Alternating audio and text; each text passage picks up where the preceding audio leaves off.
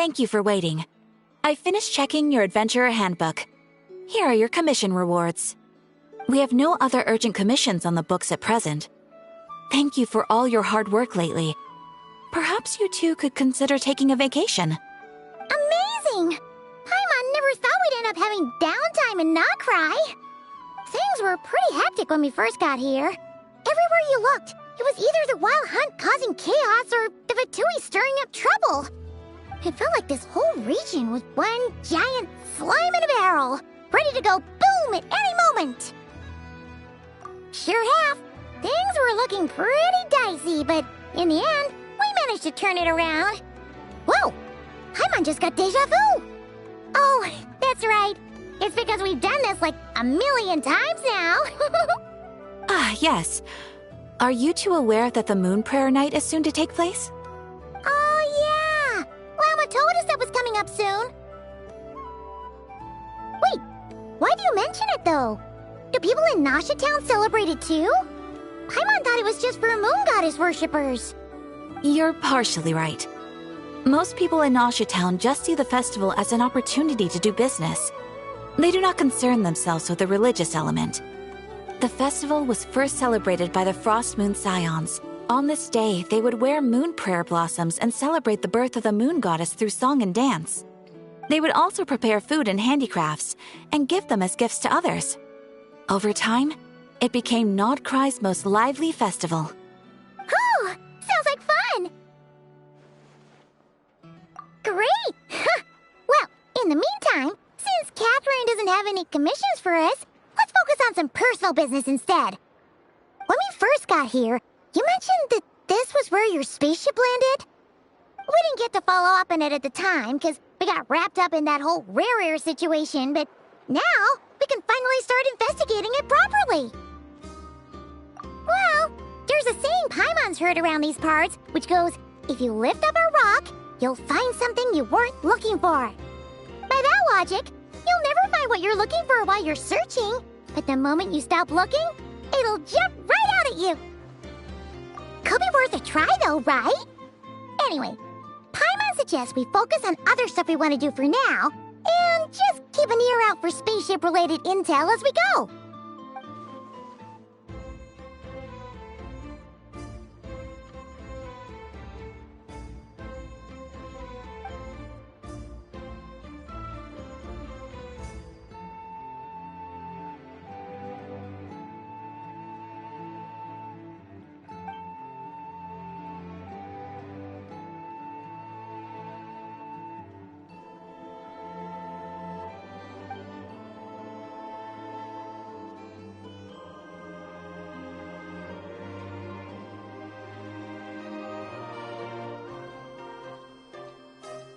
What's wrong?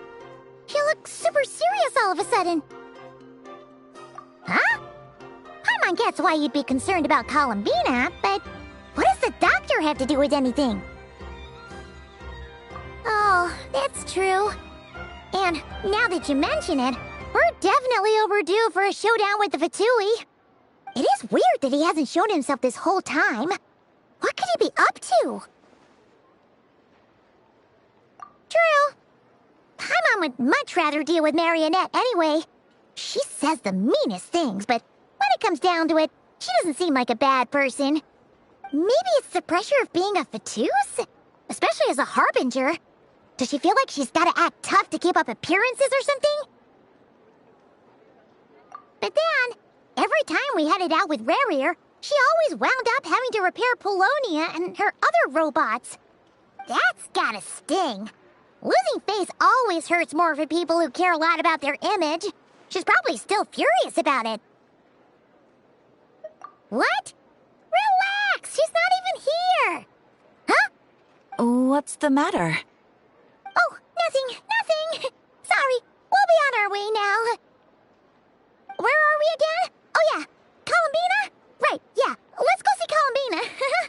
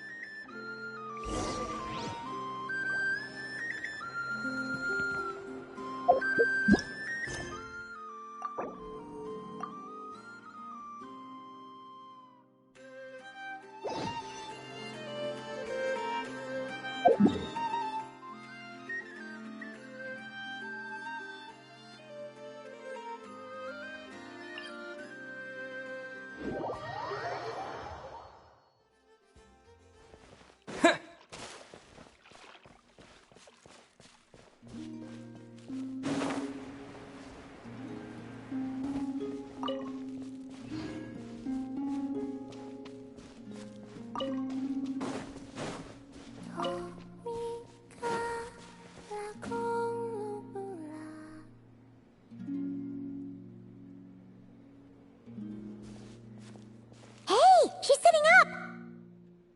Is me sitting here a rare sight? No, we just thought you'd be resting. Perhaps I would have been, were it not for the sudden arrival of some unexpected guests. Not that I consider it a disturbance. After all, you are the only ones who are free to enter. Would it not be a little unfriendly of me to lie down while we speak? I didn't realize you put so much thought into little things like that.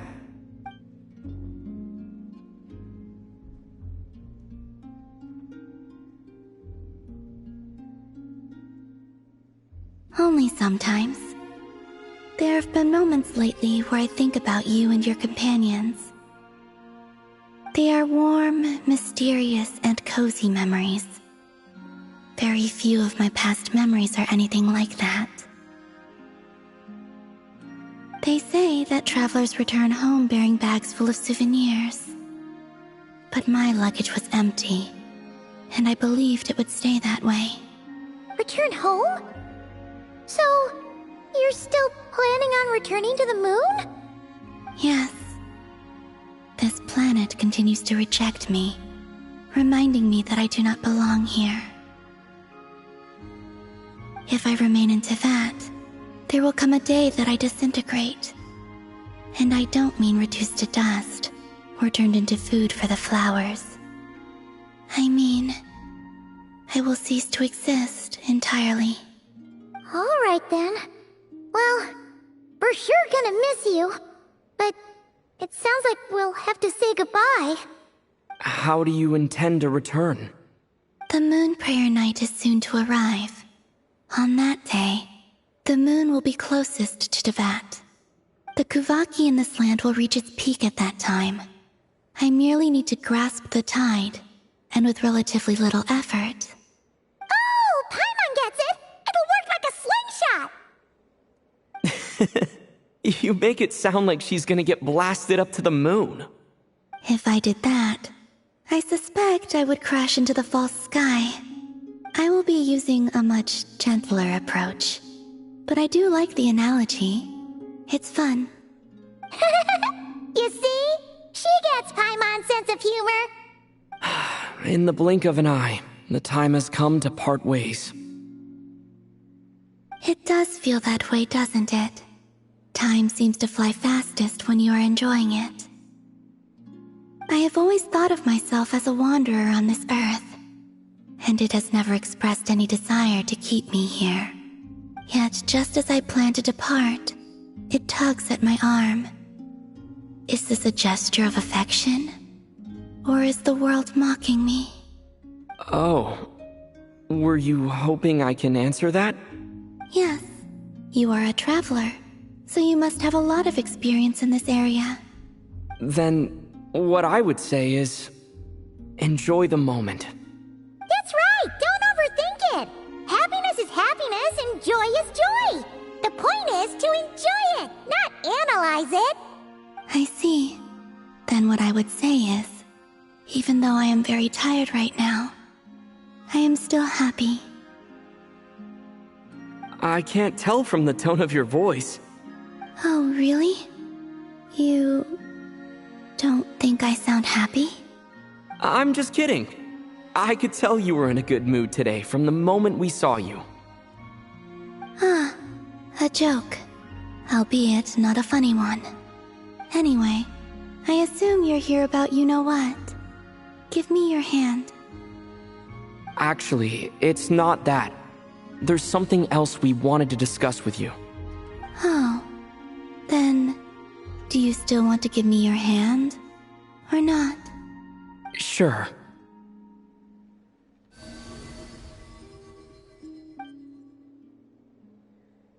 Thank you. So, I've heard that in the moon prayer nights of the past, people here would hold celebrations in the moon goddess's honor. Since you helped so much in our fight against the Rehir of Solnari, I think you deserve a farewell party before you return home. I haven't asked everyone else for their opinions on this yet, but I'd like to invite you to join the upcoming moon prayer night. I've never joined a moon prayer night before. I'm not sure what I would even do. Oh, don't worry about that. We take care of everything. All you need to do is show up. Of course, there's no need to force it if you're not feeling strong enough. It's just, this kind of felt like a golden opportunity. But they call me Kutar, and the Fatui have an arrest warrant out for me. I shouldn't appear in public right now.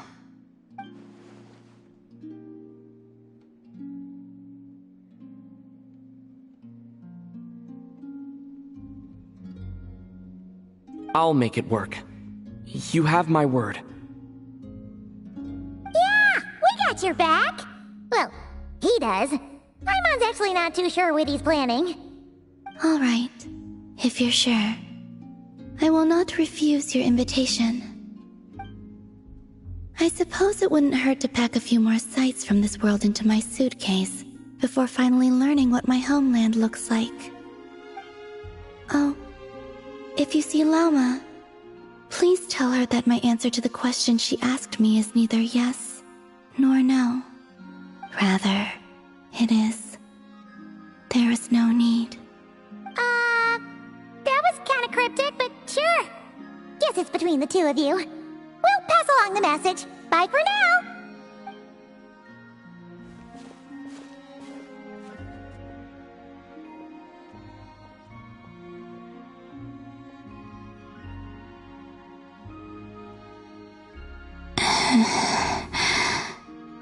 And also, I do not know.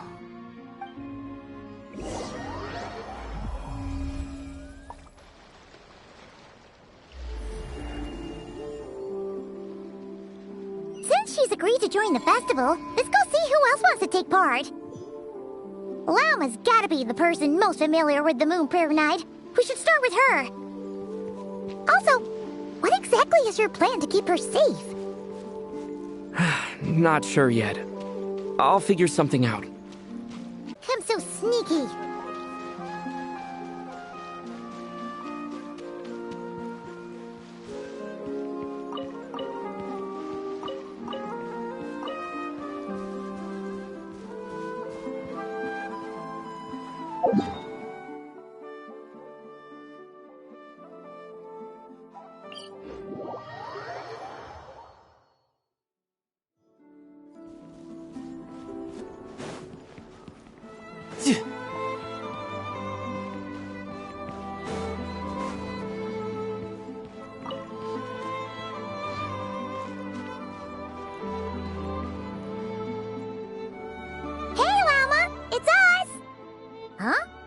Bit too much to drink last night, and when I woke up, I was on Hisi Island. Mr. Varka is helping to oversee Nasha Town's preparations for Moon Prayer Night. He is here to go over some details regarding the decorations and custom cloth designs. Right, yeah, that too. What do you mean, that too? Yes. Celebrating this festival is a long-held tradition here in Nodcry. On this day, the crescent moon at the top branches of the verdant crest turns into a full moon, and the moon prayer blossoms bloom with a special radiance. Our people take these to be blessed omens. It's an especially welcome event coming off the back of all that nasty business with Rehir. Everyone got put through the ringer recently, and now they're looking to turn their fortunes around. The big shots in town all agree that a big, lively celebration is just what we need to rebuild people's faith in this place. No wonder Catherine said the people weren't so bothered about the religious element. That's right. It's become more of a local custom by this point. The celebrations have little to do with whether the religious stories behind this event are true or not. Even the Frost Moon Scions are eagerly awaiting the coming of Moon Prayer Night, despite now knowing that their past beliefs were founded on a falsehood. That's fair. It's a bit like the Lantern Ride in Liyue. It's a chance for people to enjoy themselves, not debate the existence of the Adepti. Oh, one other thing. We just went to see Columbina. We went ahead and invited her to take part in the festival this time. Hope it's okay. Wait, so... you mean she agreed to it? Huh. That's quite a surprise. Then I suppose that she intends to return to the moon on that day. Oh, yeah. It's kind of a complicated process, but basically, it's like a slingshot.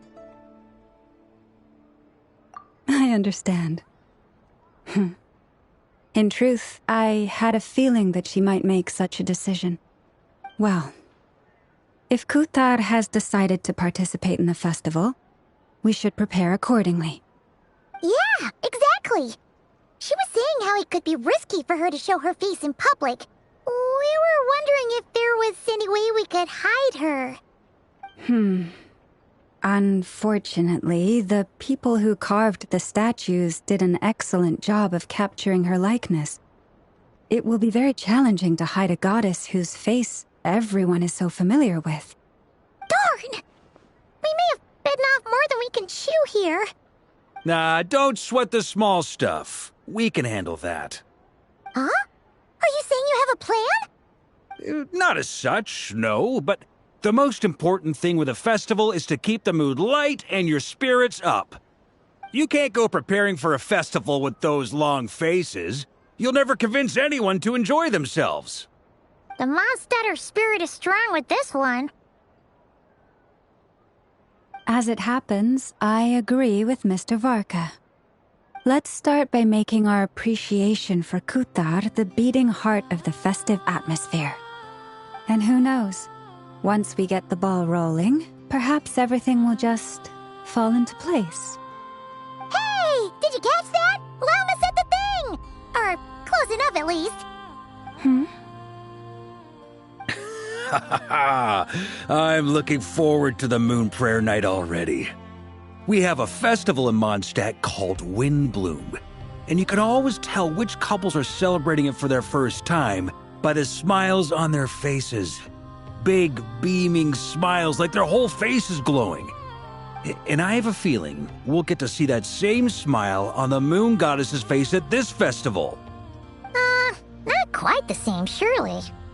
Anyway, I'll take care of business in the city, but I'll have to leave the decor up to you and the Frost Moon Scions.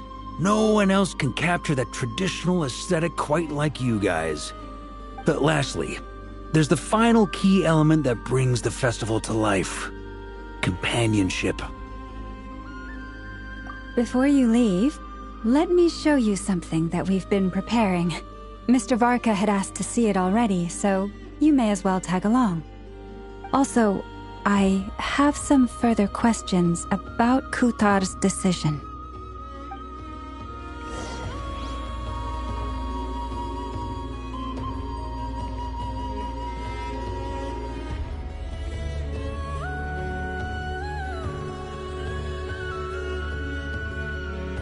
Huh! What's this? They sure look like they're having fun. I believe so. Kuhenki seem very skilled at playing drums like these, although I'm not sure where they learned it from. Maybe it's an innate talent?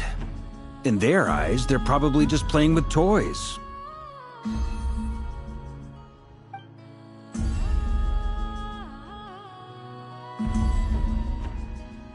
Wanatar! You want to play too?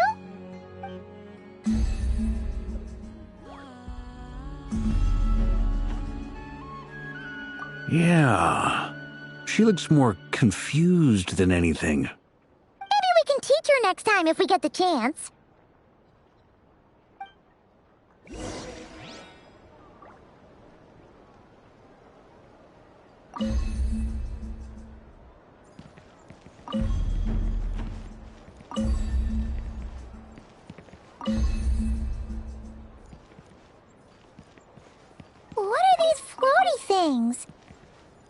Moon veils. We hang them from buildings in the city during the festival. When you look at the sky through them, it creates a lovely misty effect.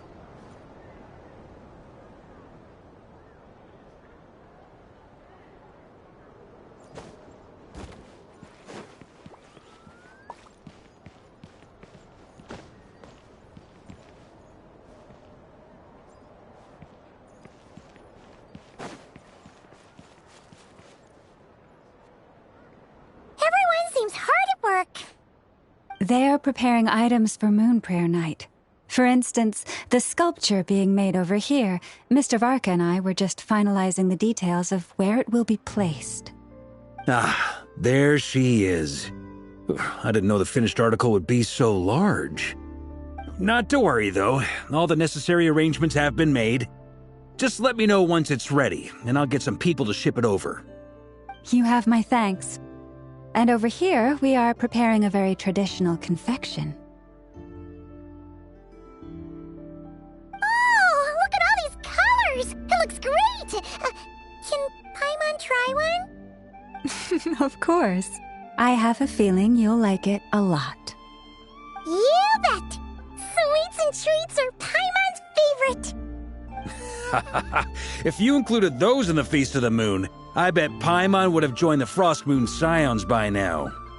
There will also be verdant crests like this present in Nasha Town during the festival. The timing of Moon Prayer Night is not completely set in advance. We make a rough estimate, then observe the changes in the verdant crests and moon prayer blossoms to guide us. As such, the wait itself is a fun feature of this particular festival.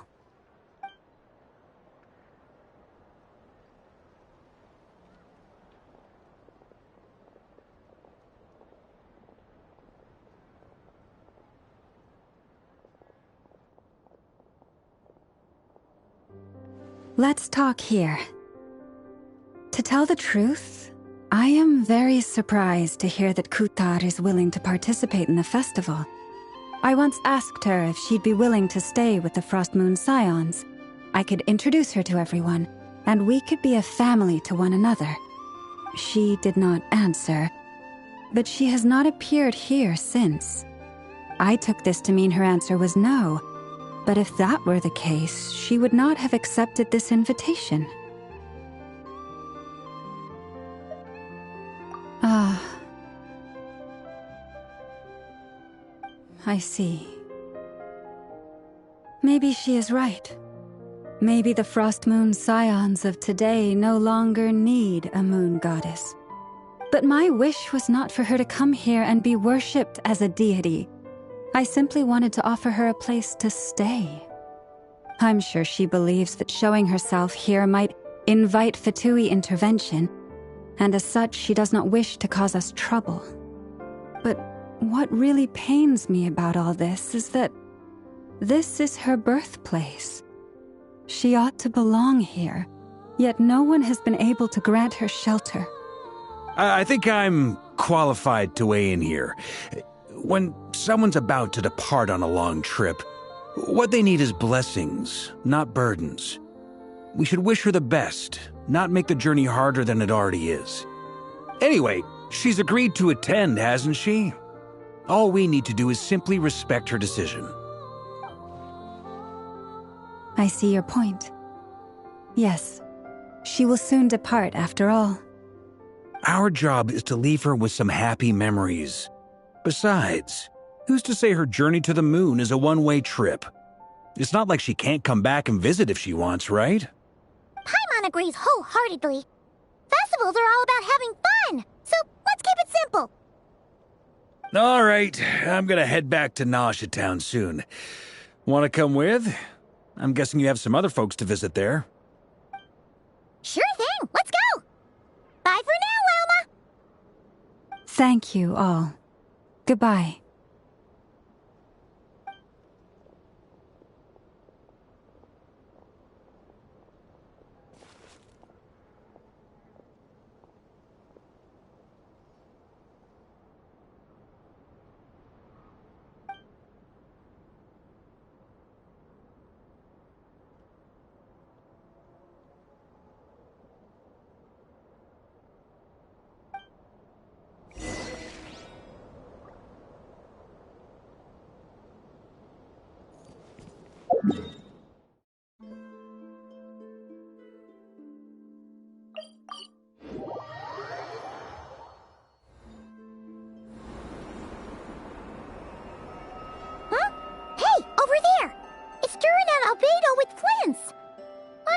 they be chatting about?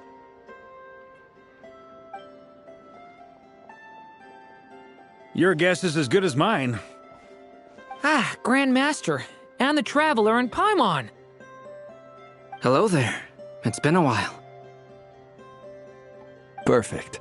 We have some new volunteers for our investigation.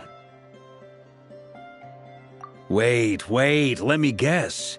The righteous Lightkeepers are finally ready to hunt down the Abyssal Dragon? Haha. Yes, that too. Yeah, right. Oh, wait. Why does everyone keep saying that too? Well, to be precise, the facts match, but not the causality. Wait, so I guessed right? Half right. Don't act so impressed with yourself. Maybe I can explain. We ran into Mr. Flint's north of Nosha Town. At that time, we just noticed a few abyssal creatures out in the wild, but the strange thing was, I didn't detect any traces of abyssal energy on them at all. On closer inspection, we realized that they were not real monsters, but something akin to reflections in the water, or perhaps a mirage. Huh? What do you mean? Like, you could see them but not touch them? Exactly. It was very peculiar.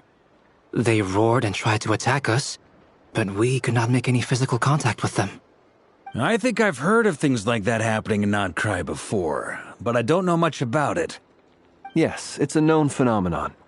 Mirage-like illusions tend to appear in Nodcry in the run-up to Moonprayer Night. From a distance, they appear quite real. I myself thought that Misters Durin and Albedo were locked in battle with abyssal monsters when I first arrived. But after sharing intel and investigating a little further, we can confirm that these illusions are harmless. There is no great cause for concern. All the Mirage stories I've heard are either animals, rocks, or small houses. Abyssal monsters, though? That's a first. It's a first for me, too. So I'm planning to look into it further just to be on the safe side. I intend to inspect a few more locations. What about you two? Any plans? Alice contacted me a few days ago. She'd like me and Durin to assist her with an experiment. But we lost contact shortly after receiving the message. I'm sure that comes as no surprise to anyone familiar with her. We don't know when the wind will blow, yet when the wind blows, we will know. That, in a nutshell, describes how Alice operates. Yeah, that tracks. Okay. Well, I suggest we investigate this Mirage business in the meantime. It's piqued my curiosity, and I'm pretty sure I know someone who will already be 10 steps ahead of us. Well said. Right? Whatever's happening in Notcry, she always seems to be the first one to know. Let's go see what she knows. We can invite her and her staff to the festival while we're at it.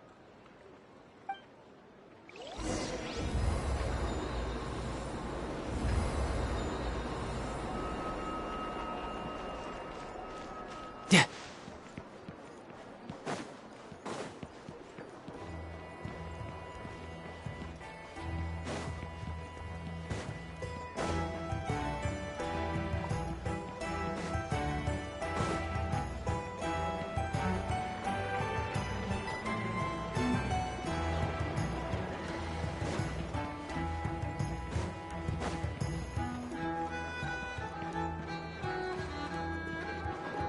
No time to lose.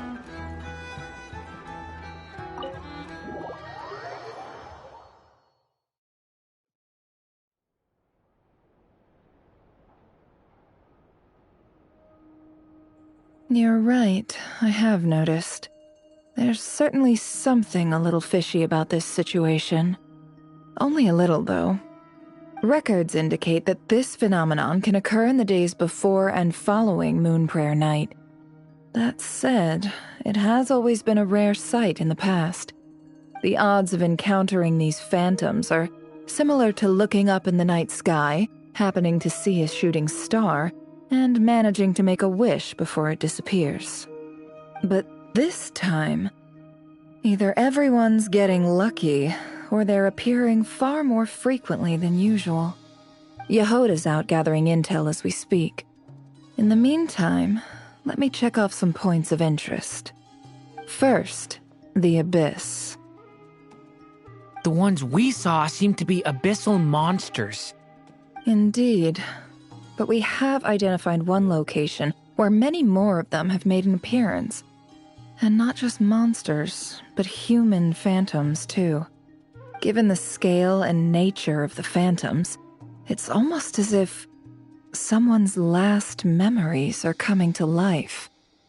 Or perhaps the memories of multiple people. Oh. So you mean the phantom monsters are hunting down the phantom humans? Exactly. The phantoms can interact with each other, but we have no means of intervening.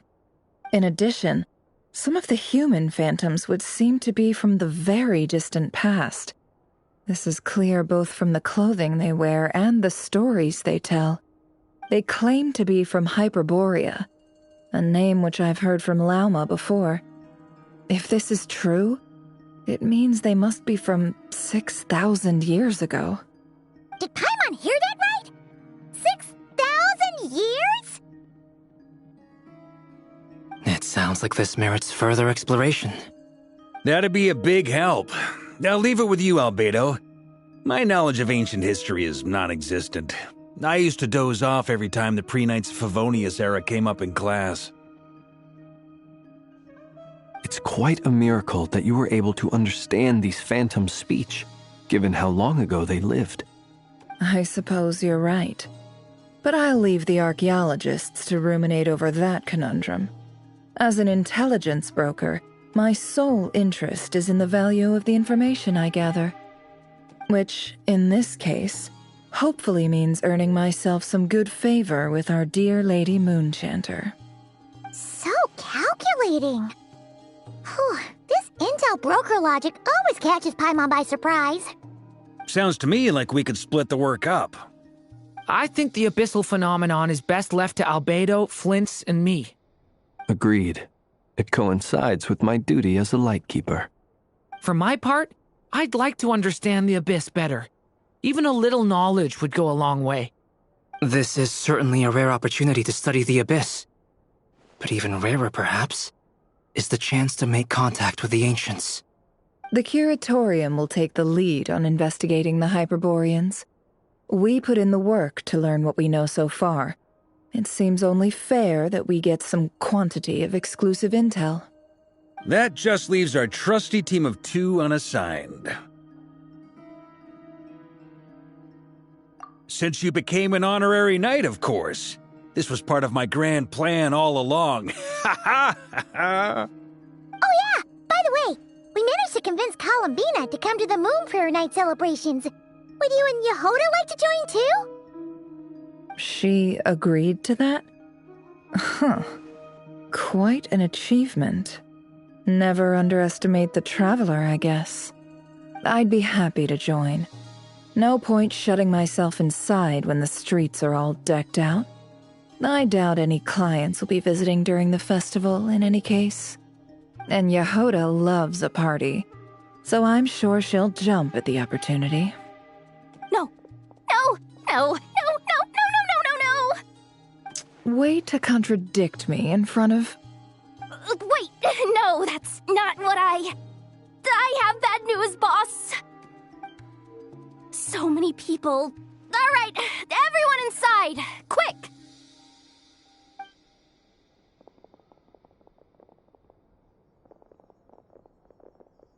This is gonna sound crazy, but hear me out. I saw one of those phantoms at Star Sand Shoal, and it was some sort of flying ship. Like a spaceship?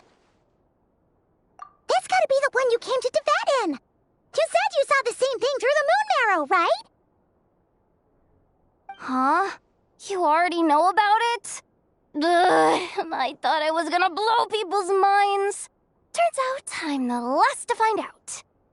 Wait. Back up. You came here in a spaceship? Now my mind is blown! What's it like on the inside? Was it like flying through space? I want to know everything! Yep, exactly. Huge discovery. You're the best. Second best intel broker in the world. After your boss, of course. Wow. Really? Well, I don't know if I'm all that, but... I guess that decides where we're heading next. Come on, don't look at me like that. I know the spaceship doesn't have anything to do with me, but you don't want to leave me as the only one twiddling my thumbs, do you? Please? Fair enough. You can tag along. In that case, let's meet back here to discuss our findings once we're done. I wish everyone a productive investigation. You too.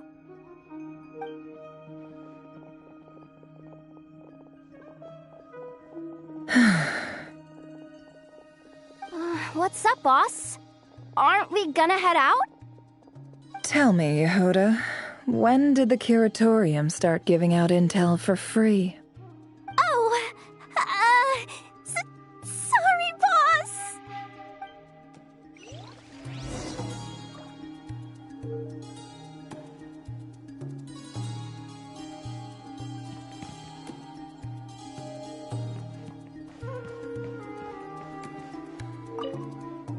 We can't unshare information any more than water spilled on sand can be put back in the bucket. I'll just have to balance the books some other way. Please, boss. There's gotta be another way. Who knows? Depending on what they find, maybe this will work in our favor. Please don't find me. Please.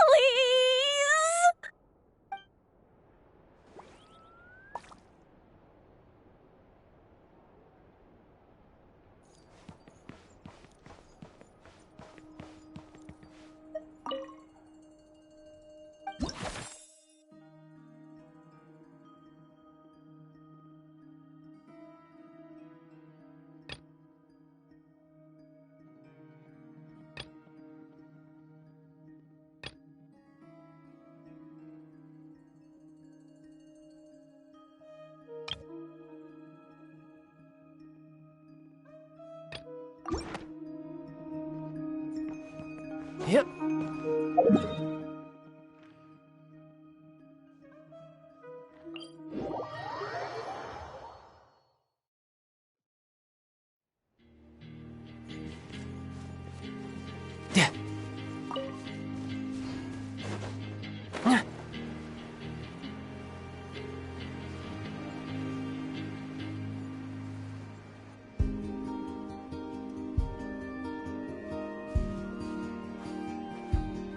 Wow, what do you know? Yehuda was right on the money.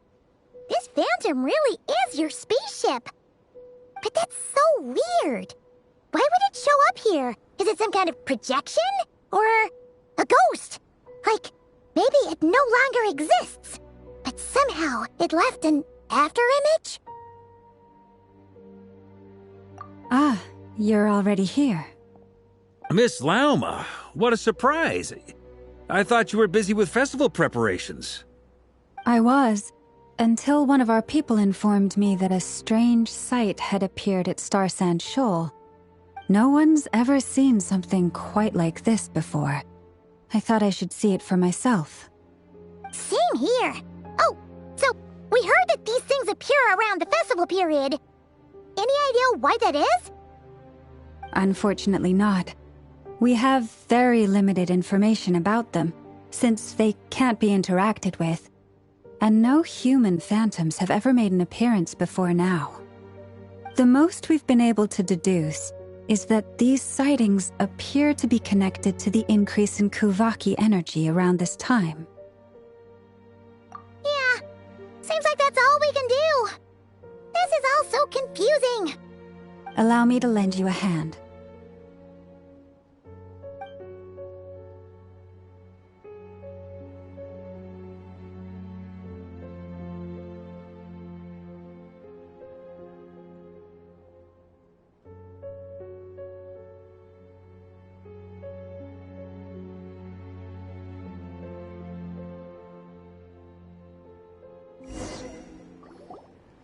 Everyone, our friend here should be able to provide us with some information.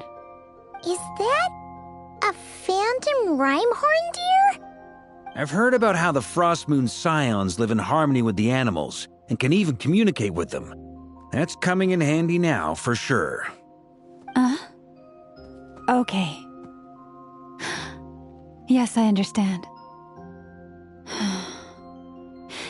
Then how about this?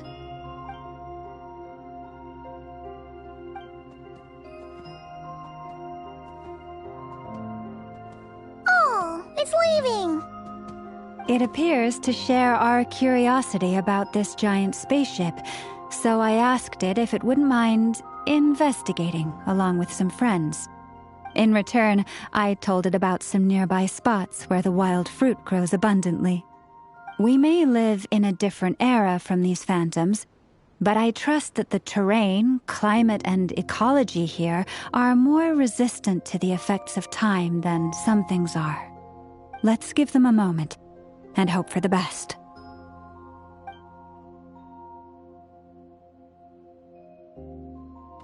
All back together? Must have been a lot of fruit. Indeed. Now let me ask them some questions.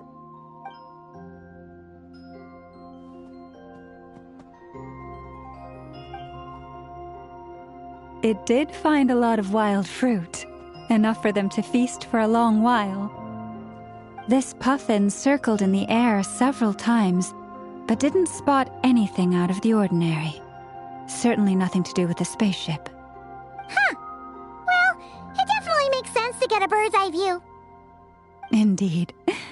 Other than that, I was also thinking that the world these phantoms see is also different from ours.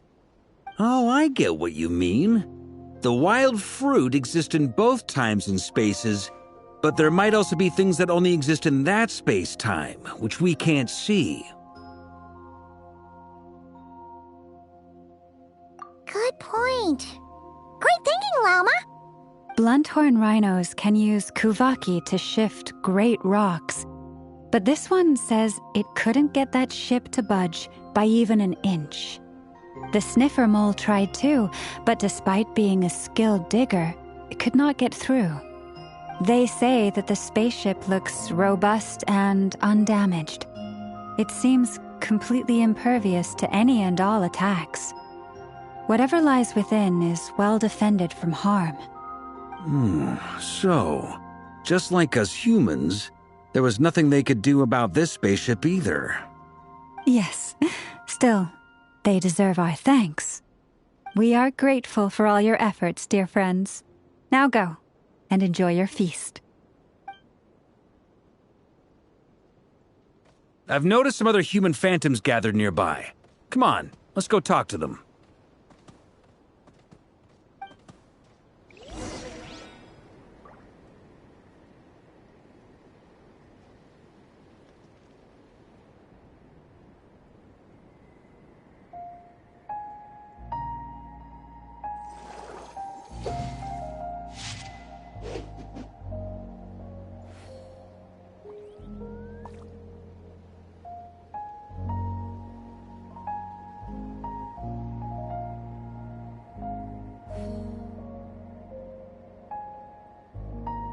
This place is pretty...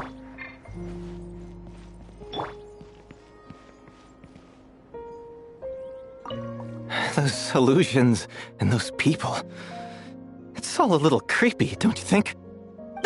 Nah, all part of the festive atmosphere.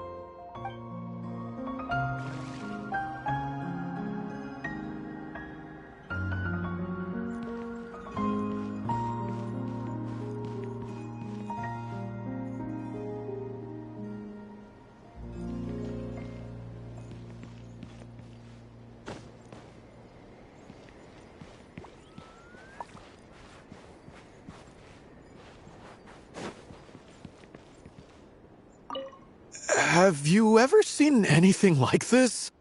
Nope. Never seen or heard anything this weird.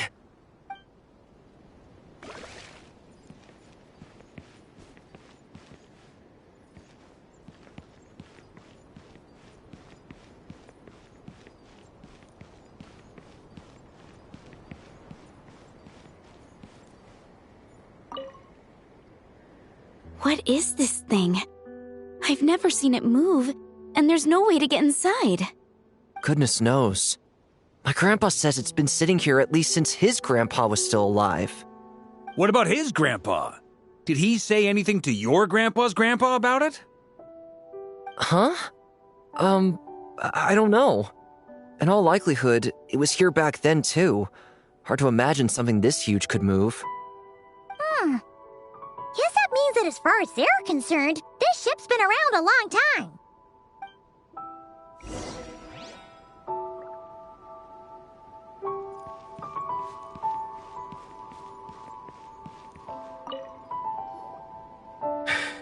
Come on, brothers. If we can get even a small chunk off of this thing, it's gotta be worth a fortune. Today is the day we strike it rich. Huh? You mean Paimon? Yes, brother, I shall join you. Let's make our fortune. We should go with them. What the? This thing is crazy tough. I can't even scratch it. What's it made of? Sorry, brother. Looks like we'll have to seek our fortunes elsewhere. Enjoying yourself? I was just seeing if I could influence this phantom's perception by playing. But nope, no dice.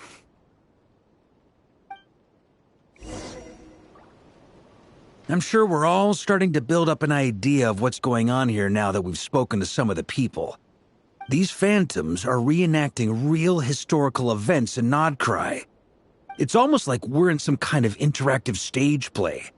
We can talk to the actors, but the plot is fixed, and we can't influence it.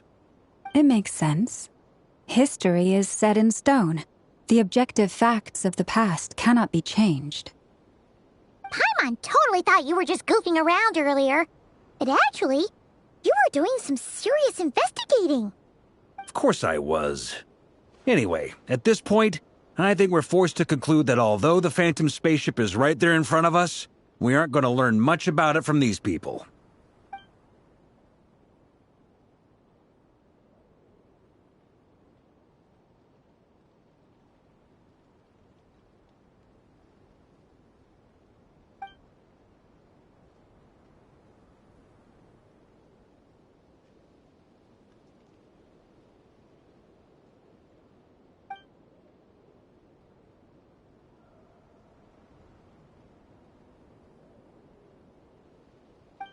Don't be discouraged. If nothing else, this is proof of the ship's existence. And think about it. So many people tried to hack their way inside, but no one could get the door open. It's made of very tough material. To me, that says that we'll either find the ship itself or the story behind it. It's just a matter of time. Huh. Every now and then, when Varka gets serious, he actually does seem like Grandmaster material for once. I wonder how the others are doing. Let's head back for now. Sounds good. Also, drinks are on me if Team Knights of Favonius is the first to finish. Wait, we have a team name now? Am I in Team Knights of Favonius as well? You're very welcome to join. We've even got a cathedral ready for you. Isn't that technically blasphemy? You wouldn't dare make a joke like that if Barbados was in earshot. Nah, I'm sure Barbados doesn't mind a little harmless blasphemy once in a while.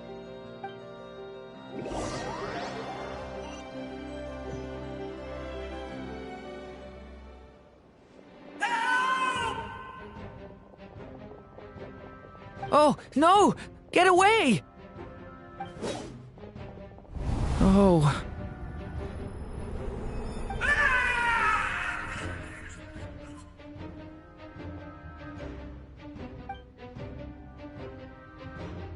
I know it's hard to stomach, Mr. Duran. But as I'm sure you've noticed, there is nothing we can do to intervene in that which unfolds before us. But we have to at least try. And try you have. But are you aware of how many unsuccessful attempts you've made now? I wasn't keeping count. I'm afraid this is the 39th failure so far. Or the 5th if we're only counting this particular victim. There are no indications that these phantoms may be altered in any way. You seem to have calmed down a little. I'll make us a fire. You should rest and have some water. Feeling any better now, Mr. Duran? May I ask a few questions? Be my guest. What exactly are we witnessing here? What happened to those people? My guess would be that we are seeing Nodcry during the Conrian Cataclysm. Would that be accurate? Conria. That is correct. As you know, once the Abyss senses even the tiniest crack, it floods in and spreads like wildfire. There was a time in the distant past when it permeated all of Nodcry, causing immeasurable harm. The people paid a terrible price to heal this land. Then, 500 years ago, the whole of Teyvat suffered an abyssal disaster. Once more, Nodcry was dealt a devastating blow. I see. In the face of the abyssal onslaught, all were like grains of sand tossed around by a tidal wave. Be they human, fae, or god. The moment you witnessed is but one drop in a whole ocean of catastrophe. All right. I guess that answers my second question, too. I wanted to know why there's nothing I could do to help them, and that's because what we are seeing is history. That would be my guess as well. As I understand it, history and fate are not all that dissimilar. The latter may be unseen to us, but both are immutable. Yes. Fate was determined long, long ago. I still have a couple of other questions for you, Mr. Flint's. You mentioned more than one abyssal disaster that has struck this land in the past. How can you be sure that what we're seeing is from the Conrian incident? And also, how are you able to stay so calm when you're talking about these events? From everything I know about you, you're not cold or ruthless, and you're not indifferent to the suffering of others. Alas, I am forced to show my age. I must be 600 or 700 years old by human measure. Wait, so you... One is not easily moved by history when one has witnessed the truth firsthand. I'm sorry. You needn't apologize. Your passion is a good thing to have. Treasure it, because someday you may find it in terribly short supply. Now, at the risk of offending you, I have a question in return. Your curiosity toward the Abyss, is it born from hatred or because you sense its call? I only ask because I kept a fragment of Rarir's body in my lantern for a short time. Specifically, his heart. So I know what a burden it can be to carry the Abyss with you. And I hear its power growling from somewhere within you. In my eyes, your mere existence is a miracle. My honest answer is... I don't know. I don't think I have the confidence to say for certain. What I will say is the Abyss is not the only issue that haunts me. Even before I became who I am today, the question dogged me constantly. Should I even exist at all? My doubts remain unresolved. But when we fought Rarir, something became a little clearer to me. Sometimes it is the darkness within us that allows us to achieve the impossible. I certainly got the sense from your 39 attempts that you were trying to achieve the impossible. It sounds like you've resolved to see the truth for yourself. Absolutely. In that sense, he and I are quite similar. Then I wish you every success. I look forward to the day of your transcension. Well, if everyone's caught their breath, I suppose we should head back. Oh, and one last thing. I'd appreciate if you kept our discussion about history a secret.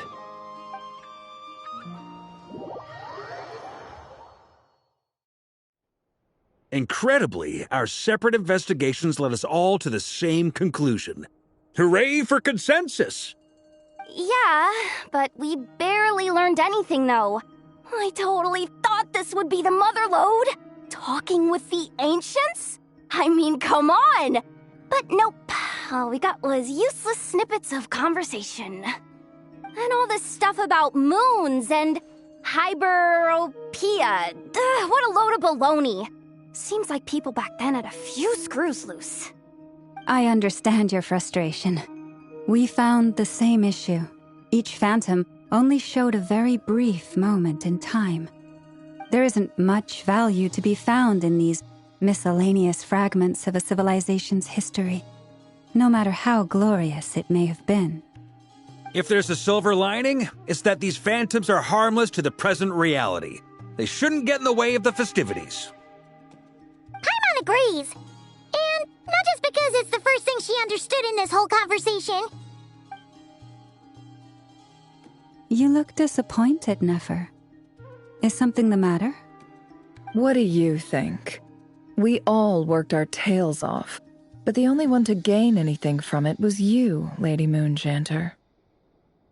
Well, please do share the Hyperborean records with me. I will gladly inscribe them in our people's documents. Oh, duh! Yeah! That was it! Hyperborea! Hyperborea. I'm serious. Only an expert in the Frostmoon Scions and their history can turn these records into valuable research material. The alternative is to let them gather dust on the Curatorium's storage shelves until the pages turn yellow. Nefer, you're wise enough to know that cooperating and sharing the profits is the best course of action here. Well, that goes without saying. Sure, let's do that. Huh? But didn't you say we aren't supposed to give out intel for free? Sorry.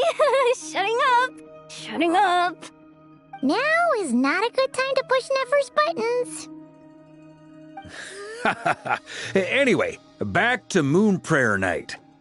I'm thinking that we should prepare something a little special, aside from the usual decorations and so on. You mean a parting gift? Can't go wrong with food.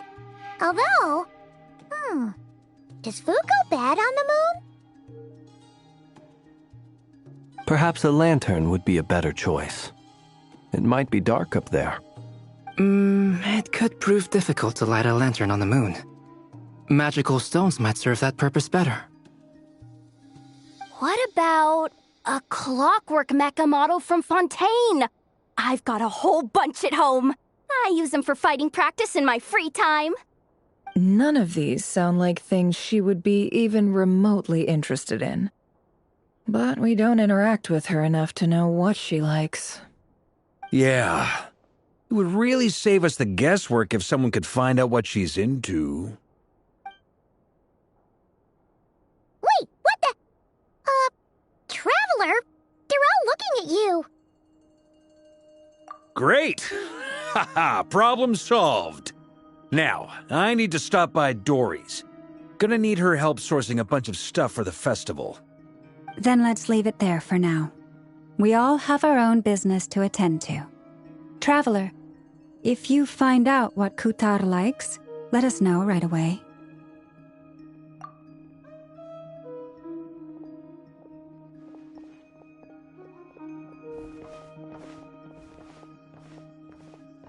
Is something the matter?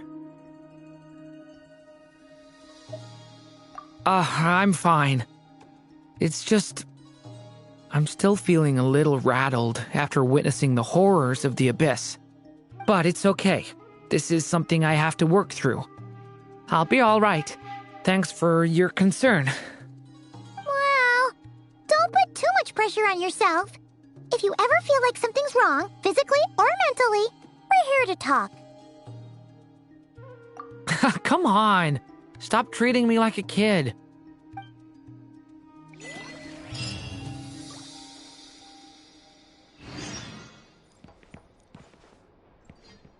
which is why we need a lantern guaranteed to work on the moon.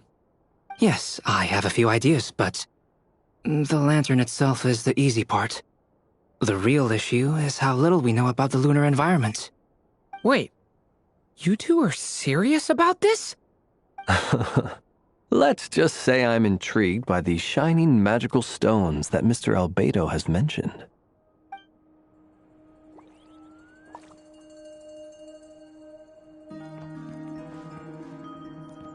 Could you do me a solid and try to smooth things over with Boss Neff?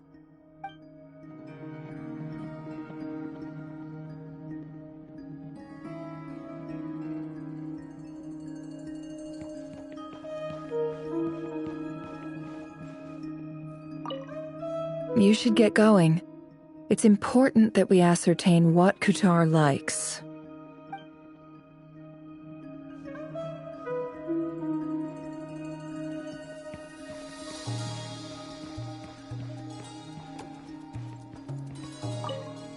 Miss Lauma, would you accompany me into town?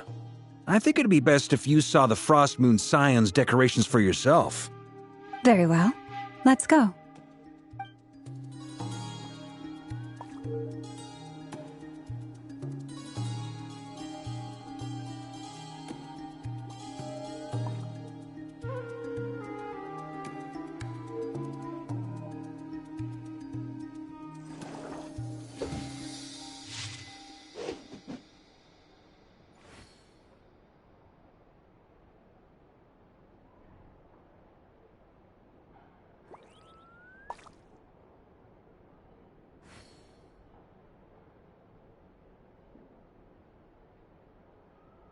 Where I'm from, if we didn't keep moving, we'd freeze to death. Literally.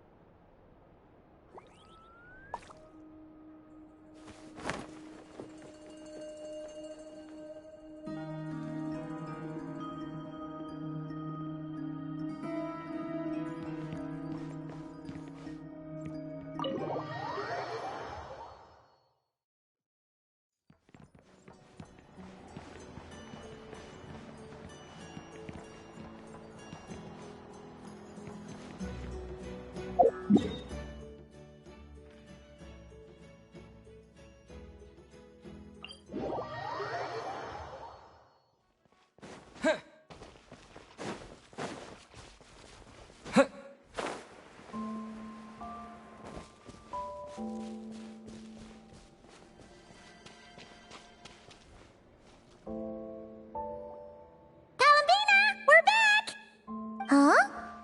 She's not here. Weren't there a few Kuhenki here last time, too? Where did they all go?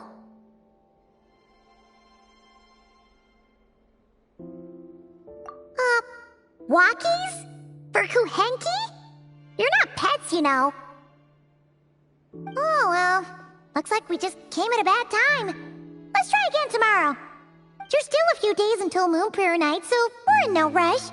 Besides, she needs time to rest anyway.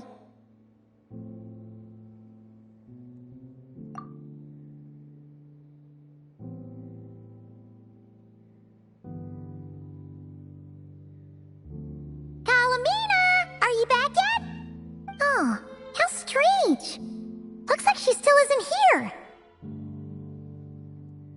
Right? It's not like her to spend so much time outside, especially since she's worried about attracting unwanted attention. What about Luonatar? Luonatar, you there? Hey! Do you know where Kalambina went? Sorry, didn't understand. But if you know where she is, could you take us to her? Yeah, that's even stranger. What about him? Oh, that's not good news. They change color when Kalambina gets weaker, right? And they look super pale right now. Good idea. She might know what's happening.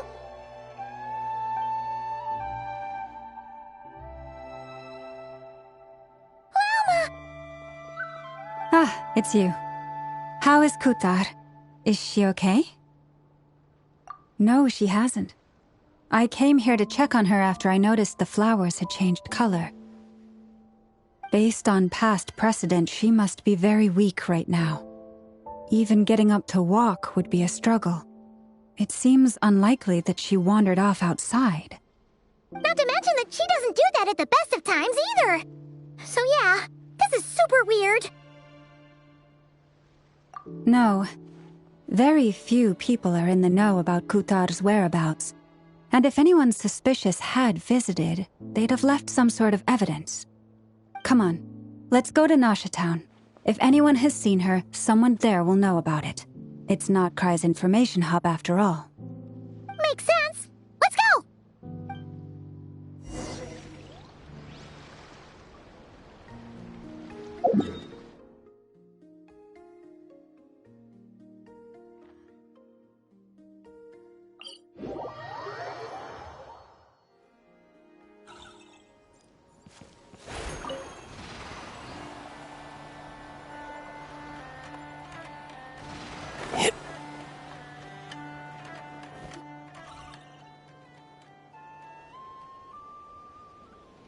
Moment. Is it just Paimon, or is this stall kind of suspicious? It's never been here before, right? No, I don't recognize it.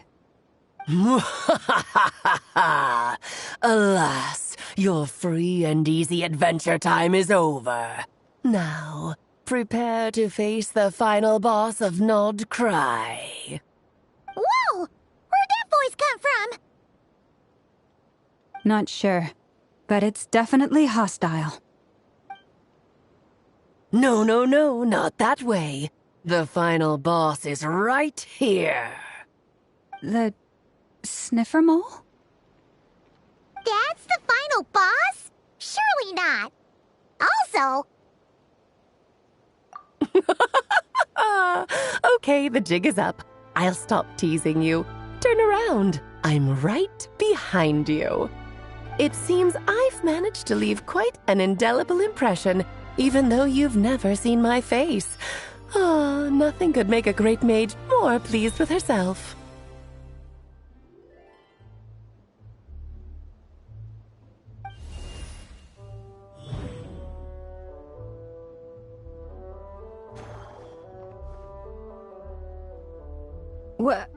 What is going on?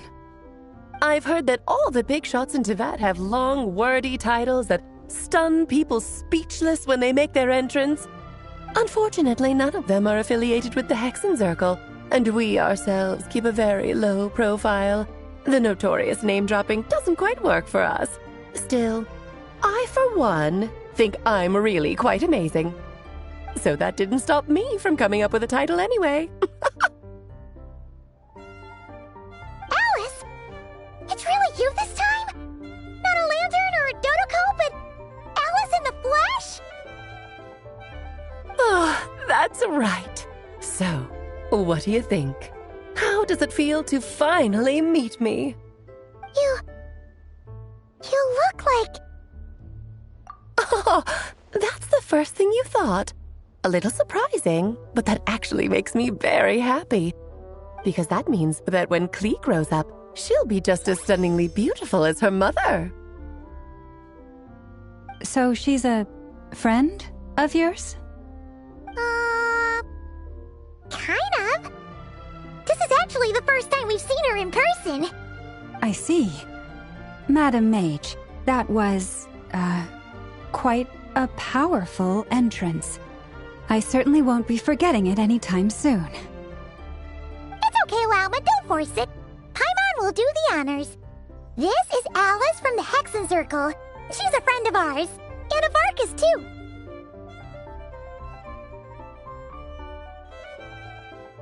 That's right.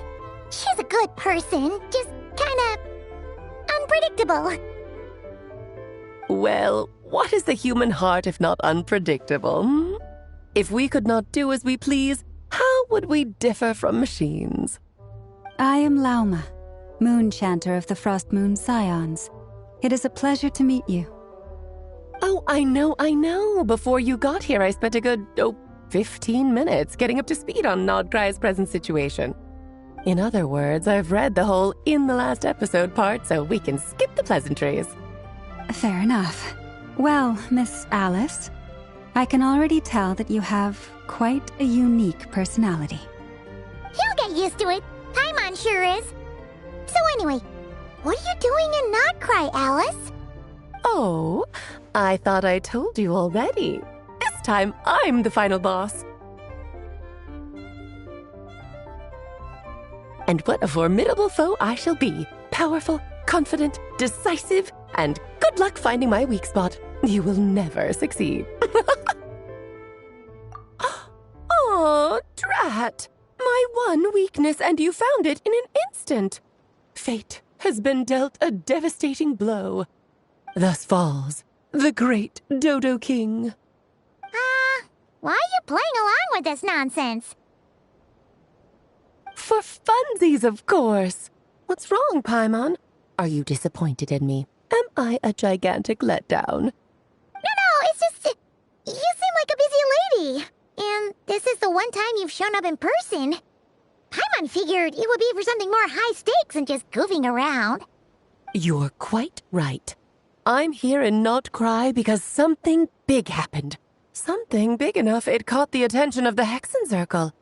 It concerns the 3 moons, Tevat's borders, and of course, the moon goddess you are currently searching for. Kind of.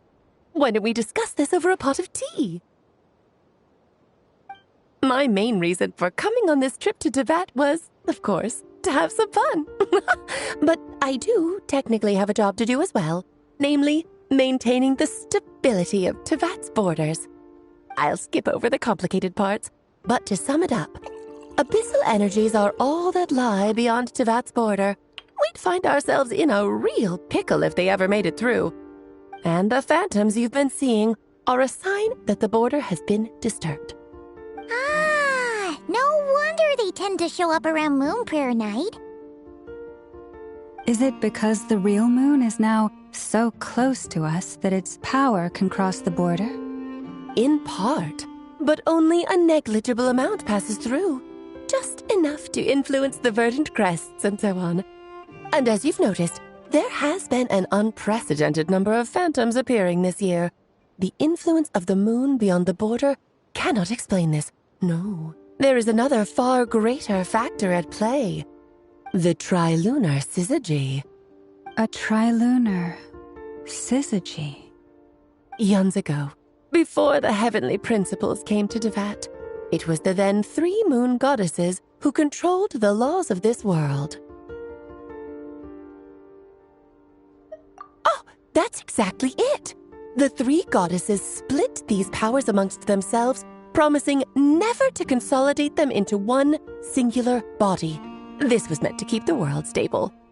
But, fast-forwarding to the present, the eternal moon's marrow is with you, while the iridescent moon's marrow, which should never have appeared in this world, has been retrieved. Add that to the presence of a moon goddess in the flesh and... the power of all 3 moons is gathered here in Nodcry. There hasn't been an event like this since the War of Funerary Flame. And it's having a noticeable effect on Tevat's borders. Because I wish to give my darling daughter a peaceful, sunny environment to grow up in.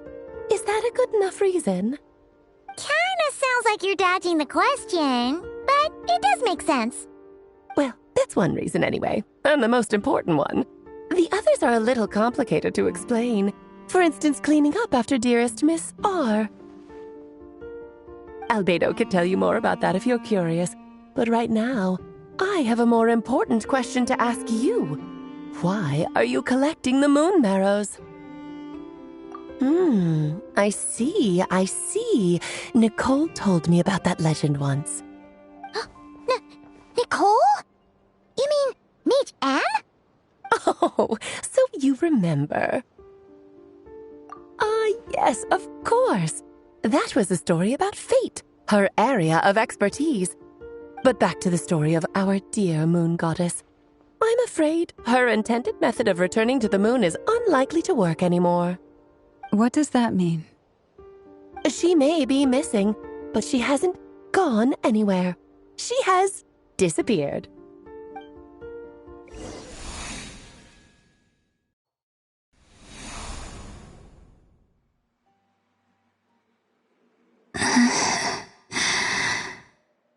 My body is so heavy. Wait, no. It's my mind that's heavy. My arms and legs are as light as a feather. What's happening to me? I feel drowsy, like I've been asleep for too long. Is it daytime or nighttime? Is the moon out? I think I'll go for a walk.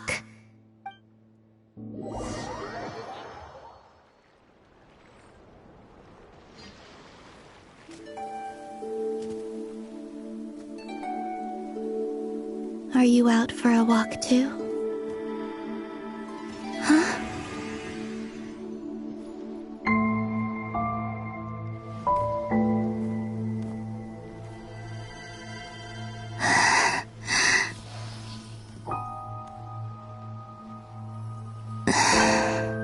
The day has come at last.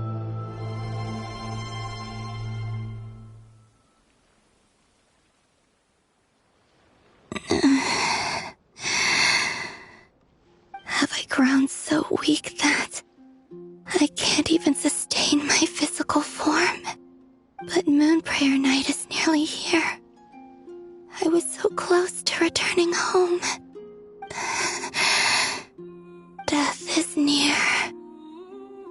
Is this how it ends for me? Will I return to the moon after I disappear? Or... I don't want it to end like this. So far, at least, I still exist. Even if not physically, I can still feel. But as my power wanes, I'm sure that too will fade. I suppose I might take one final look at this world. The world where I was born.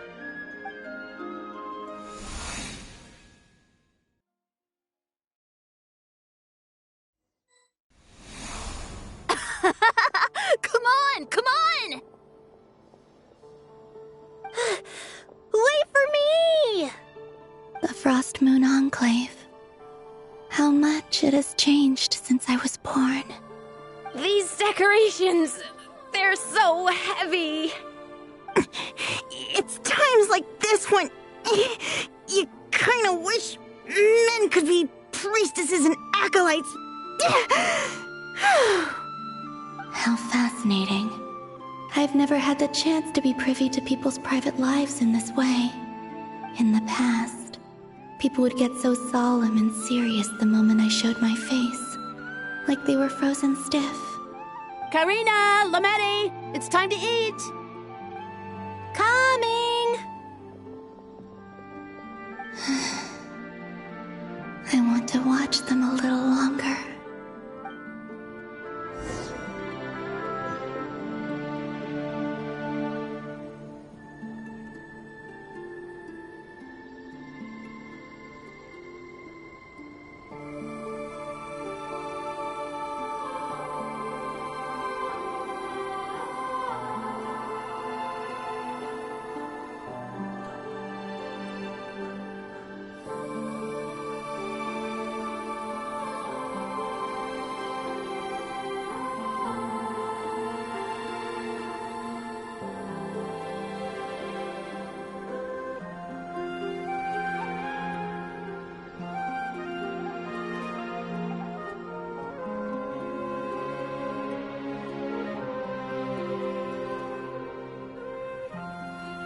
I'm sure you're both tired from playing all day. Come on, eat up.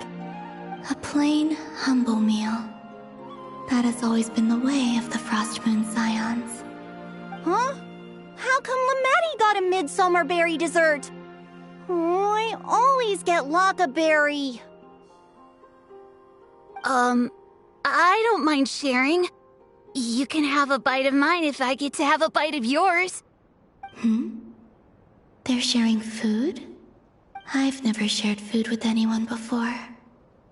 Even at the Harbinger tea parties, everyone just ate off their own plate. And when I couldn't finish my food offerings from the Frost Moon Scions, they'd leave the leftovers out under the moonlight for the animals to claim. Hey!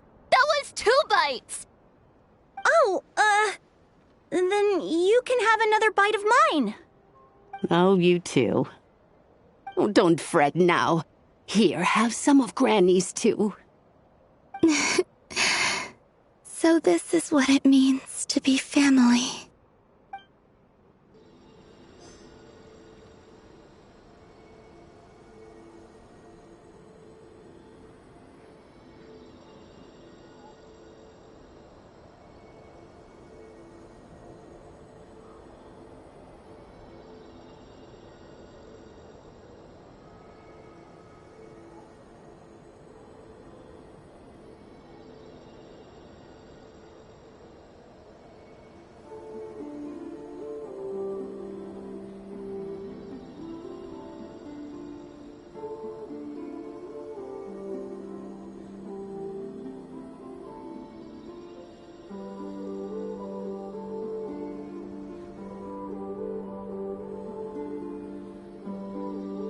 So just fill these balloons with air, right? Yep. Try a couple now to test things out. The rest can wait till Moon Prayer night. Think fast. Rita! Teasing an acolyte of the Frost Moon Scions? Surely that's a punishable offense. Take this!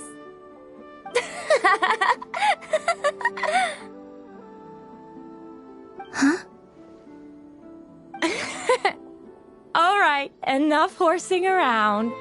Lady Lauma gave us a task. We should get back to it.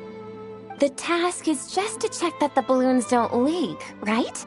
Doesn't matter if we fill them with air or water. Yeah. Okay, you got me there. And you got me there. But still, we can't use all the balloons before the festival even starts. We won't use all of them. And as long as Lady Lauma's trusted acolyte doesn't snitch, this can stay as a little secret between friends. A couple more can't do any harm, right? Oh, you menace. Then, think fast! Is pumping a balloon full of water really so much fun?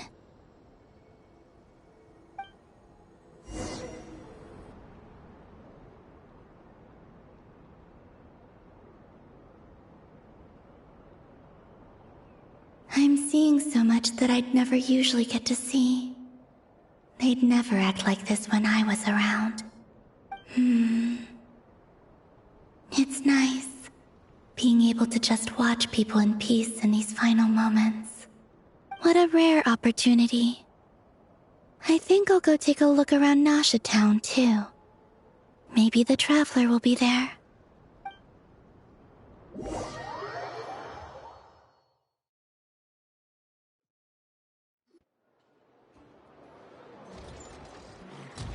After the War of Funerary Flame, the Moon Goddesses were no longer recognized by Tevat. They lost the whole foundation for their existence. That's why the Moon Goddess's strength is fading. She cannot withstand the world's rejection of her. To be more pedantic about it, the Moon Goddesses did something to offend the heavenly principles, and that's why they were ousted.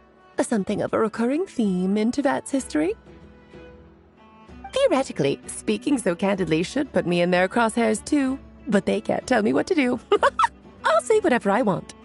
Anywho, the Moon Marrow energies were but a drop in the bucket for her, and that battle against the Ray Hair of Solnari only weakened her further.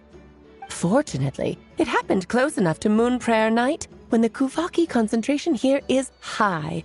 That's the only reason she managed to survive this long. What do you mean, fortunately? You said she disappeared. We're too late. Oh, what a headache. thought this was all common knowledge. I guess I have some more explaining to do. Okay, buckle up. It's time for another lecture.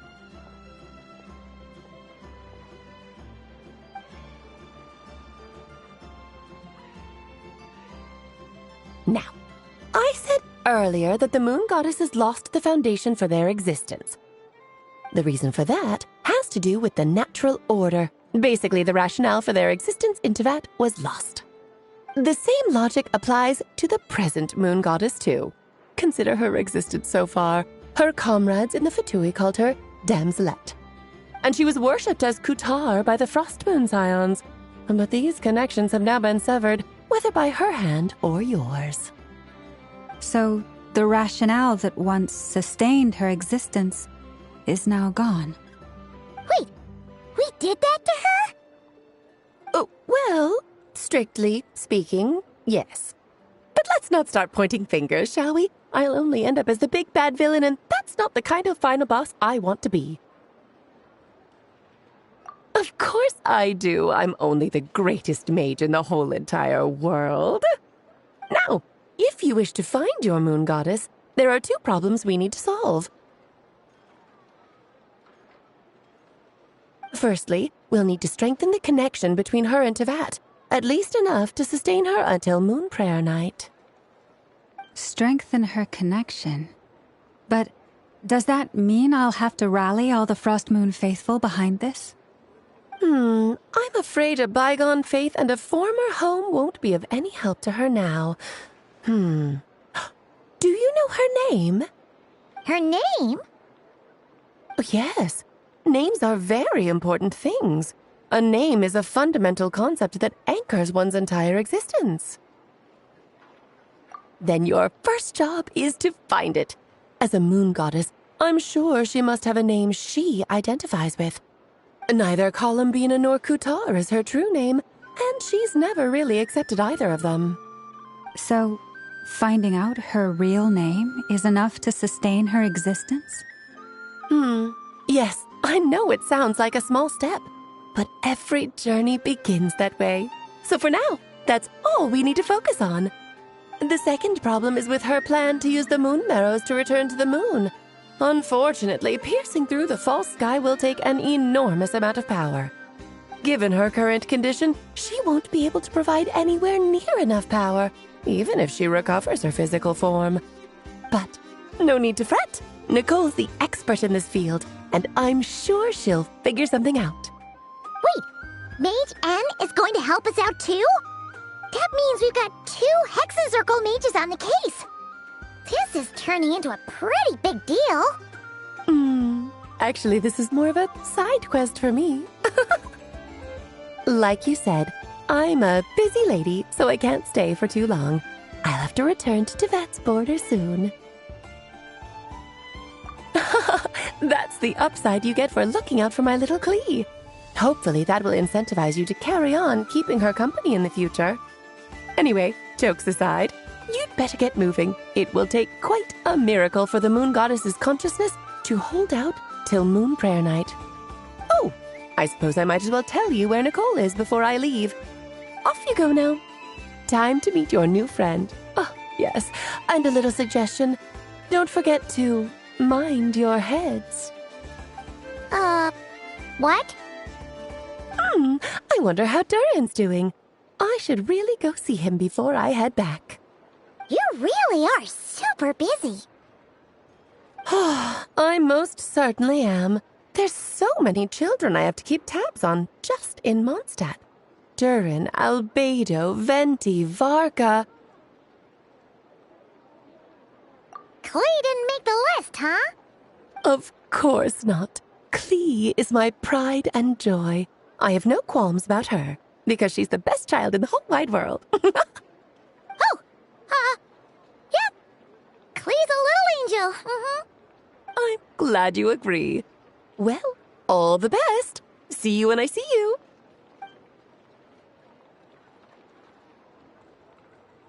She left in a hurry. Yeah, she didn't pack up her stall. Should we handle it for her? I must say I'm now very curious about her daughter. Klee, wasn't it? What's she like? That's a long story. Come on, we'll fill you in as we go.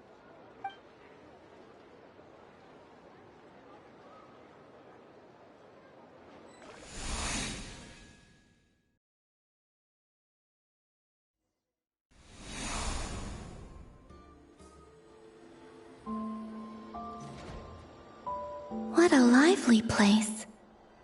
I've never experienced Nasha Town like this before. Hey, you old geezer! Your hammer's rusted through! Who are you calling old geezer? Are they quarreling? I'm looking right at him! You've really gone downhill since giving your daughter free rein in the workshop. Can you even swing a hammer anymore? It shouldn't take you days just to fix a single chair.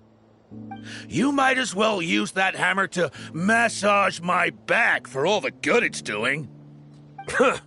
Don't run your mouth, or you'll get a back massage that'll put you in bed for the rest of your life. Look, the materials haven't arrived yet, all right? You know how busy it gets in the days before Moon Prayer Night. I'll bet you send all the materials to your little princess. Blood's always thicker than water, huh? All right, you've made your point, Uncle Koski. As soon as the materials arrive, fixing your chair will be the #1 priority.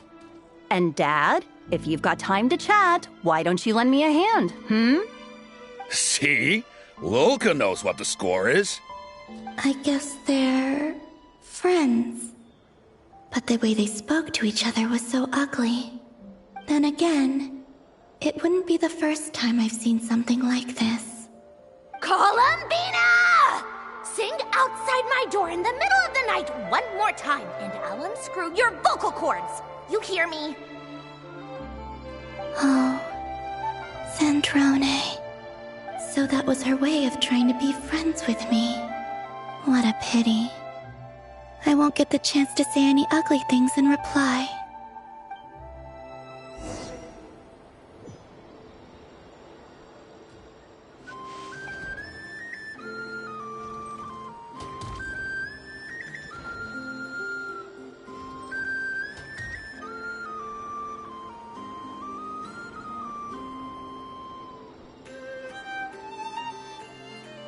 Hey, have you decided what to give her for Moon Prayer Night? I sure have. She's gonna get the surprise of her life when she's least expecting it. Then I'll whip out the ring and pop the question. The surprise of her life. What a fun turn of phrase. Cool, I get the picture. You can spare me the gushy details. Ooh, looks like we have a customer. Hello there, ma'am. Would you like some Moon Prayer Night candy? Huh? Is he talking to me? Can he see me? Here you go.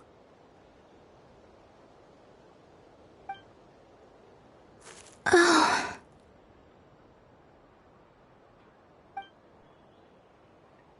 Come back anytime. Right. Now, where were we? I don't know why, but I still held out hope.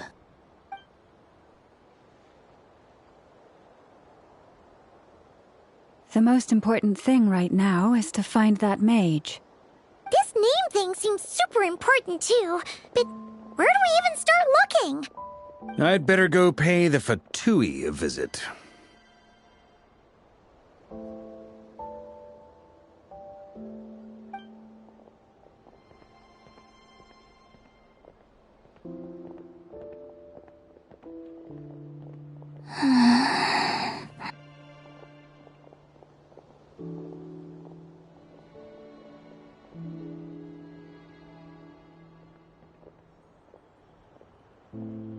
Columbina?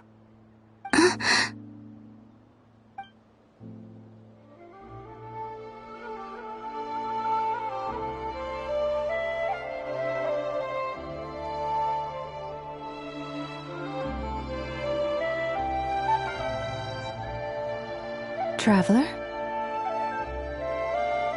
Let's go! This is no time to be spaced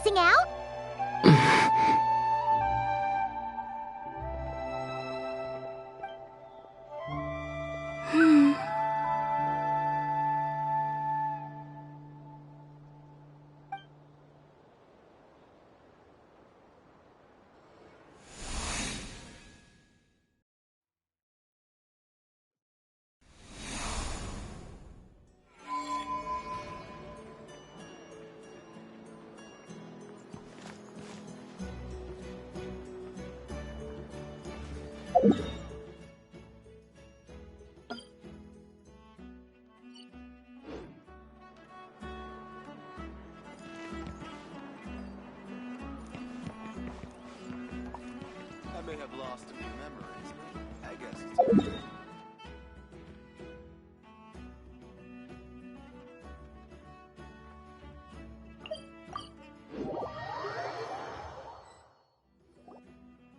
Where are they going? They mentioned a mage and... a name? So, Mr. Varka, are you acquainted with this Nicole? Or should I call her Mage N? Not really. We've never met, though she has come up in conversation. From what I've gathered, Alice kinda took Nicole under her wing. Taught her how to speak in a more ladylike fashion, that kind of thing. Huh. Hard to imagine Alice as an etiquette coach. Yeah, Alice is a larger-than-life personality, I'll give you that. But then again, that's why she's able to draw such an eclectic mix of people into her inner circle. If I remember correctly, being an interesting person is actually one of her main entry requirements. So, if you ever wanted to join the Hexenzirkel, I'm sure you'd both be eligible to apply. Hey! Don't go around making promises on Alice's behalf! I wouldn't dare. I'm just trying to paint a picture of the Hexenzirkel for you. Okay, sure. Anyway, since none of us have ever met Nicole, how are we supposed to find her? We can't just go up to every woman in sight and ask, "Hey, are you Nicole?" Maybe something she's wearing will give it away? Like a windbloom pinned to her chest or something. Wait a minute. Alice never said Nicole was from Mondstadt. Oh, true.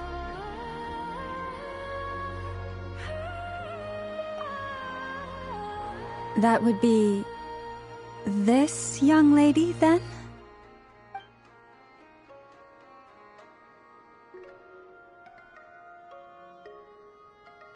Hey there! Sorry to disturb you, but... are you Miss Nicole? Varka, Knight of Boreas of the Knights of Favonius. Alice might have mentioned me before. Have we got the wrong person? Sorry. Well, this is awkward. When I shook my head, I meant, no, Alice hasn't mentioned you before. Huh? Where is this voice coming from? My apologies. For certain reasons, I am unable to speak. This is the only way I can communicate with you. It might take some getting used to, but I hope you can understand. Hey, it's fine. I'm more shocked by the fact that Alice never speaks about me. As for you two, we have crossed paths twice before, but it is nonetheless a pleasure to finally meet you. It's really you! Thanks for all your guidance in the past! You're quite welcome. This time, things are different. We have reached the unwritten pages of the story. You might say that we stand at the crossroads of fate.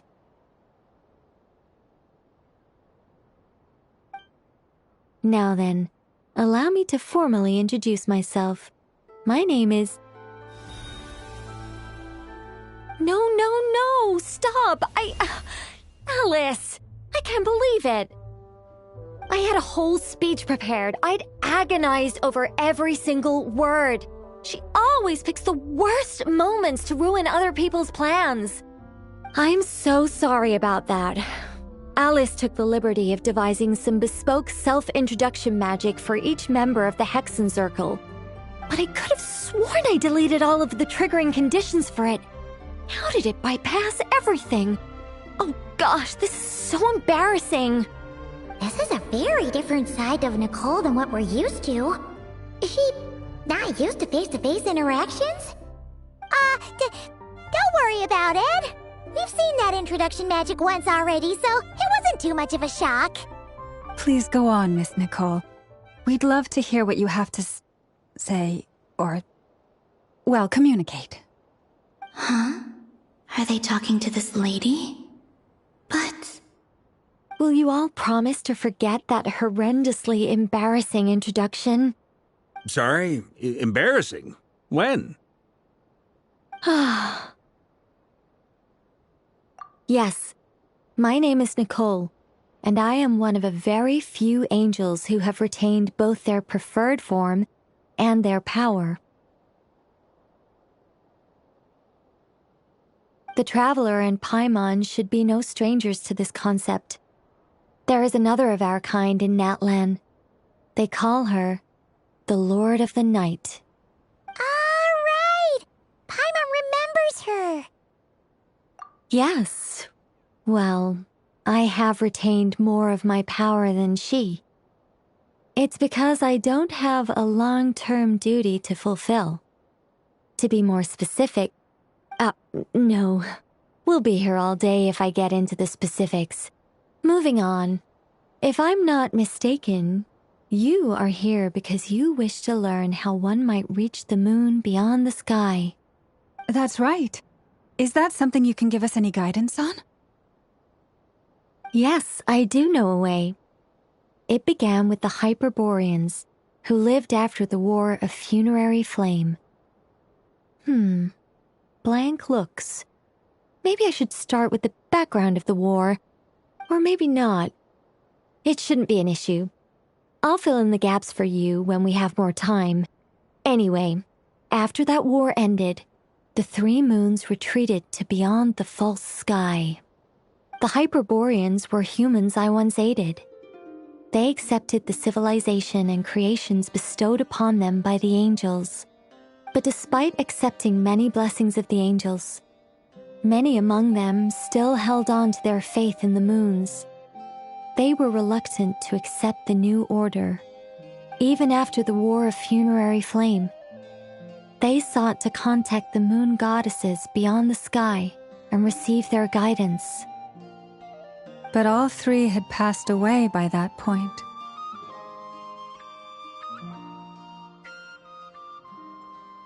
This mage has a unique method of communicating. Is she talking about the moons? Yes, but they did not know. And so, still they prayed for the moon goddess's mercy. After building titanic structures that consumed vast amounts of Kuvaki, at last they glimpsed the moons and heard their voices. But of course, they were gravely disappointed. For it was then that they realized the three moon goddesses were dead. Oh, that's such a sad story. It is. Humanity was in a very sorry state at that time.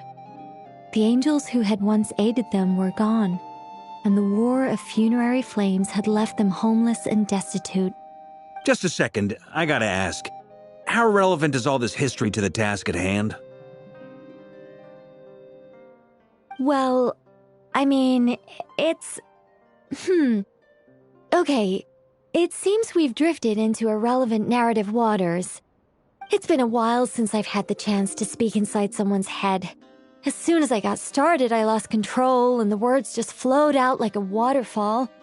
What I'm trying to say is... Right, yes, that's it. The relevant part is the ritual created by the Hyperboreans. The fact that they bypassed the false sky and saw the true moons implies that they successfully built a connection between Tevat and the outside world. Which means, with enough Kuvaki and a sufficiently stable connection, it should be feasible to send one person over the border. Okay, so they built some kind of portal? Oh, yes. A portal. Yes. Is something wrong? You sound disappointed. I just didn't expect you to summarize it so well. It turns out I could have said all that in one word, if only I'd managed to think of it. No, please, it's fine. This is invaluable knowledge. I'll be sure to record and preserve everything in writing. Oh, really? Well, in that case, I suppose I could backtrack and add some more detail. I did gloss over a few things so far. Whoa, time out. let's summarize what we've got first. The Hyperboreans were the last ones to use this method, right? So we somehow need to find whatever structure they built and make sure there's enough Kuvaki to power it up. Luckily, we have the moon marrow of both the eternal and iridescent moons, so we're all good for Kuvaki. Which means the key issue we need to focus on is finding the place. Am I right so far? Yes. Although I expect the structure is long gone by now. That said, what if we could take advantage of the phantoms to travel back to a time when it still existed? Well, travel back isn't quite accurate. It's more like we'd be creating a handshake between 2 points in space-time. We wouldn't even have to pick a time when it still existed. It could just be a time when it still appeared in phantom form via projection, or we could project our own phantoms, fold them together, and... You look lost. Was that too hard to follow? Yeah, things got a little, technical there. Paimon's brain is reaching capacity. All right. Let me think about how to put this more simply. Okay, got it. Over the next few days, I'll search for phantoms that we can use. Once I find one that meets the criteria, I'll let you know and we'll regroup. By completing certain rituals, specific individuals will be able to enter the phantom and make it to the Hyperborean structure. If everything checks out and it looks feasible, we'll just need to wait for Moon Prayer Night, and we can send the moon goddess back home. I'm really skimping on the detail here. Is this making any sense at all? I think so. For now, we'll just wait to hear from you. Yes. Basically, yes. Great. Counting on you. In the meantime, we'll focus on finding the moon goddess's name. My name? Are they looking for a way to stop me from disappearing? Excuse me, Miss... Go on, Miss Nicole. This conversation was a little all over the place. I didn't catch your name. I am Lauma, of the Frost Moon Scions. Ah, I did wonder. I noticed that you listened very intently when I spoke about Hyperborea and the moon's history. If you'd be interested, I'd love to visit you this evening and go through it again in greater detail. Also, if you were serious about making a record, it would be too risky to simply write down the raw details as is. I would suggest some tweaks. Maybe rewrite the stories as fairy tales or fables, perhaps even prayers. Anyway, we can cross that bridge when we come to it. So, see you later then? Oh, and no need to prepare anything. Just a cup of tea will do. See ya! She seems friendly. It's just... It's so nice to find someone who's actually willing to listen. I've been dying for a chance to finally go through all this systematically from start to finish. Any longer and I'd probably start forgetting it. Now Paimon gets why Alice told us to mind our heads. Ha ha ha ha, what did I tell you? A lot of quirky people in Alice's orbit. Now then, the next order of business is, where do we start looking for the moon goddess's name? Maybe the rest of what Nicole has to say might give us some clues. Once I've heard her out, I'll summarize the salient points and share them with you all. I'm also inclined to review our other documents. Yes, our faith was first established by our Hyperborean ancestors, but many of the more factually accurate records are from after Kuthar's birth. Sounds like we're gonna follow Columbina's journey through Devat, huh? In that case, we'll start by heading to the Frost Moon Enclave. Sounds like a plan. Take this with you. I'll see about getting in touch with the Fatui. It'll probably just be Arlecchino and Sandroni again. They're the only ones who would want to help. Thank you, Mr. Varka. Don't mention it. Honestly, I'm more comfortable dealing with the Fatui than prying into the details of a young lady's childhood. Catch you later. I should follow them, just in case there's some way that I can help.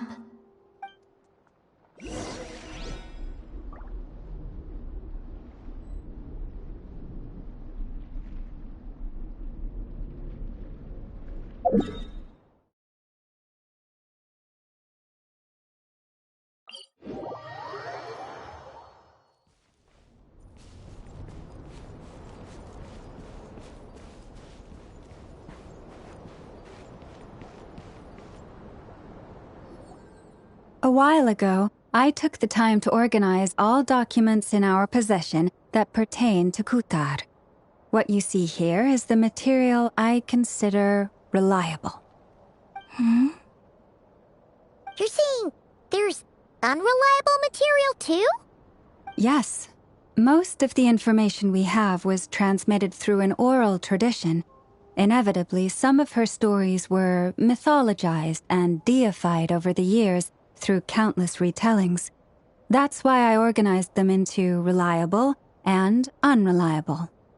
There's no sense seeking answers in history unless we can ensure the veracity of the historical record. Makes sense.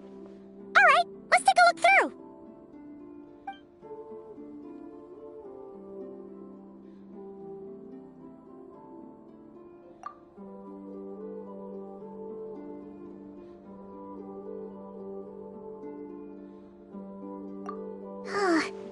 Almost all these records refer to Kutar instead of Columbina. Although neither of those is her real name. Paimon's not sure what point she's trying to make. What we can gather from these records is that the Frost Moon Scions worshipped her as a god, placing impossible expectations upon her. I cannot fault them for their earnest faith, but for all their devotion, worshipping her day in, day out changed nothing. I imagine that none of it resonated with Columbina. It wouldn't surprise me if, even back then, she had already begun to reject the name Kutar and everything it represented. Lama speaks the truth. When I heard them call upon Kutar with hope and expectation in their voices, they may as well have been calling upon somebody else.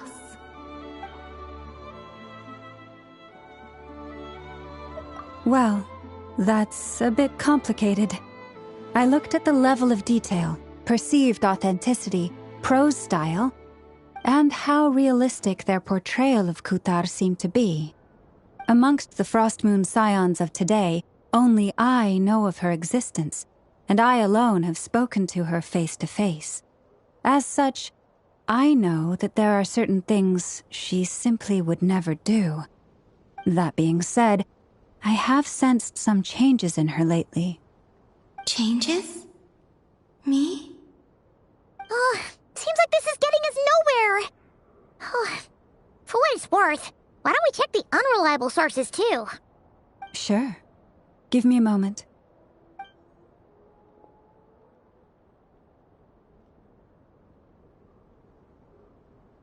Exerting but a fraction of her divine might, Kutar sheared a great mass from the snow-capped mountain and cast it into the sea, upon whose surface shone the mirror image of the moon. Thus was formed the island of Hisi. Yeah, right. That doesn't even begin to pass the sniff test. The 3 moons are naught but lies through and through. Only one moon has ever shone for us, and Kutar is her name. The vast majority of ancient texts are filled with fanciful tales like these. I trust you understand my criteria a little better now. Kutar did not speak, merely gazing into the distance in silence. And where her gaze landed, this was her prophecy. Clearly, whoever wrote this text never even met Kutar. Otherwise, they'd know that her eyes are always closed. What about you, Traveler? What are you reading? Come on, let Paimon see. The child wished to build a wooden nest with which to shield the fledgling bird from the cold. But being so young and lacking in strength, The child could not snap the branches from the trees. Qatar was passing by. Upon seeing the child, she summoned forth a Kuhenki, who built a beautiful nest for the child. I remember that. Not knowing the meaning of Qatar's divine intervention, the child dared not to respond, and thus ran home to call their parents. But Qatar was gone. The moon chanter declared the event a miracle and took the nest as a relic, placing it on high for all to see. The child was named as one favored by the goddess and was greatly respected amongst the people. Yet, no further miracles were bestowed, and this matter was forgotten in but a few years. Huh. Any thoughts after reading that? Yeah. Columbina probably just wanted to join the kid in making nests. Ah. I'd originally considered this a fabrication, because Kutar did not perform any similar actions in subsequent records. But now that I think about it, it does seem like something Columbina would do. It's just that... She didn't know how other people would interpret her actions. She was probably worried about making things difficult for people. And so, she gradually stopped joining in. Yes. Oh, that's so sad.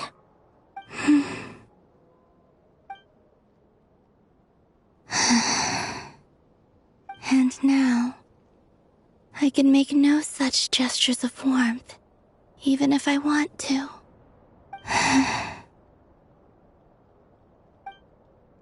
Still no name. That's a bit of a shame. But we did learn some interesting stories. That's gotta count for something. Farkas said he was gonna set up a meeting with Arlecchino and Sandrone, right? Let's go back to Nasha Town and see how he's doing.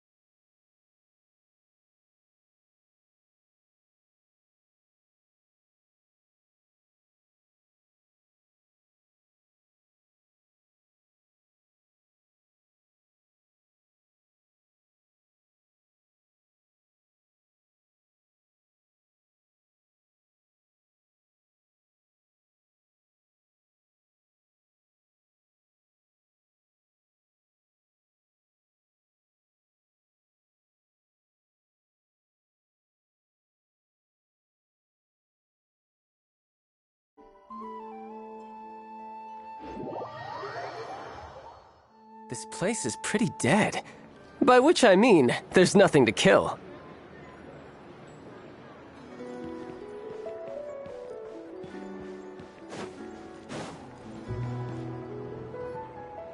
Let's see. There's Varka. Oh, and it's Durin and Albedo too. Yeah, this is pretty much the same place we bumped into each other last time. I convinced them to stick around a little longer.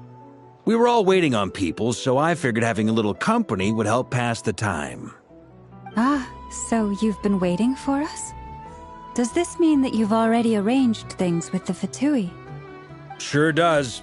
Now you're back, we can go meet up with them together. How'd your investigation at the Frost Moon Enclave go? Well, we didn't find out Columbina's true name. But apart from that, it went pretty well. Aha, just as well that I didn't tag along then. I'm sure our moon goddess wouldn't want every man and his dog knowing all about her private life. Still, desperate times, desperate measures, I guess. Someone had to do it.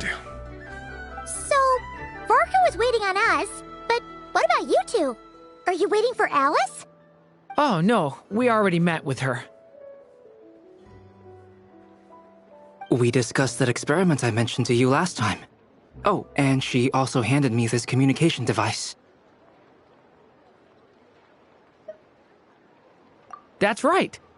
I understand she informed you about the relationship between the phantom phenomena and Tevat's borders, yes? She wants me to help her with some more experiments on that front. She said that she'll contact me through this device with more information. Ah, I see. Following instructions and making observations. Pretty common research method. Takes me right back to Albedo's lab. Wait, then who exactly are you meeting? Someone you know. Albedo's met him too. But I don't think Miss Lauma or the Grand Master have been introduced. Introductions are overrated. Especially in cases like this. It's you! So? It's not like the academia has prohibitions against going abroad. Also, I applied for leave. I've been writing to Hat Guy since obtaining a human form. I've already brought him up to speed on everything that's been going on in Nodcry. Hat Guy? Turns out, I actually have heard that name before. Oh? Then why did you react the same way I did? I only knew the name, not the fella. But since we're all here, let's do some introductions for what it's worth. I'm Varka, Grand Master of the Knights of Favonius. Lauma, Moon Chanter of the Frost Moon Scions. And I'm a Driosh from the Vahumana Darshan of the Sumero Academia. Hat Guy. Good to see you again, Mr. Guy. I believe we last saw each other on the boat ride here.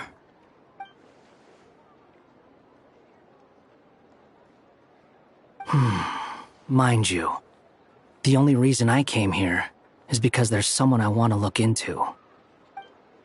Who's that? The Doctor, also known as Dottore, second of the Fatui Harbingers.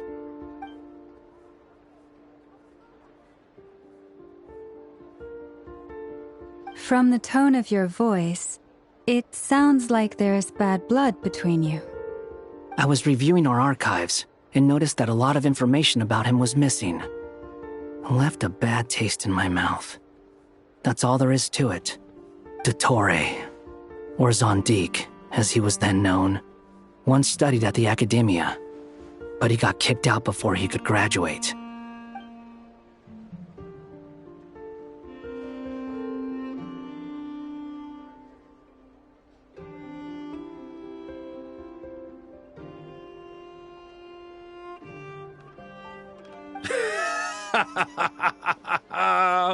So the Harbinger's #2 man is a college dropout? How embarrassing for them. Last we heard, he was planning something.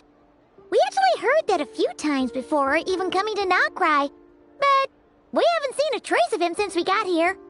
He only appears when something interests him. For all we know, he might have left already.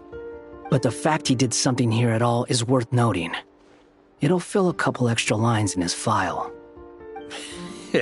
Why does it sound less like a file you're writing and more like a criminal record? Anyway, we were just about to meet 2 of the other Harbingers. Want to come along? You might learn a thing or two about him there. Sure. Even though they're Harbingers, well, they're old acquaintances of ours, so, you know, when you talk to them, try to be... I got it. The Frost Moon Scion's relations with the Fatui remain tense. Forgive me if I do not attend. In that case, we'll continue assisting Miss Alice with her experiments. Good stuff. Everyone's having a fruitful time. All right, we better get going. I'll lead the way.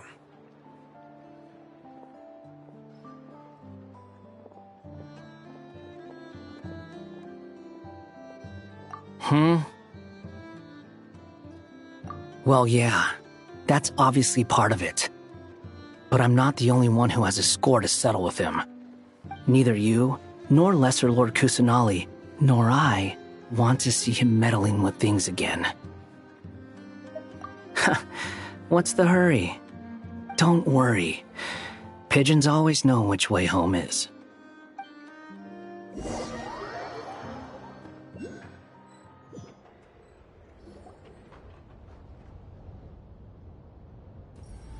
You made it. Who is this? A scholar from Sumeru. They call him Hat Guy. He's an old friend of the Travelers. Wait, this is the academia representative you wrote about? He doesn't exactly look the part. I believe this will prove my identity. You'll notice it bears the seal of the Sanctuary of Surasthana. Well, what do you know? So it does. All right then. My mistake. It's fine. I expected as much. What? So as I mentioned in my letter, the Academia's got its eyes on Dottore. But this matter remains top secret. Apart from those assisting in the investigation, the fewer people who know, the better. If anyone asks, I'm here in Nodcry to pursue my personal academic interests. Gotta say, Barca, you did pretty well to keep all this under wraps for so long. Sounds like you got in touch with the Academia about this way back. you flatter me. Where do I even start? Remember that time we fought Rerir at Star Sand Shoal? He sure let me have it then, didn't he? I'll bet Dottore had that all sketched out, with me as his convenient little pawn. He could not care less about us if he tried, but hey! The feeling's mutual. Does Dottore really strike you as the sort who values his relationships with his colleagues? Fair point. Definitely not. Which is why I always keep my guard up whenever he starts making suspicious moves. To that extent, our motivations align. On top of which, I consider you trustworthy people. Now, back on topic. In the wake of the Reikir of Solnari episode, Sandrone and I grew suspicious about Dottore's complete inaction during the entire affair. So we tried to find out what he'd been up to, but unfortunately to no avail. He never lets anyone in on his plans. The more he cares about something, the more secretive he gets. Indeed. Perhaps he believes that by keeping a low profile, he can avoid trouble. But that trick isn't going to work on his colleagues. Yeah, I mean, he's been researching the ancient moon's remnants. And he's been trying to get his paws on the moon marrows. Only an idiot would believe he doesn't have something more planned. With this in mind, I returned to Snezhnaya and relayed my thoughts to Her Majesty the Tsaritsa, entreating her to have him recalled. That's pretty direct. Did the Tsaritsa agree? Yes. I made it abundantly clear that the Fatui's business in Nodcry is almost concluded, and we do not need 3 harbingers in this territory. Her Majesty concurred. Accordingly, Dottore has returned at her orders. I imagine he's continuing with experiments, which no one besides he would ever have any interest in. Common sense might mean nothing to him, but he's not stupid. He knows that no good can come from opposing the Tsaritsa.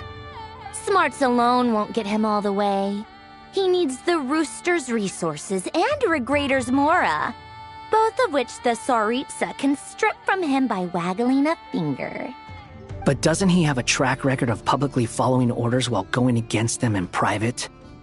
He probably has it down to a fine art by now. Wouldn't put it past him. We worked together on a research project once. Only briefly, but it was enough to show me that we're fundamentally different people. He has no interest in doing things methodically, stage by stage. His thoughts jump all over the place, and the moment his curiosity is satisfied, or he gets the results he wants, he disappears. The only similarity we share is that, once we set our minds on doing something, we will see it done, whatever it takes. Oh, we definitely saw some of that in your battle with Rerir. You got so competitive. Ugh, do not remind me. Then I believe we all concur. Dottore will not simply give up. Fantastic. Now this is turning into a whole day of unpleasant memories. Ugh. Are you talking about the moon marrow stuff? He also strikes me as the kind of person to disregard experimental regulations, ruin all the equipment, and go way over budget. Then leave the first person he can find to deal with the fallout. Exactly! This one time, he was running some high-temperature experiment and the substance exploded. But does he care? No!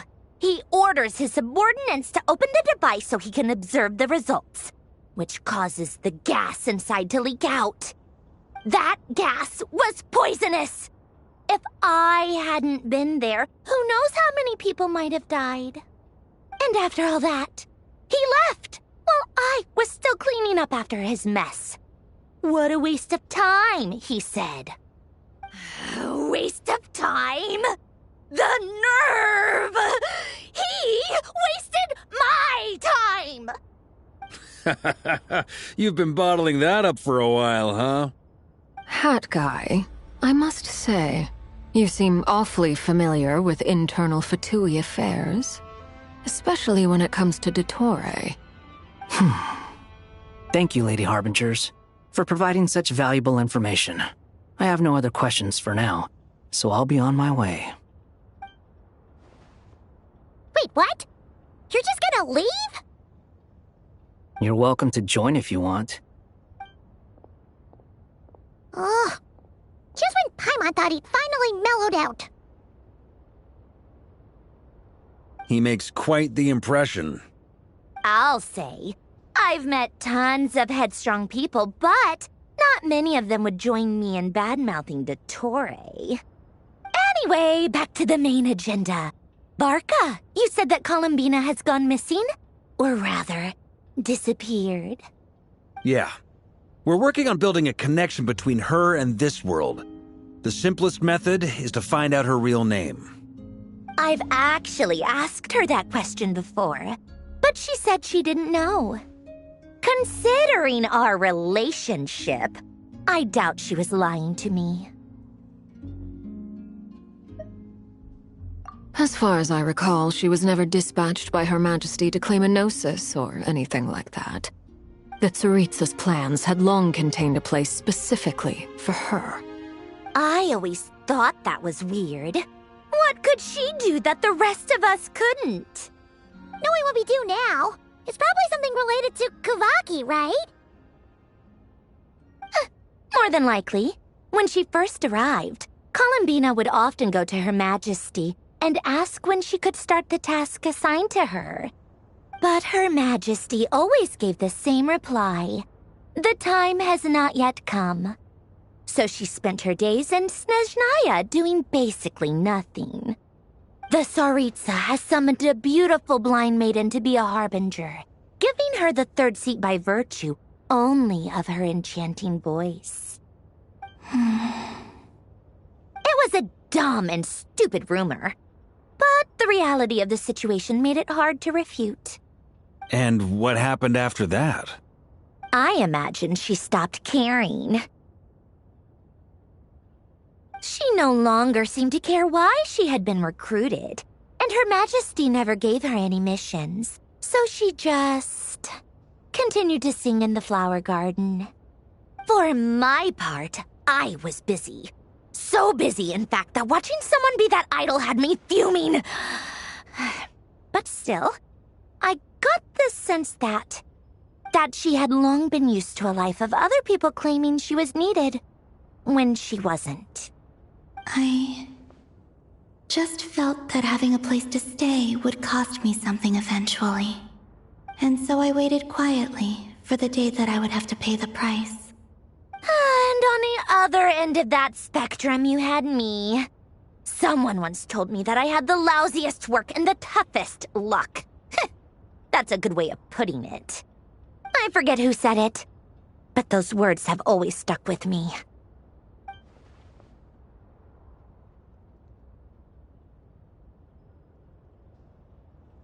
But you've done your job exceptionally well all this time. Because at heart, you are a conscientious person. What is it? Something come to mind?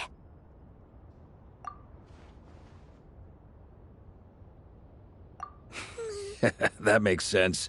Nothing screams you are needed like your name shouted from across the town. Well, good luck with it. But if you ask me, Colambina is still the most shoutable name. I'm just so used to it now, after all the arguments we've had. I can't be bothered trying to remember another name for her. Nor I. Sandrone. Harlequino.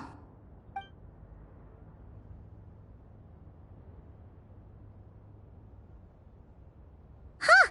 It's a Sealy! Does that mean Nicole has news for us? Ladies, I thank you for your hospitality. If the chance ever comes up, I definitely owe you both a drink sometime. I'm sure it will. You can make your own way out. Heck, you've been here enough times, you probably know your way around better than I do. Okay, time to do what adventurers do best. Follow that Sealy!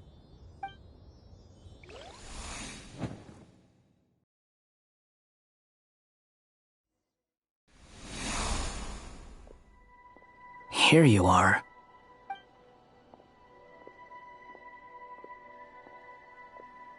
Oh, hat guy. How come you're back so soon? Did things go all right with the Fatui? Fine. Dotori's been summoned home by the Tsaritsa. Couldn't get much more than that. How about you? Any progress with the investigation? Unfortunately not. We've tried everything. Different phantoms, different locations, different points in history. But the results are the same each time. Abyssal monsters roaming the land. People crying out in despair, with no hope of being rescued.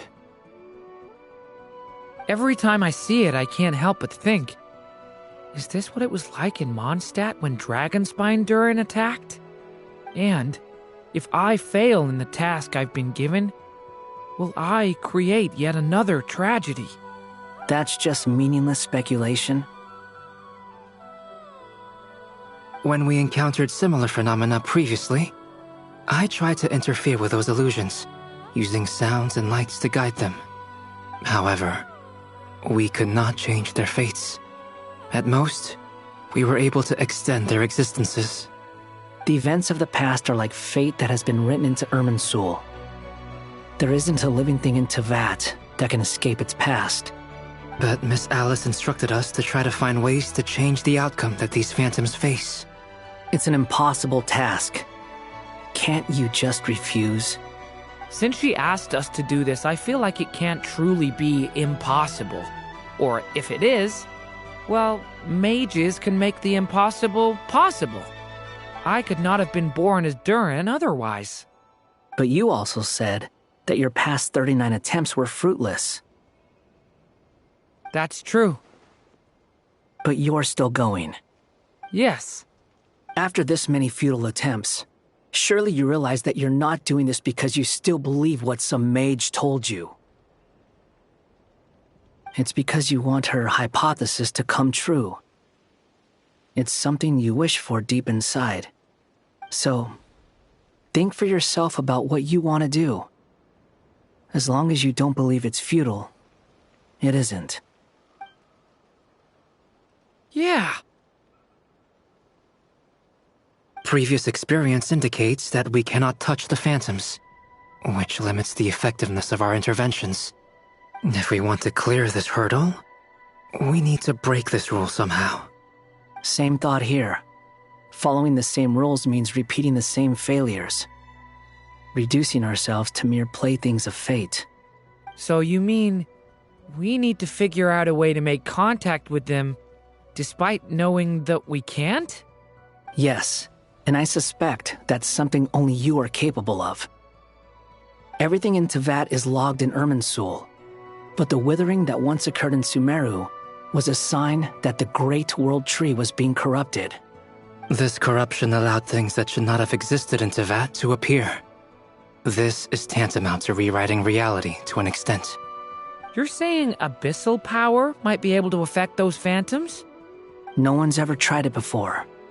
If you're gonna try it, it'll take courage. And you have to be confident that you can control it.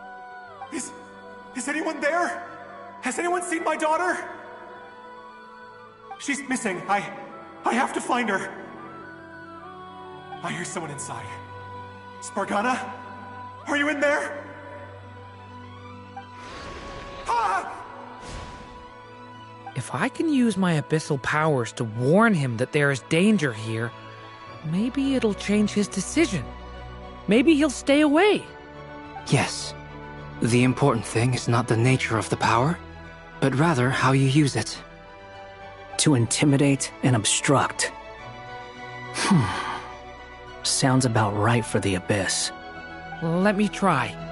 I should be able to influence that thing. Have you seen a little girl? What? This isn't the time for that! Just run! Where are all these monsters coming from? I hear someone inside. Spargana? Are you in there? Where are all these monsters coming from?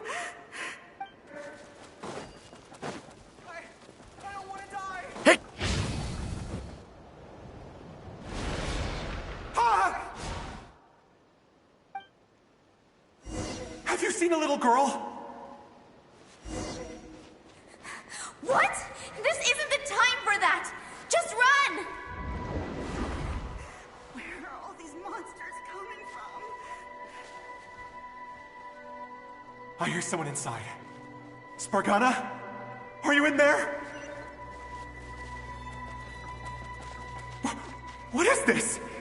Looks dangerous. I should get out of here.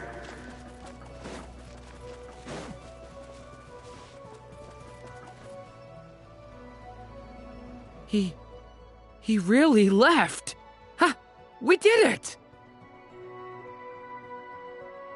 Don't celebrate too soon. Follow him. See what he does next. Monsters approaching from the front. You need to stop them and create an opportunity for him to hide.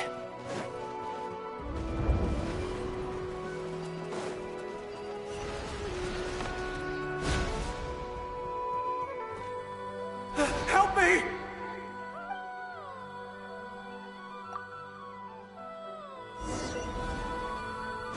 Monsters approaching from the front. You need to stop them and create an opportunity for him to hide.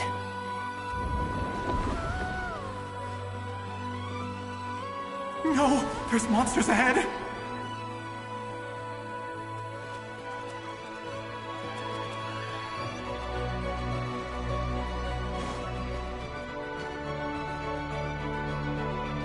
Wait, is that the barrier I saw earlier?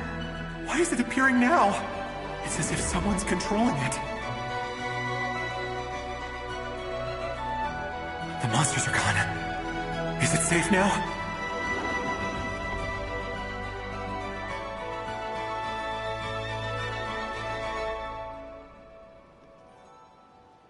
The barrier's gone too.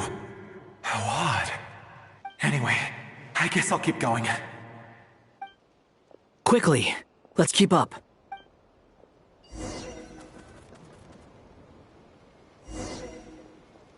Wait, there was someone else here? Don't go any further. We've got anti-monster traps laid out everywhere.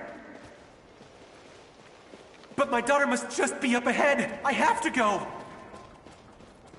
This way's blocked.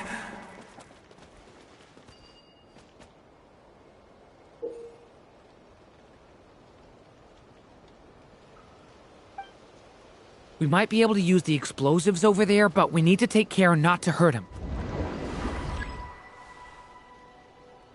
I'll use the barrier to keep him at a safe distance. This barrier seems to be helping me somehow.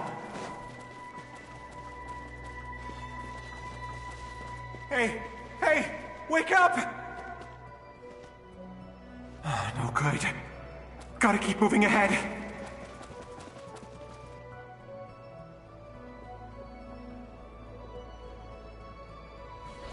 So many monsters!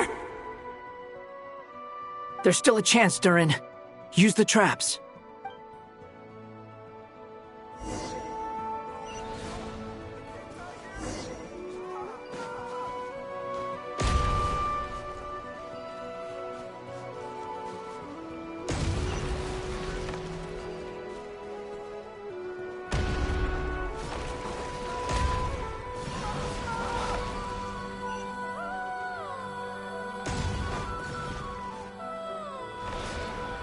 Help me!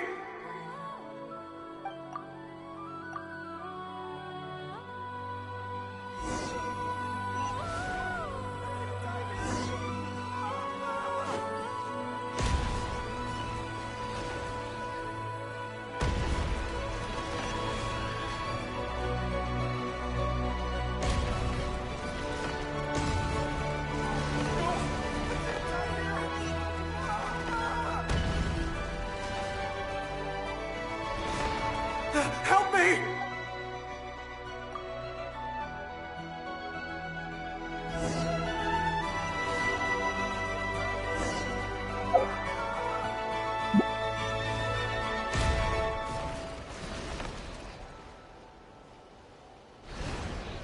Help me!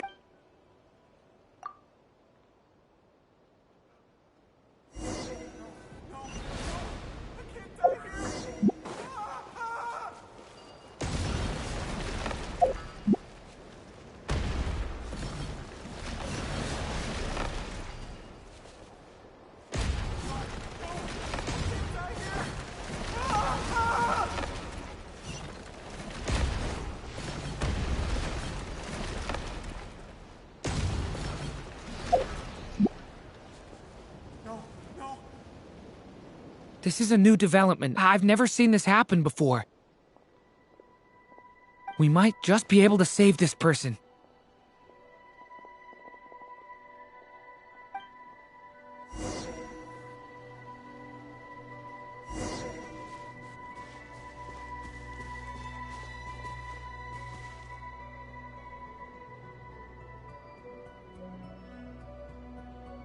Hello there. Have you seen my daughter? Spargana's her name. She's carrying a large backpack. Get out while you still can, you fool.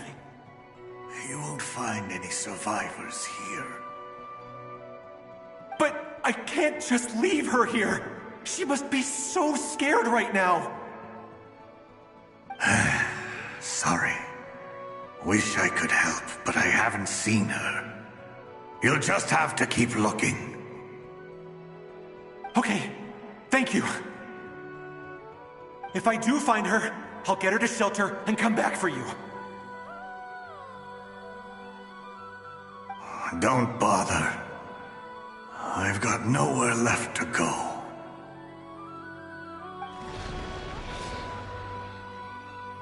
that noise? Monster! No, if he goes inside, he'll be walking into a trap. Let's try this once more. This time, we have to stop him.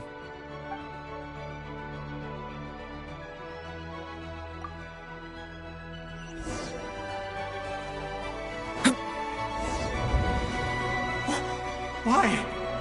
How will I know where Spargana's gone like this? You know what? I'll trust this strange barrier. It's gotten me this far after all.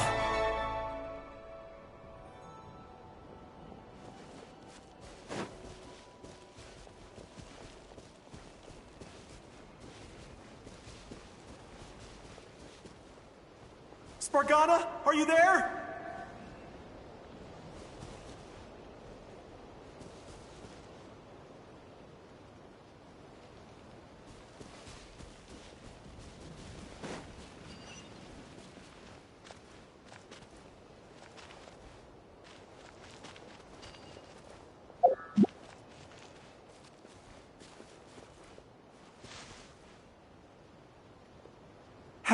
Hello, I'm looking for... Huh? Looking for what? Everything here belongs to me. Get 'em, boys! Ah!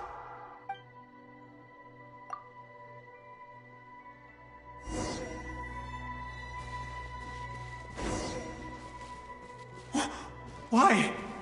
How will I know where Spargana's gone like this? You know what? I'll trust this strange barrier. It's gotten me this far after all.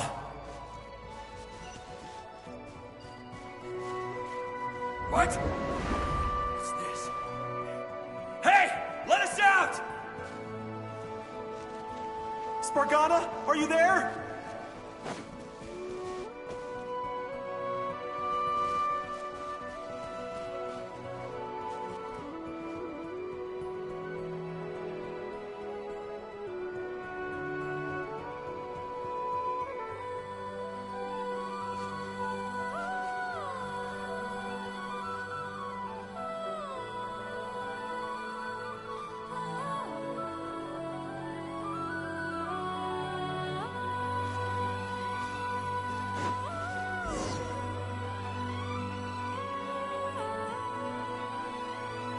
Huh? That looks like one of my daughter's books! Oh, thank you. Thank you! Yes, it's one of hers for sure. That's her name on it right there. She left her backpack here.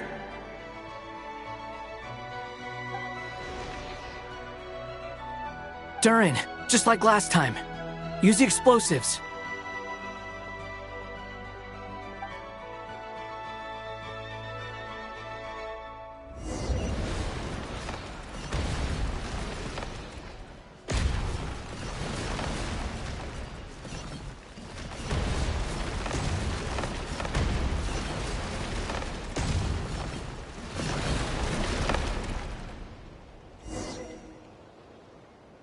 It won't work.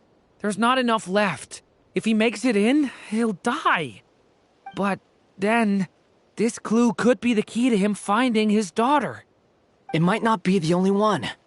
Better he misses that clue than loses his life. I guess so.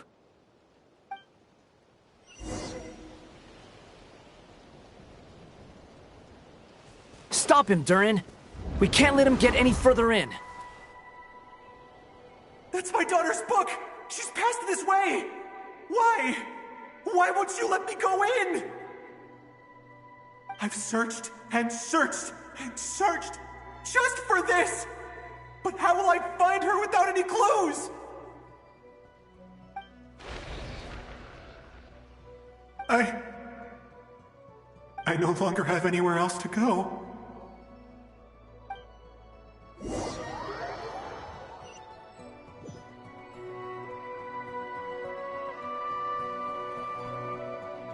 I'm sorry. I'm so sorry. He refuses to go anywhere else. Whether he opens this door or not, all that awaits him now is death. couldn't change his fate. Albedo? Hat Guy? Let's try one more time. I don't know how we're gonna do this, but I don't want to give up either.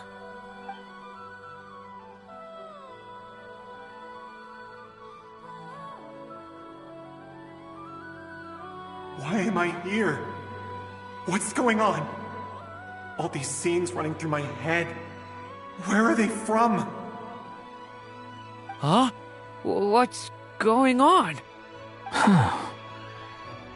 His reactions have changed. How many times have I... What's happening to me? Huh? Wait. Who are you?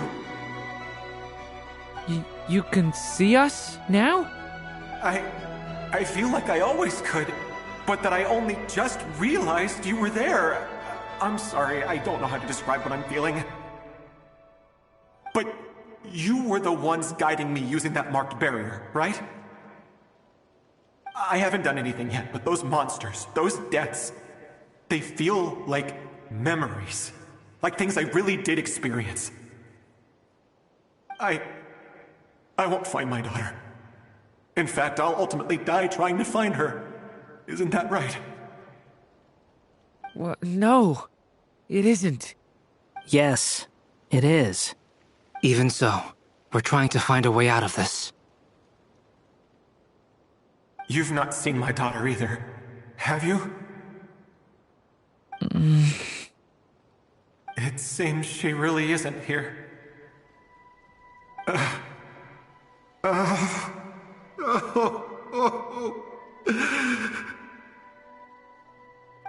I'm sorry we couldn't help you.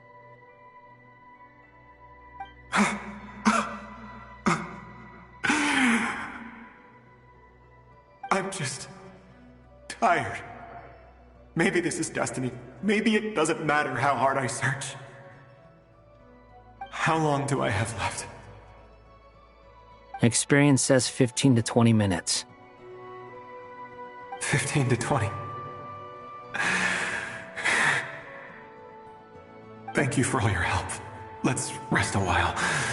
You look exhausted too. Now's not the time for you to start pitying us. It's not pity. I'm just realizing that I've only got 10 or so minutes left. You know?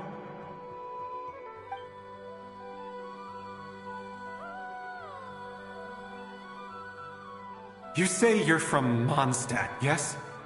A place with windmills, where people enjoy limitless freedom? And you're from Sumeru, where they've built an academy into a giant tree? Yes. It seems you've never heard of either place. Those names are unknown to me, I'm afraid, yes. Have you heard of Hyperborea? I have, but I heard that it was destroyed in the distant past. I see. That was where my ancestors once lived.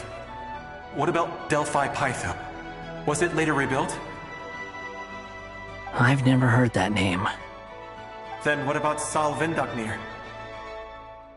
I have seen that name on stone tablets on Dragonspine. But I'm afraid the only things left of that place are its ruins. I see. Sure enough, there was no way to turn this around, huh? I'm sorry. I was the one who asked to chat, but it seems like we're too many ages apart. There's barely any common ground to start from. It's all right. We did hear something new, at least. From how you speak of your lives, things must be going all right for you, I guess. They are. Mondstadt is a place of freedom and happiness. There's a lot of good people in the church and the Knights of Favonius, and even outsiders find that it's an easy place to feel at home. We have festivals a few times a year. Everyone gets together to drink, sing, and be merry. Sumeru is a lot more uptight. Not really the kind of place where you can relax. It's a nation fraught with problems wherever you look. But if all you want in life is to seek knowledge, I guess it's pretty much paradise. That's wonderful. In other words, after this all-devouring black tide passed, humanity did not merely avoid extinction, but rose to build prosperous civilizations anew. I mean, I can see you all right now. That must mean the future isn't a total mess, right? That's true. Well, time's almost up. Let's part ways, I think. Might be best if you don't waste too much time on me. The chances are slim, I know, but I'd like to spend these last few minutes looking for Spargana. If things work out, I'd love to tell her about what I've heard. May we meet again. Well, or not, most probably. In that case, may your wishes come true.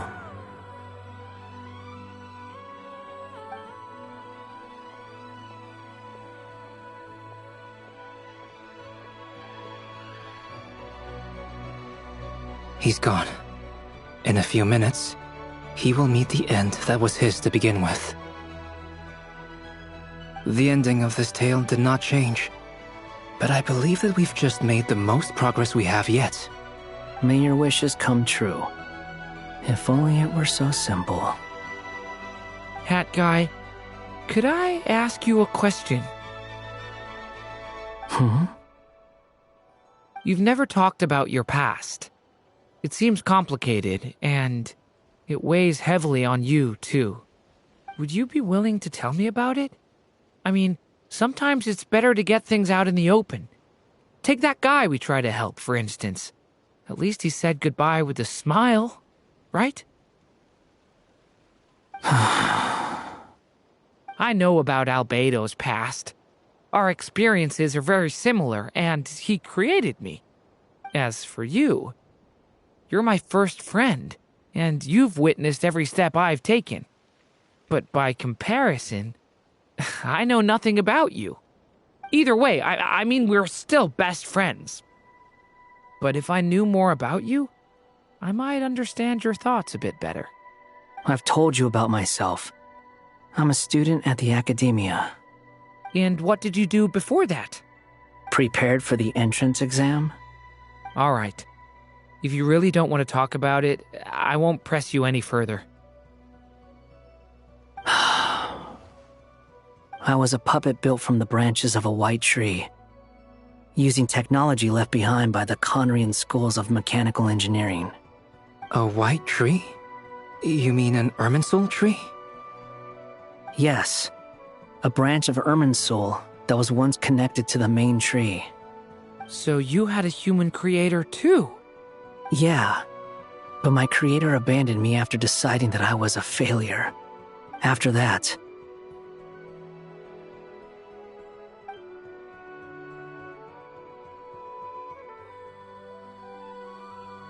Durin, resisting the influence of the Abyss, suppressing the urge to destroy, trying to do the right thing. None of these things are easy, but no matter how hard they are, trying to rewrite past wrongs is far harder. You asked me if you would create a new tragedy if you failed. I told you there was no point speculating about that, but the real answer is, yes, you absolutely will. That guy. But at least you've got people here to help steer you away from the wrong path. So, just keep aiming towards the light. I will. I promise. All right, break time's over.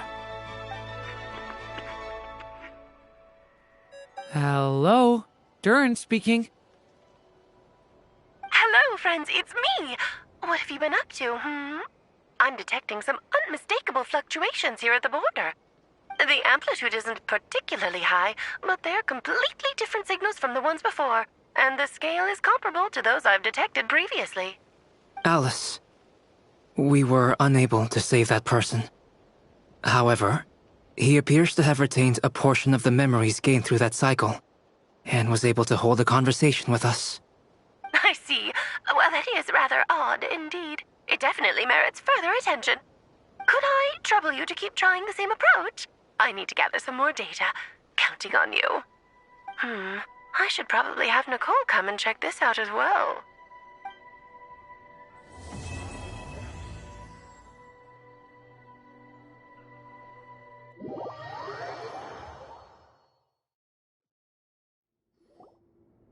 you are. I was worried you might stop to collect treasure chests opened by the Seelie along the way. It would have taken you so much longer to get here. Another conversation I cannot hear. I am delighted to see that you understand what takes priority, and that your adventurer's instinct has not swayed your resolve. Really, I must applaud you for it. You should know. Paimon's head. Okay, I'll try and keep it short. My senses are telling me that this is where we shall find the entrance to the ruins. Oh, cool! Well, what are we waiting for? Let's open it up and see! Patience. This was a sanctuary of great importance to the Hyperboreans. A special process is required to open the gate. Oh! Like the place that housed the Eternal Moon's marrow? Okay, so what's the plan? Need us to do anything? And just the short version, if you can. Ah. Alright then. I was planning to start with some background on the invention of these techniques. Are you sure you don't want to hear it? It's quite informative. Remember what you were saying about priorities? Fine. Simply put, we need 3 human representatives to successfully undergo a process of Kuvaki resonance. Think of it as a test from the 3 moon goddesses to see if the entrants are qualified, with the most recognizable qualification being Kuvaki. Pretty sure Lauma would ace that test. Oh, wait. But we need 3 people. I also have no doubt that the Moon Chanter would be qualified. But we would need 2 other people with the same constitution.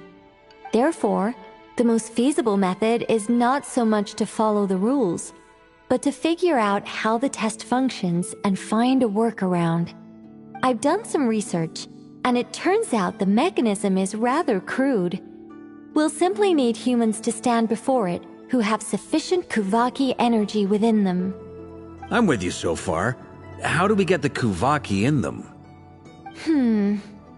The easiest way would be transfusion. Take some Kuvaki from Nodcry's soil, put it into the bloodstream, and get it circulating in the body. So we're going to cheat on the test? Precisely. There are other methods, but this is the simplest one. Cheating the system is much easier than trying to hide from it. Huh? Ah! Sorry? Does the idea of cheating upset you, Miss Lauma? No, that's not it. I suddenly had an idea. Oh, what is it? It's about Moon Prayer Night. I figured out a way for Kuthar to join in the festivities. Huh? But as Paimon said, we need to have our priorities straight. Let's get back to the test. I'll follow up with Nefer on the festival arrangements. Okay. Anyway, is this really the best method we have? A Kuvaki transfusion sounds dangerous, no matter how you slice it. If you think that's dangerous, wait till you hear the other methods. I'd be more than happy to go through them if you'd like. There are several. No need, we're good. Let's go with this one. Very well. Kuvaki transfusion it is. Now, I should mention that the risks can be greater or lower depending on individual compatibility. It would be rash to simply infuse the Kuvaki and hope for the best. If the body rejects it, the reaction can be quite severe. The symptoms are similar to another condition that some people living here suffer from, known as congenital Kuvaki sensitivity. So, before we execute our plan, I will perform a simple test of my own to see who is compatible and who is not. Once that is done, we will have to complete the resonance process as rapidly as possible. The participants must remain stationary while the Kuvaki circulates and bonds with them, and they mustn't eat or drink anything. What? No eating or drinking? That's some hardcore fasting. They'll all be monks by the time they're through.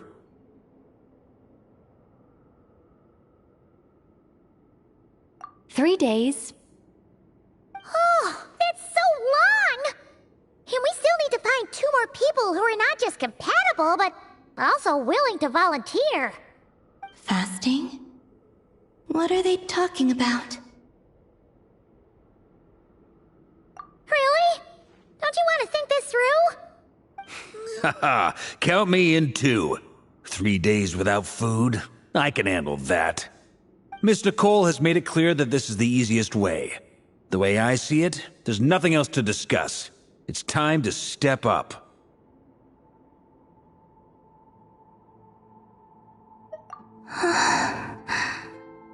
Yeah, you're right.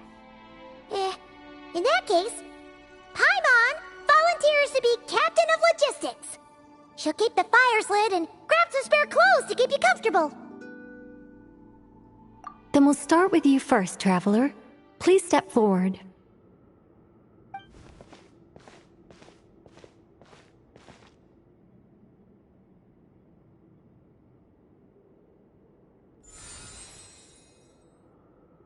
How's it going? Do you feel anything? How about now?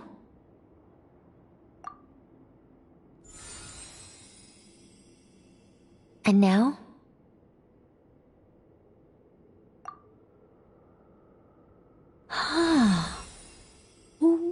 What about now? You guys, it's not a competition, you know. All right, I'm officially impressed. Even as a descender, you can withstand far more than I imagined. It's like I summoned a giant stone titan to arm wrestle you, and your arm hasn't even moved an inch. In my last attempt, I infused 5 times the amount of Kuvaki required. Yes, safe to say, compatibility won't be an issue for you. You're eligible to join. You're next, Mr. Varka. Sure, here goes nothing. All right, I'll start where we left off. 5 times the required Kuvaki dose. Whoa, whoa, whoa, hey, wait a minute. How's it going? No, not great. I kind of want to puke. Feels like I've been drinking too much. A few bottles of wine and a big stein of Dark Horse. With some hard liquor from Liyue mixed in. You think this is funny? I just lost to a young lady in an arm wrestling contest. I'm never gonna live that down. My apologies. I'll lower the concentration and try again. Oh. How's it going now? I'm not as dizzy as last time, but I can still feel it pulsing around. In that case, you wouldn't be an ideal choice, Mr. Varka. Let's try someone else. Okay, let's go ask some of our other friends then.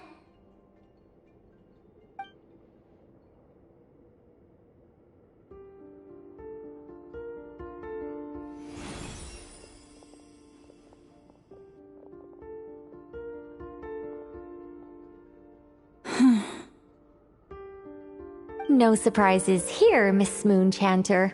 You're perfectly compatible. You may join.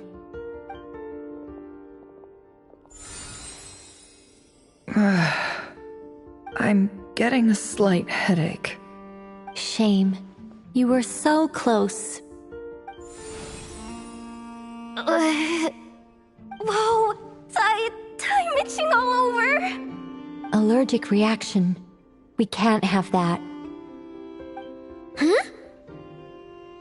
Well, are you gonna start or what? The Hexenzirkel is an organization that cares for and protects children. We will not have them do dangerous things. Not even tests.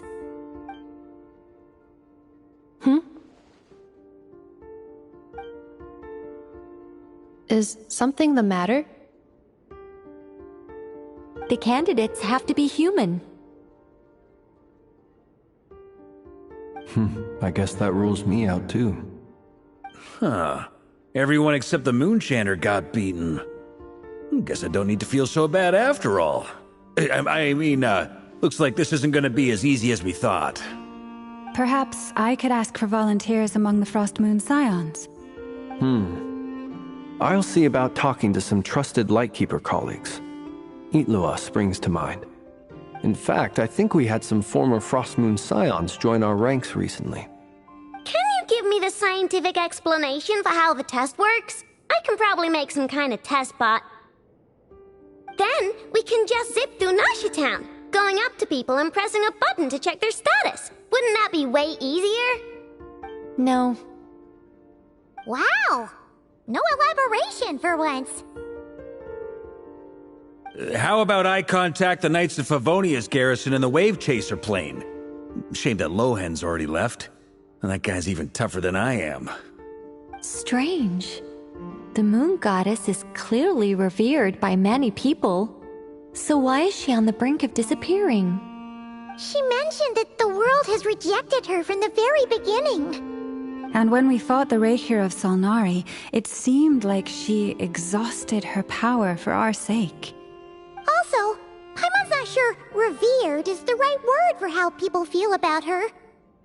Gratitude, certainly. For my part, anyway. It's basic reciprocity. She helped us, so she deserves our help in return. Yeah. Even though she looked like she didn't care, she still saved a ton of people, including me. A review of the relevant data leads me to conclude that Miss Columbina is a good person.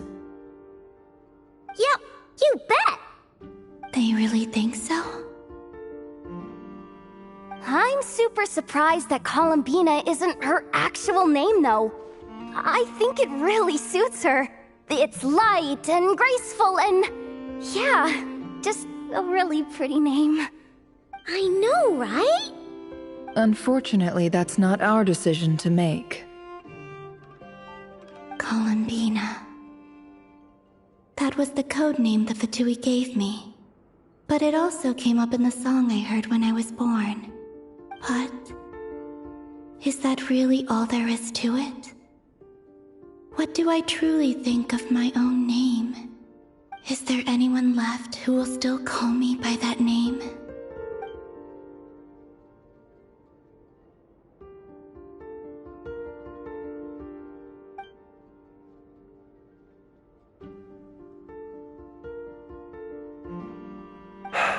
Moonprayer Night is getting closer by the day. We're running out of time. We need to look for other candidates. Then allow me to try. Huh? What are you doing here? You contacted your friends via the Adventurers Guild. Sandrone has been keeping an eye out for something like that, so she informed me. Since I have the ability to accommodate a moon marrow, I should prove to be a suitable candidate. Arlecchino. When can we begin? I see. We can begin right away.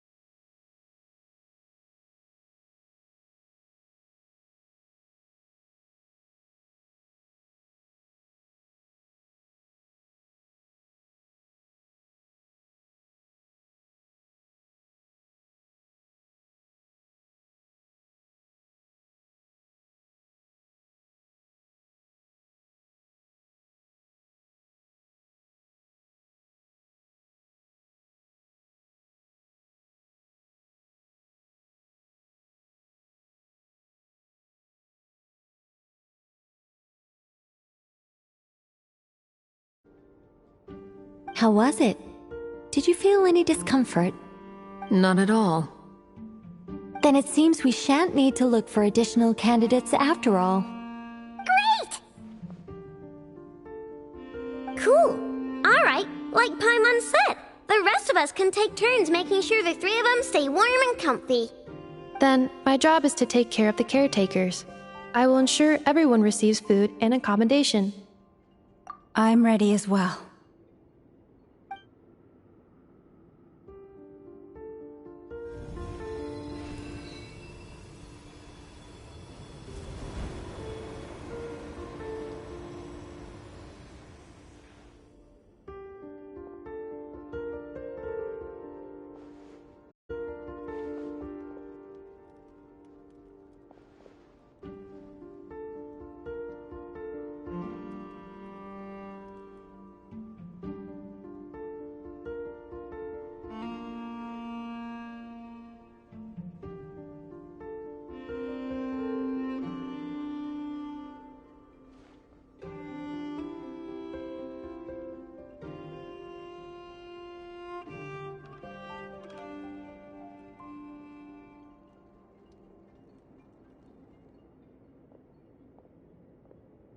The work is done.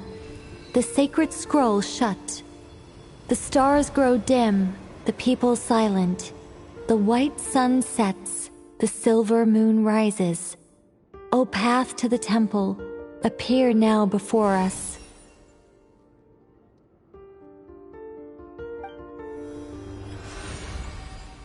Wow! It really opened! So that's what all this is about. They've been trying to open this gate. Come, let us enter. It might be best to eat something first. Take care to chew properly and swallow slowly. It will give your body time to readjust to the digestion process. They will head in soon. They will need to enter this gate.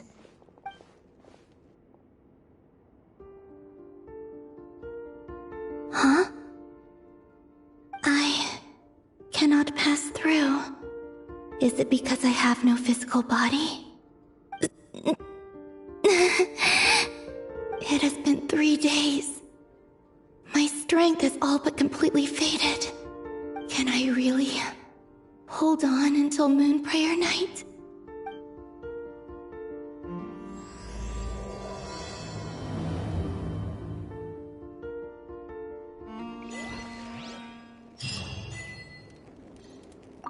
I have confirmed that you are all in good health. With that, my work is now complete. Congratulations are in order.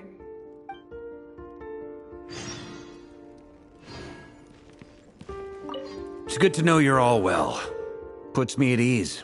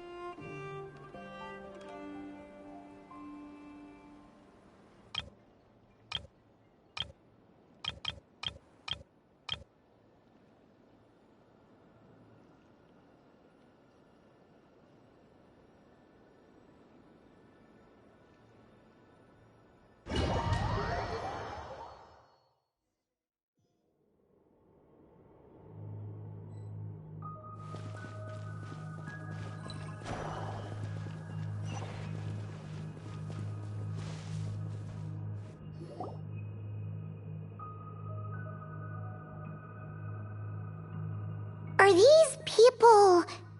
Judging by their clothes, they appear to be phantom Hyperboreans from the distant past. That could mean they have some clues about the moon goddess's name, right?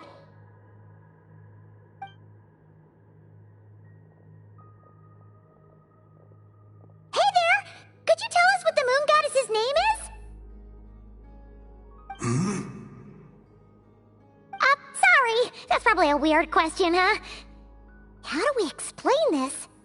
The moons are long gone, and their goddesses are dead. Their names no longer mean anything. When a new moon goddess is born, we will surely know her name. We have used every last resource at our disposal. All that remains is to wait, patiently and quietly.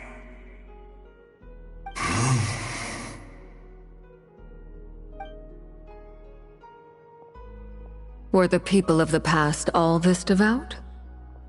It looks like this phantom doesn't intend to converse with us any further. Surely the new moon goddess he speaks of must be Columbina. Alas, Kutar's birth came long after the age in which he lived.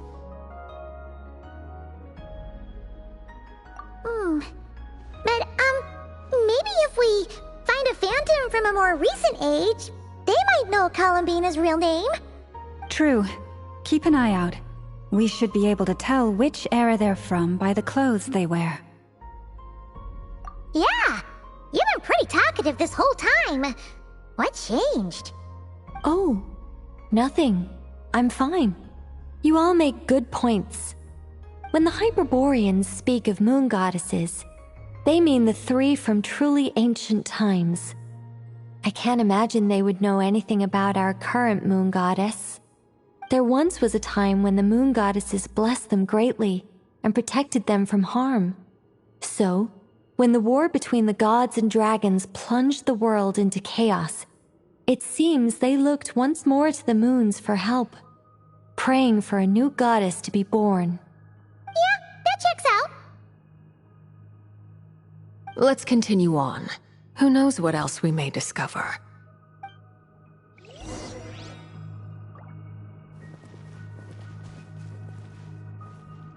The moons have left for now, but they would not abandon us forever.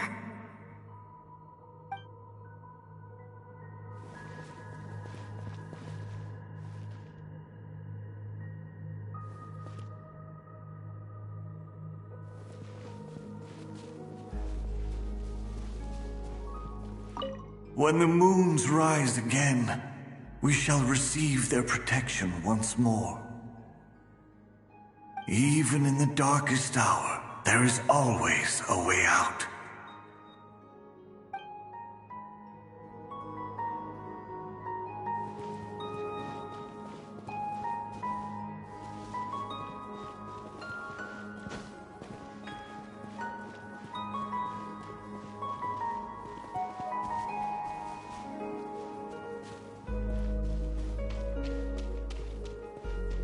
There's a door blocking this path!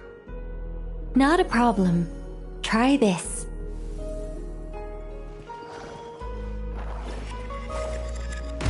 Whoa! How did that door suddenly collapse? This device was maintaining the door's integrity. Remove the core, and the device stops working. Is this our destination? Impressive. More precisely, this is a device that will help us reach our destination. Let's go. We still have a long distance to cover.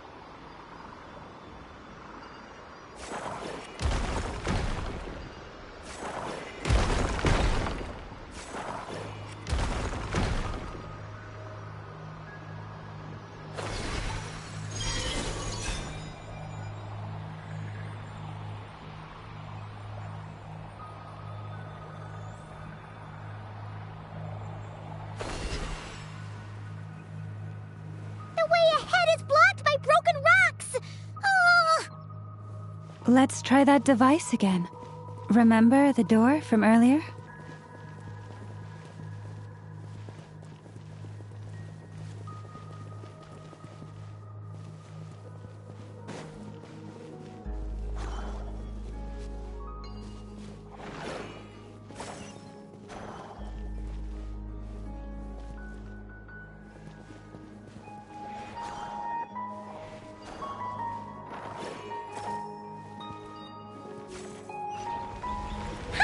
So it works in reverse, too!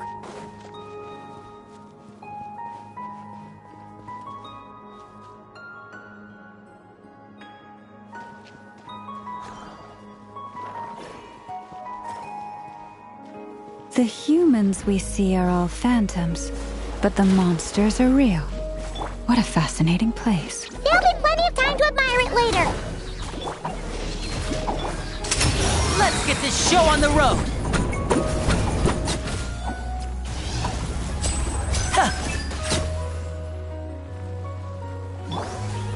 Shred till I'm dead! Stay put! Let's light it up! And voila!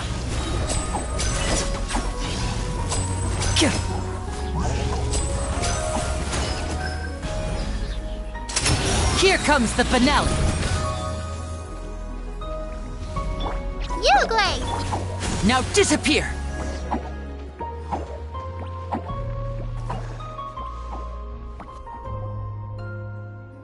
Ooh, there's a whole bunch of artwork in here. Seems pretty old. Nicole, this is probably your area of expertise. What do all these paintings mean? Let me see. To understand these murals requires some knowledge of the history surrounding the War of Funerary Flame. I shared a little of this with Lauma before. Yes, I think I follow. The dispute between the Moon Sisters, the transformation by Nibelung. Oh no, it's no trouble. I'd be delighted to share the tale again. Alright then. Tevat's 3 moons and their goddesses were brought into being by the will of Nibelung, the then ruler of Tevat. But when the heavenly principles came, they changed the world completely, down to its very foundations. The moon goddesses were nowhere near strong enough to challenge this entity. But the heavenly principles did not view them as heretical entities that had to be removed. Essentially, the 3 moons existed to keep this planet alive and operational, which did not directly conflict with the heavenly principles' aims. Nevertheless, the inherent precariousness of this arrangement would soon be revealed. Nibelung returned, yes.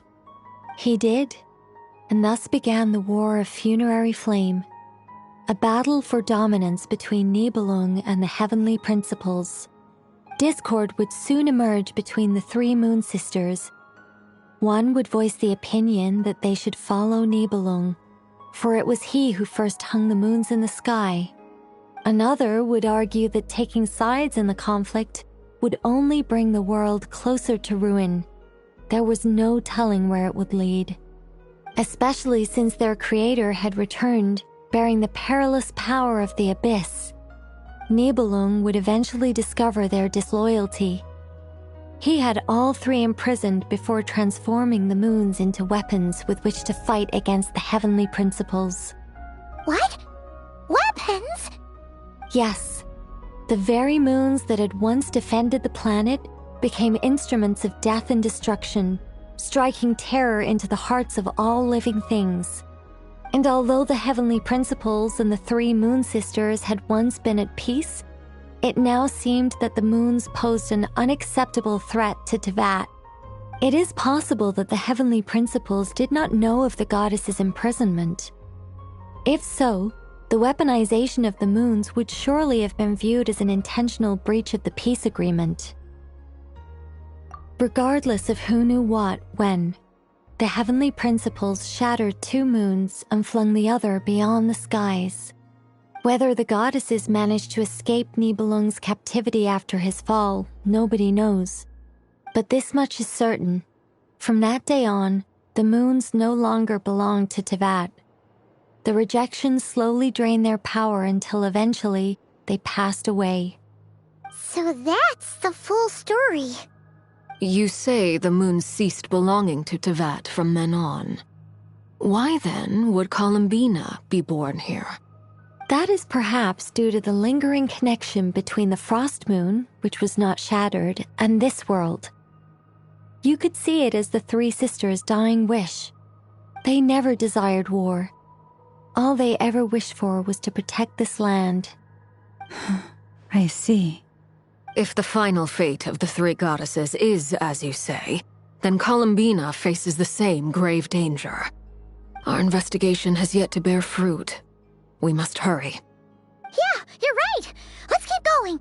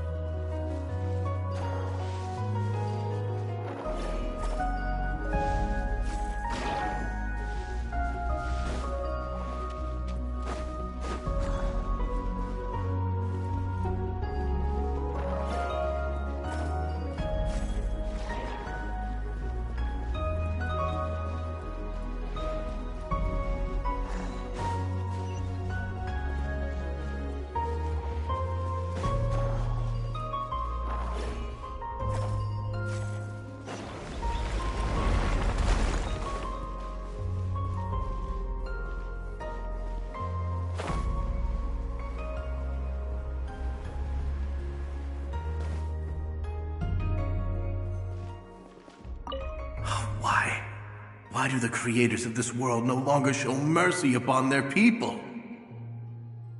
Remember his words.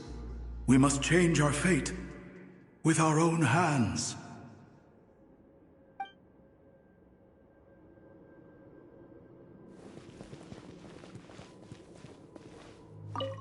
Should we trust him to keep his promise?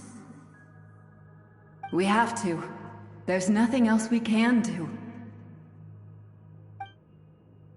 Wait, that's odd.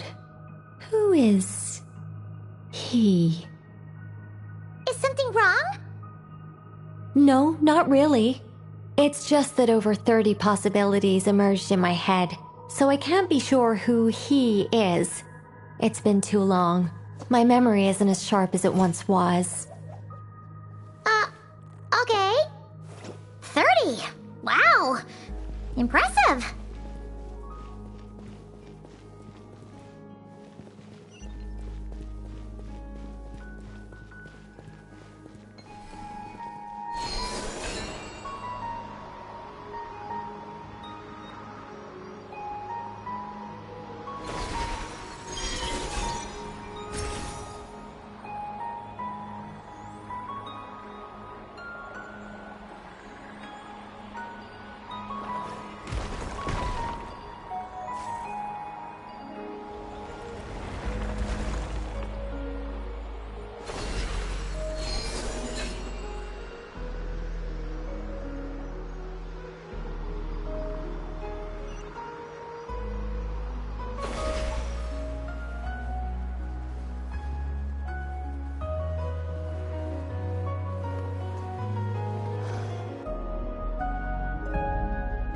We're finally here!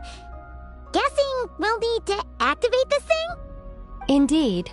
I was a little worried about that at first, but as we got closer, I sensed that the Kuvaki within it flows unimpeded. It should be functioning normally. The only issue is how to activate it. It's looking a little worse for wear. What about the cores from some of the other devices we've seen? Can we repair it using those? In all likelihood, yes. I imagine that would have been the Hyperborean's backup plan. Let's look for some cores.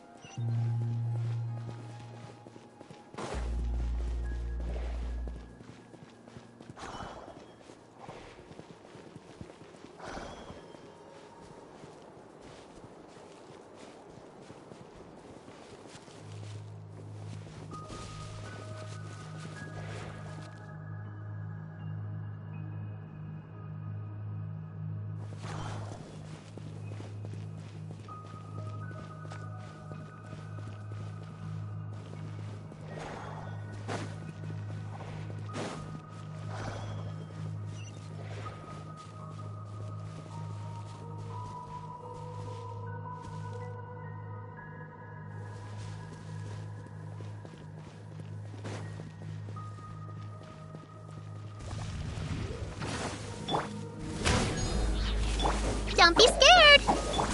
Teamwork is dreamwork!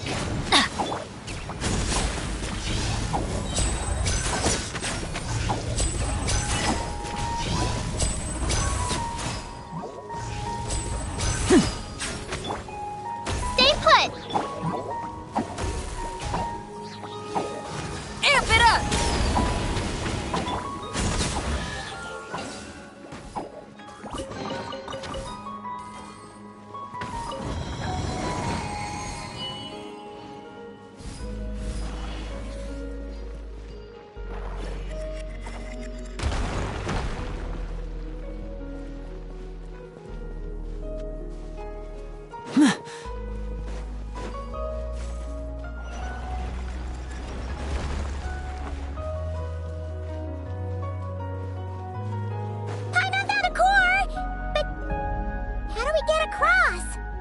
Walk up, then jump down.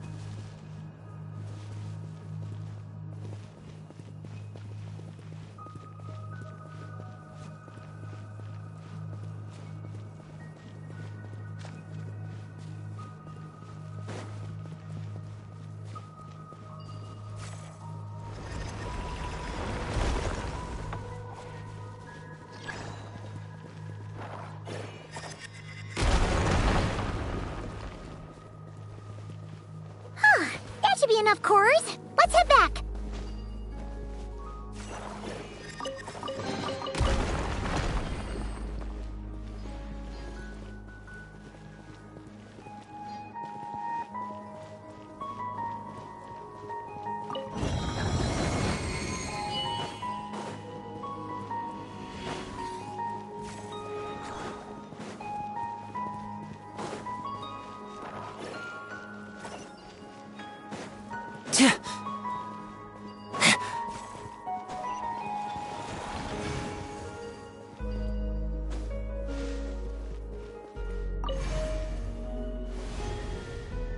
The device is up and running. It's hard to believe that the ancients were capable of constructing such things. Paimon sees our destination! It's right up ahead! Yes, let's go.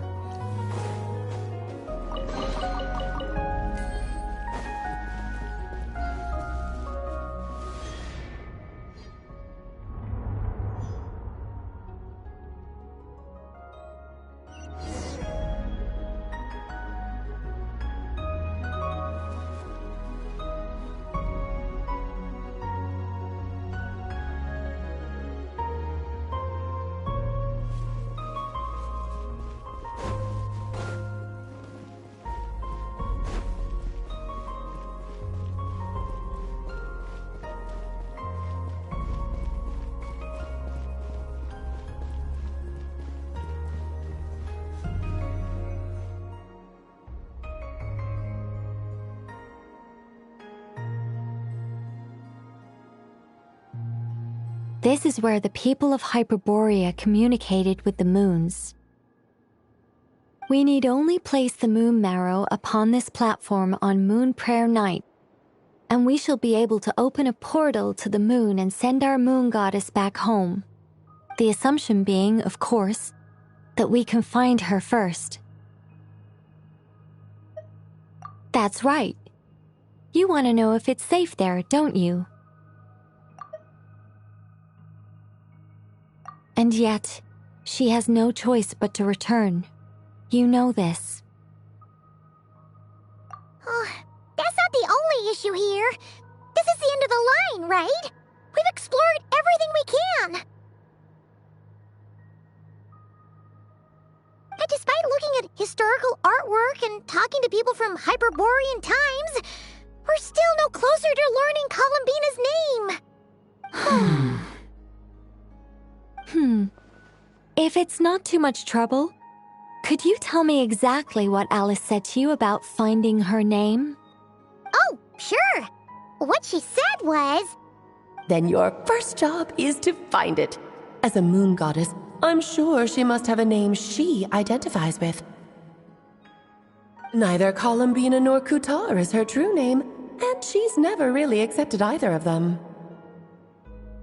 Is it not also possible that she has never had a true name? Not at any point in history? That would be a hard pill to swallow.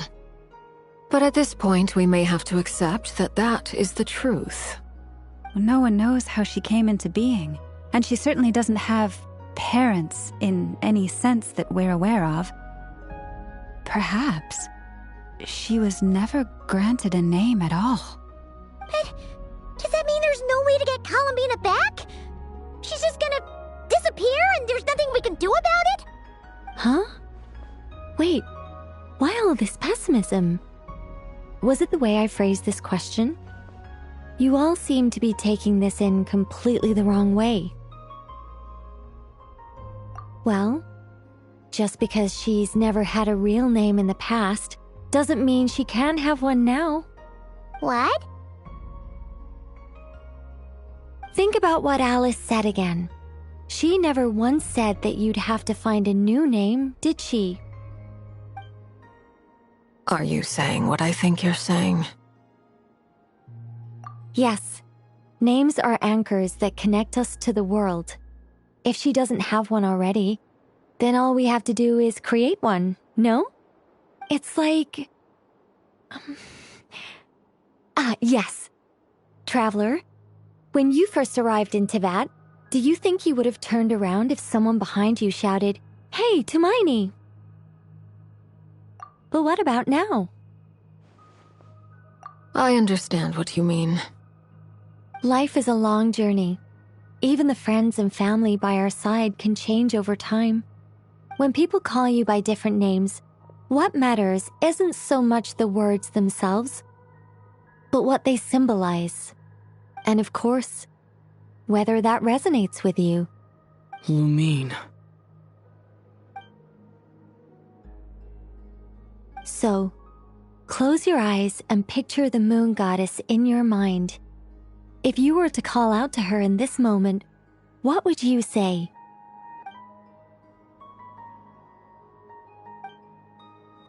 Columbina. Columbina. Paimon would call her Columbina too. Well, she has long forsaken everything that Kutar represents.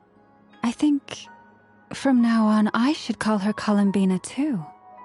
Well, it sounds to me like you found your answer. Are you sure? Is it really that simple? We haven't found her this whole time, and not for lack of trying. For a journey like this, the process is every bit as important as the outcome. Had you not searched far and wide, rejecting every other answer you were offered? How could you have come to an answer you felt was finally correct? Oh, it all makes sense now. This has Alice's fingerprints all over it. Are you suggesting that Mage knew from the start that Columbina never had a real name to begin with? I can't say for sure. But I can definitely imagine her chuckling in satisfaction somewhere right now, saying, "Ah, what fun." Llama! Your antlers! You should hurry. The festive moon has begun to rise. Do not worry, for when you called the name Columbina just now, I could sense that the power within was enough to summon back the moon goddess. The power within what? The name? Yes. So, the thing is... What's wrong now? This is so annoying. I really, really, really want to explain how that whole thing works, starting from the founding principles of Tevat and... Oh, I could talk about this for hours. But... Deep breaths, Nicole. Deep breaths. You're an angel. A sober, sensible, solemn angel who has her priorities straight. Okay then. Sorry for asking. Clearly a bad call on Paimon's part. Anyway, you all need to hurry. Last thing, remember how it felt when you called out that name. Then it is agreed. By the name Columbina, we shall find her. Then we'll throw her the best Moon Pair Night party ever! And at last, we will send her home.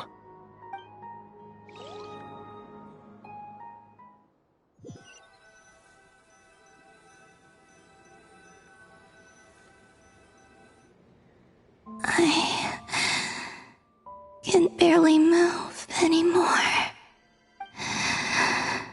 My consciousness is fading away. Have they come back out?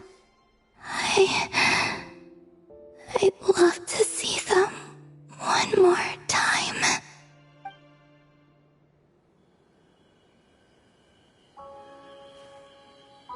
They didn't make it.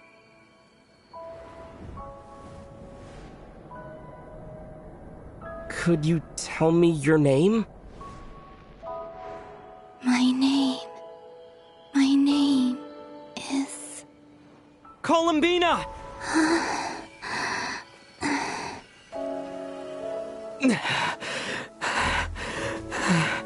Columbina! Are you here? Columbina! That's the name you gave when we first met. And it's what I've called you ever since. Columbina. It's a fine name. I have many fond memories of Columbina, and so do all of your friends.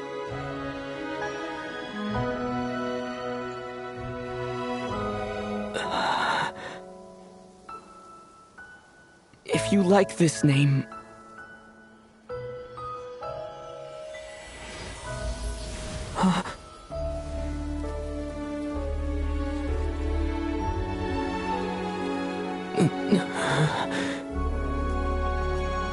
Looking for me?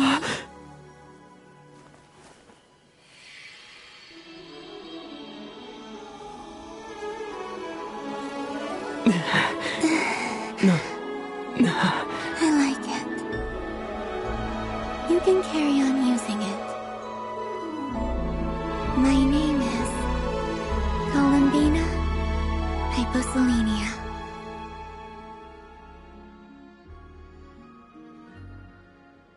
Columbina Hyposelenia. That's a wonderful name. I never thought that Columbina would become my real name.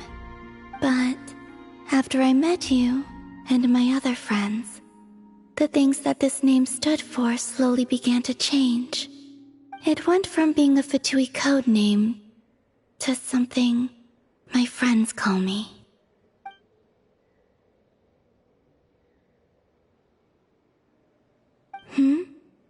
What is it? Why aren't you saying anything? I'm just so happy for you. Thank you. So, where's everyone else? We can go and meet them very soon. everyone went to different places to try calling your name. Great. I'd like to thank them as well. Everyone's done so much for me. Searching for my name, entering those ancient ruins. Huh? Wait, so you were... Yes, I was there. Not physically, but my consciousness was still holding on. I followed you the whole way. Starting from when? You turned around and called out my name while you were in Nasha Town. Do you remember?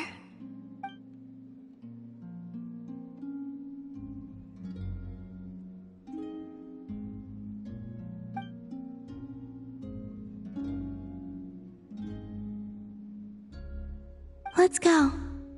We don't want to keep them waiting. Sure. In that case, come with me. But... Hmm? Before that, could you call my name one more time? Sure. Come with me, Columbina Hyposelenia.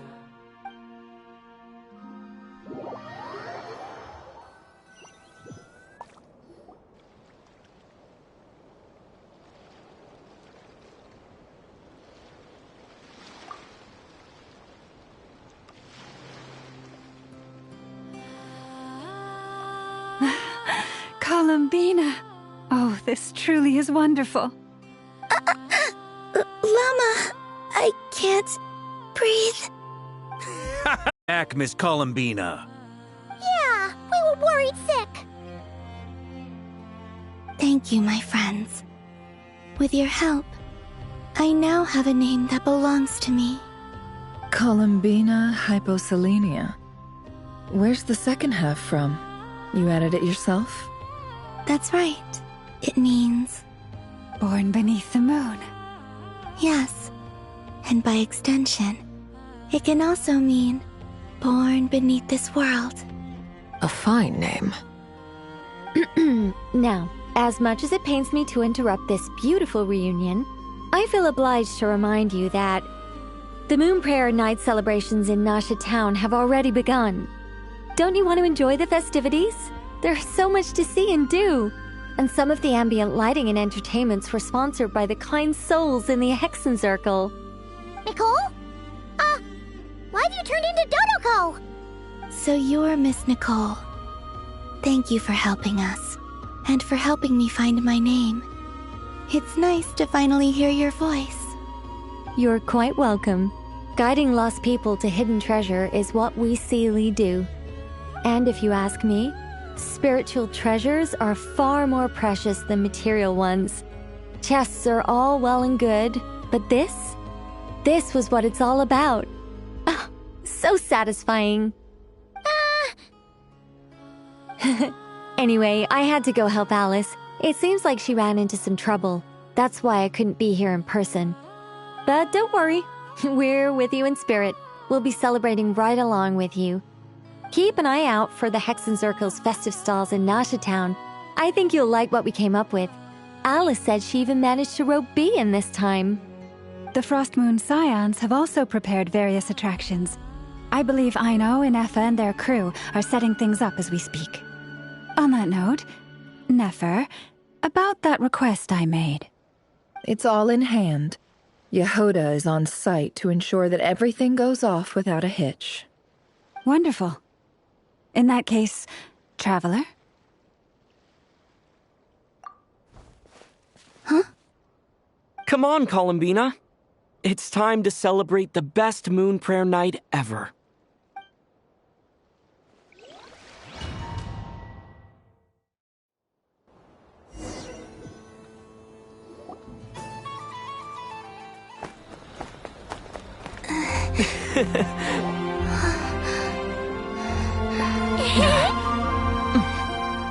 Hey, young lady. Would you like some Moon Prayer Night candy? Happy Moon Prayer Night. Oh, yeah. I almost forgot to say. Welcome home, Moon Goddess.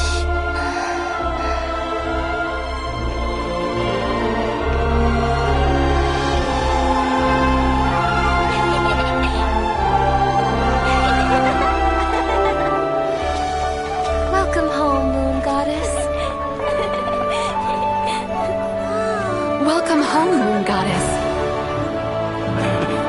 Welcome home, Moon Goddess. Turning Nashatown into her home is a festive gift. A rather brilliant idea. Perhaps this is what Nodcry, Columbina's home, should have been like all along.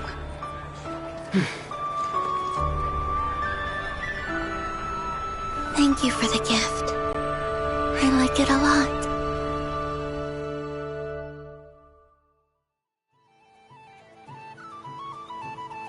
This feels like the surprise of my life. I do. I never imagined I'd ever get to enjoy Moon Prayer Night with everyone so freely. If you're happy, we're happy. Quite a strategy you came up with. Hide the tree in the forest. It's not your usual style, Lauma.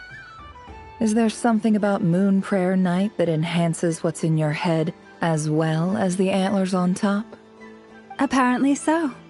It even inspired a perennial penny pincher to use their resources for a greater cause. It truly is a magical festival.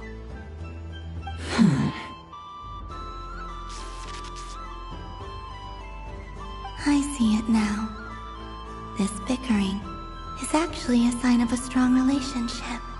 Huh? What's everyone doing here? Oh! Miss Columbina, you're back! Yes, I'm fine now. Thanks for your concern. How's your progress with Alice's assignment? Very well indeed. I've never heard her sound so excited. Not like this. This time her excitement seems more serious. Seems like she's had a major breakthrough. She said she'll contact us once she knows more. In the meantime, we're free to relax and have some fun. Enjoy the time off while it lasts. I have a feeling that our next task won't be so simple.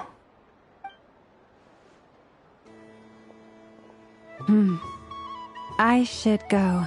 I still have a few things to attend to at the Frost Moon Scion stall. And I think I'll take a look around. With any luck, this once-in-a-year festival will come with once-in-a-year opportunities. Hold up a second. Where's Varka?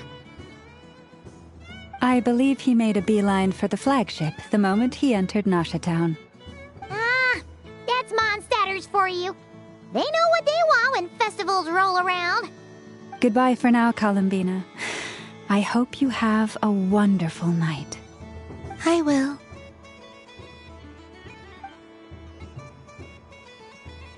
Well, in that case, don't just stand there.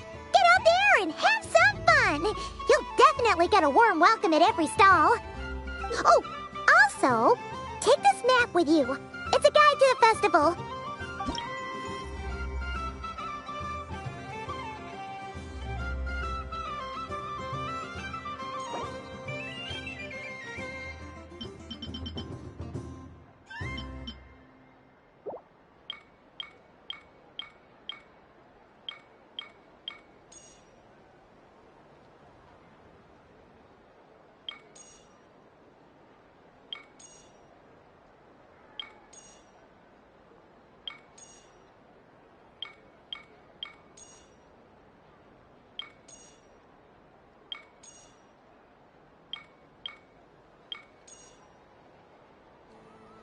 The Frost Moon Scion stall is over here.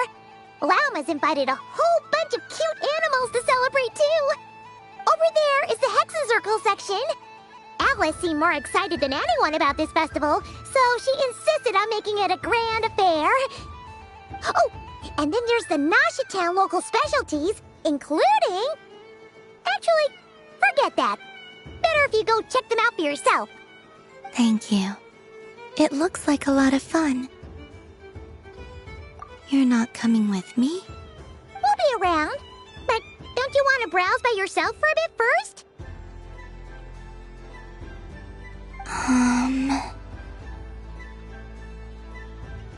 Yep.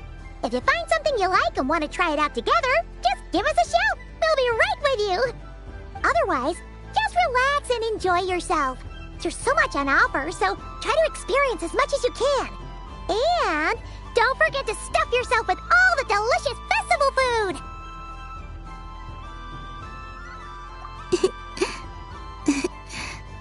All right then, off I go.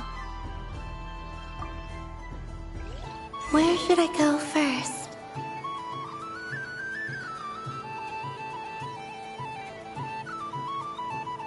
This must be the mage's stall. It feels like I've entered a fairy tale. Ah, how lovely.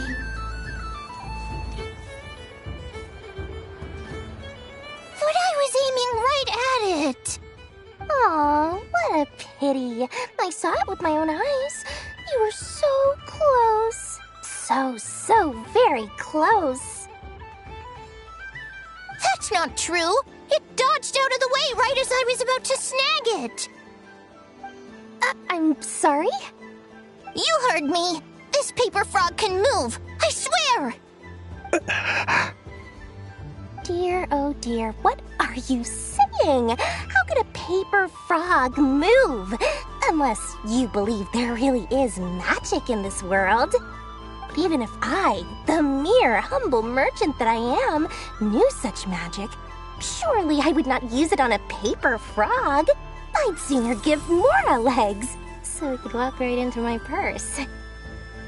My dear, dear customer, why not have one more try? This time I'll give you 12% off, a very generous discount for one of my most regular customers. Just think about how much experience you have under your belt now. You're sure to win the next one. Darn. I used up all my coins. I'll be right back. Just gonna fetch some more from my house. Take your time, but don't take too long. This event is Moon Prayer Night only. Miss it, and you'll have to wait a whole year before I'm back. Next customer, please. Welcome.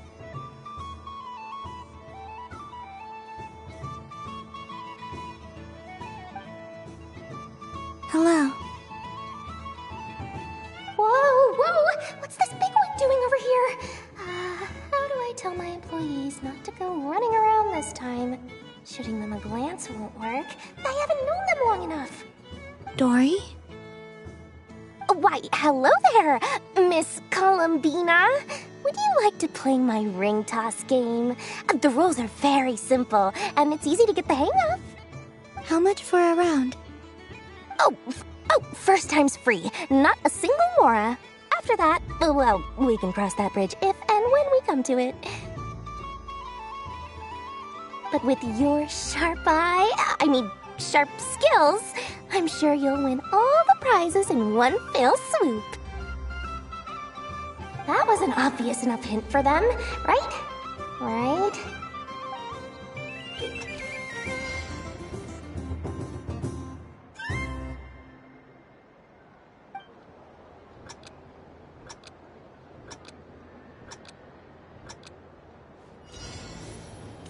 Here comes the ring! Oh, Peanuts.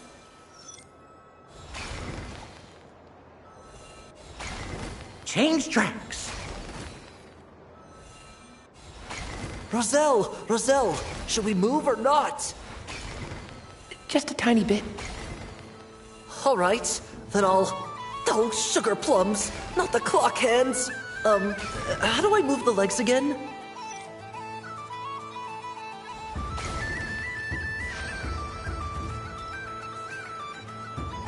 Let's see now. Let's see. Wow, very good. That's the highest score we've had all night. And here's your prize. Now, how about another round? As for the cost... Happy Moon Prayer Night, Miss Columbina. Happy Moon Prayer Night, Durin and Hat Guy. Are you here to play the game? Yes.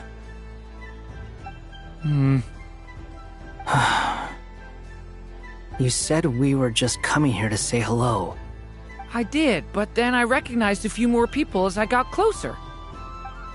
Do my eyes deceive me? Is that... It's our little dragon. He's all grown up. Someone's popular. Well now, since you came all this way, why don't you try out this lovely game we have going? First try is free. He'll have a go. I'll pass. It's only one free try per customer. You can't give your try to him. I'm aware. How has Elder Almond been lately? He's in great shape. He goes for a run in the forest every morning to stay fit and healthy. But he couldn't even make it onto the Lotus Leaf. Firecracker was in fits of laughter. How about you, little dragon? Can you still fly? Yes, I can. But you've become less chatty. Has growing up been tough on you? We call that maturity. You know, the thing people sing about. The knight wields a sword of stone to defend those hearts that are made of gold. Stone is very heavy. That's what keeps him from talking too much. That's awesome! I want to be a knight when I grow up too. Ring, here I come!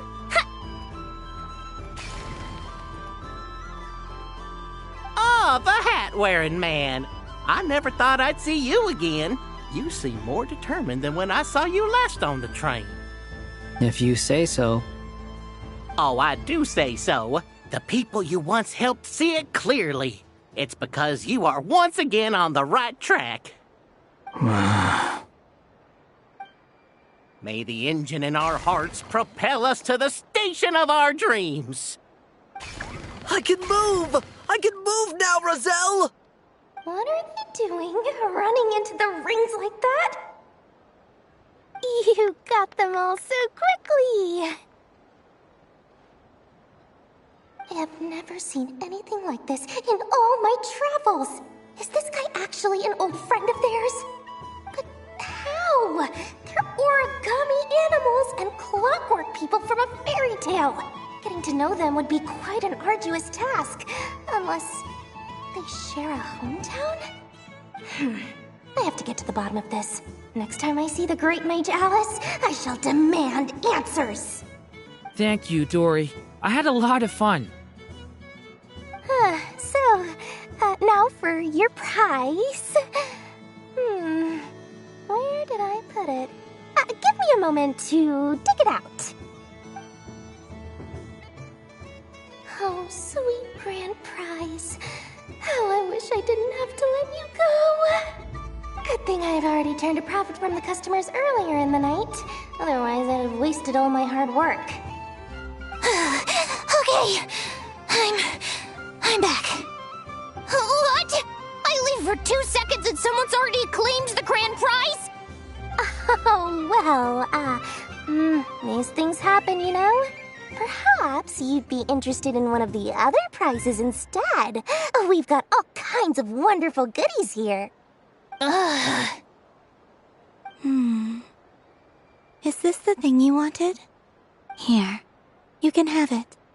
Huh? But... Don't worry about it. It will be happier with you. Oh, thanks so much, miss. Moon Goddess. Oh, goodness gracious, Columbina. Give me strength. How am I supposed to make any more money from this child at this rate? Daddy, look! That's the game I was telling you about! Forget it. She is the Moon Goddess after all. I'll think of some other way to swing this. Maybe I can try to hook this new kid. Huh? Oh, someone already won the grand prize. You can take mine if you want. What? Why? Why are all these bleeding hearts coming here to ruin my business? Happy Moon Prayer Night, everyone. Happy Moon Prayer Night.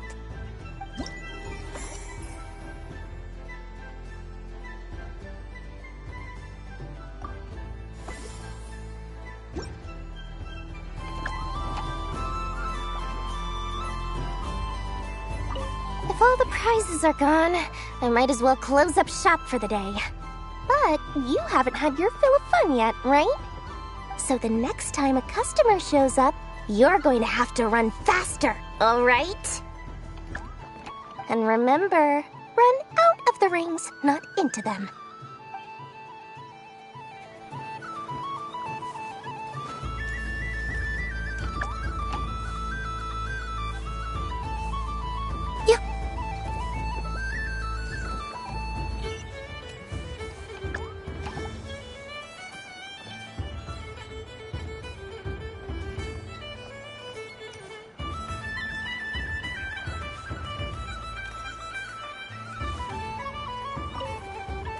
done being a do-gooder yet?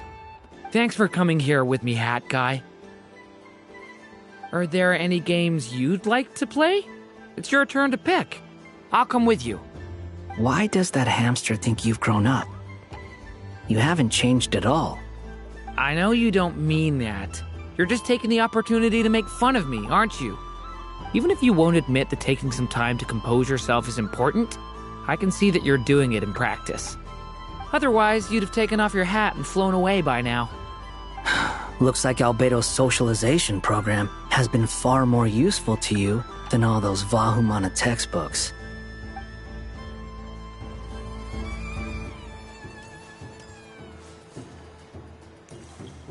Happy Moon Prayer Night, adventurers. May you have a lovely evening.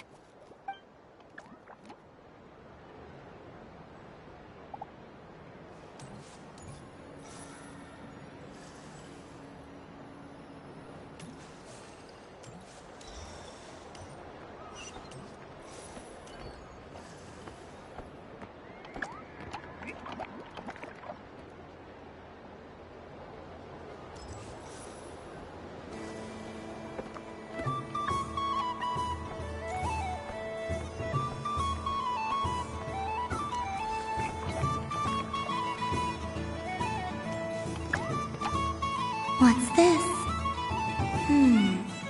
Should I give it a try?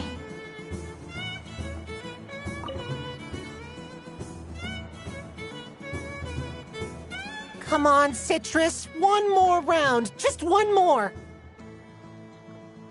But my neck... oof. It's acting up again. You should take a break. Health comes first. Yeah, don't push yourself. We'll find someone else. Hey, don't look at me. I'm the referee. What are we gonna do then? Do you need any help? Yes, we do. We need one more player for our game. All right. Could you teach me how to play? It's really simple. You just throw the dice and move by that number of tiles. First one to reach the finish line wins. Rolling a hamster means you move one tile. A paper frog is 2 tiles, and a flying squirrel is 3 tiles. 'Cause they go the fastest. Okay, I get it. So, we're all set? In that case, please take your places and let the game begin!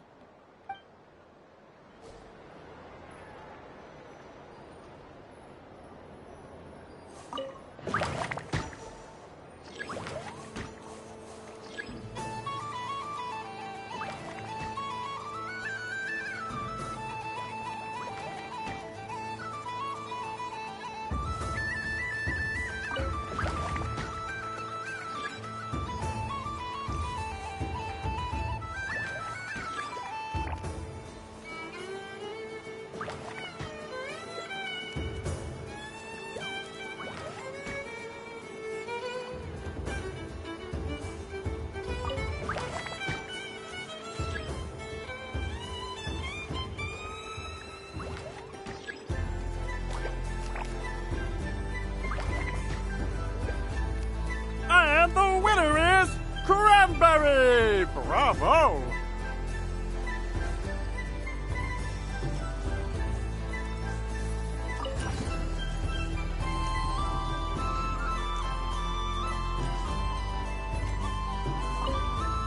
It's a pity that my good friend Faro Bear is busy working on a training program for Princess Semest. If he could have been here, the victory might have been his.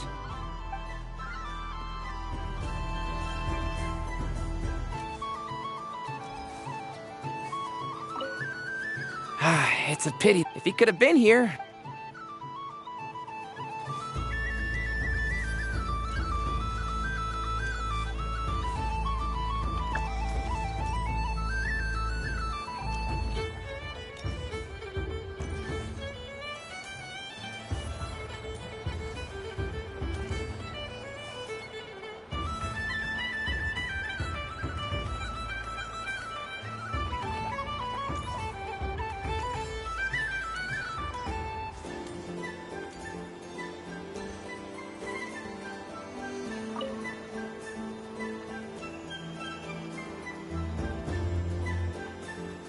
I wouldn't say it's unfair, exactly. I mean, your voice goes right into people's heads. How would you explain that to the kids? You can't just explain it away as magic. Is something the matter? Ah, Miss Columbina! No, nothing you need to worry yourself about. Ah, impeccable timing. Stick around for a second, Miss Columbina. I need your input on something. This self-proclaimed Knight of Justice has yet to give me a satisfactory answer. I, for one, would like to hear your verdict on the matter. Hey, now, I left the flagship just to help you out, Miss Nicole. What's going on? So Alice and I are both using long-range remote control spells that work on similar principles, allowing us to attend this festive fair in Dodeco form. Sorry, let me backtrack a little. While similar, there are some key differences. Alice, being a great mage, wanted her Dodeco to reflect something of her own charm and mystique. So she adjusted the way its tail moves when it spins around. An entirely gratuitous move, in my opinion. I hardly see how anyone is going to notice that. If anything, I'd say that anyone who stares intently enough at a Dodeco's tail to notice such a small detail is someone we ought to be highly concerned about. I only say this to emphasize that my question has nothing to do with tails. Now that we're clear on that, why is Alice's Dodeco permitted to interact directly with the children celebrating Moon Prayer Night, while mine is not? Your voice speaks directly into people's minds. See? Exactly what I said. Miss Nicole? Ugh, I can't stand it. I know that probably makes me sound like a whiny child acting out in front of their parents. And it's a little embarrassing now that I think about it.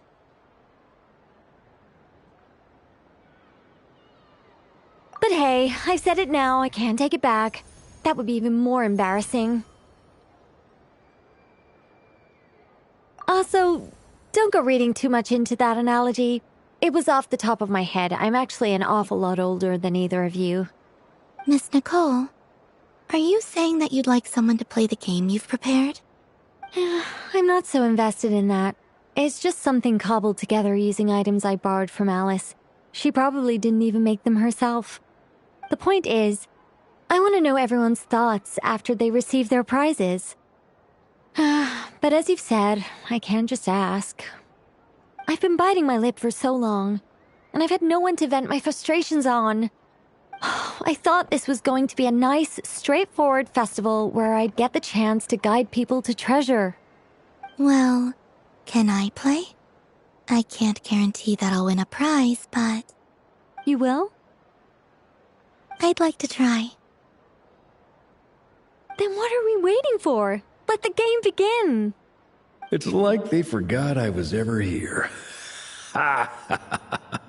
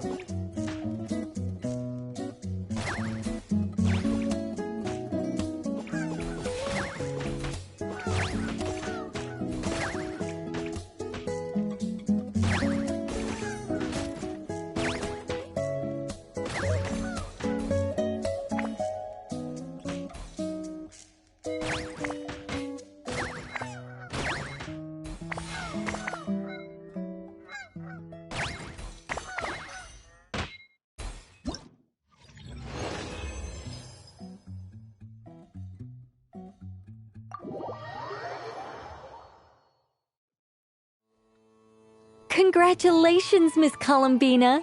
With your great wisdom, you have overcome every obstacle in your path and conquered the great challenge posed to you by fate.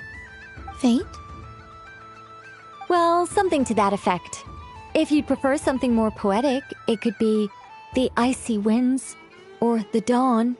Anything you like, really.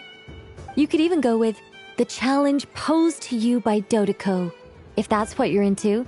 Anyway, you can take or leave my suggestions. Moving on. All my hopes are now resting on this. Can I open it now? Stop teasing me. Please, I'm begging you. No more talk. Just open it. Wow. What a lovely sculpture. Classic and cute at the same time. Thank you, Miss Nicole. I'll always treasure it. Ah, there we go. Music to my ears. You have my sincerest gratitude, Miss Columbina. Thank you for sharing your precious time with me and fulfilling my wish. Don't mention it. You've all done much to help me. And still, I'm the one receiving all these gifts. I don't suppose you'd like to play again, by any chance? Don't get me wrong, once is plenty. You're under no obligation to indulge me any further. And besides, I don't have any other prizes for you. All right then. Happy Moon Prayer Night.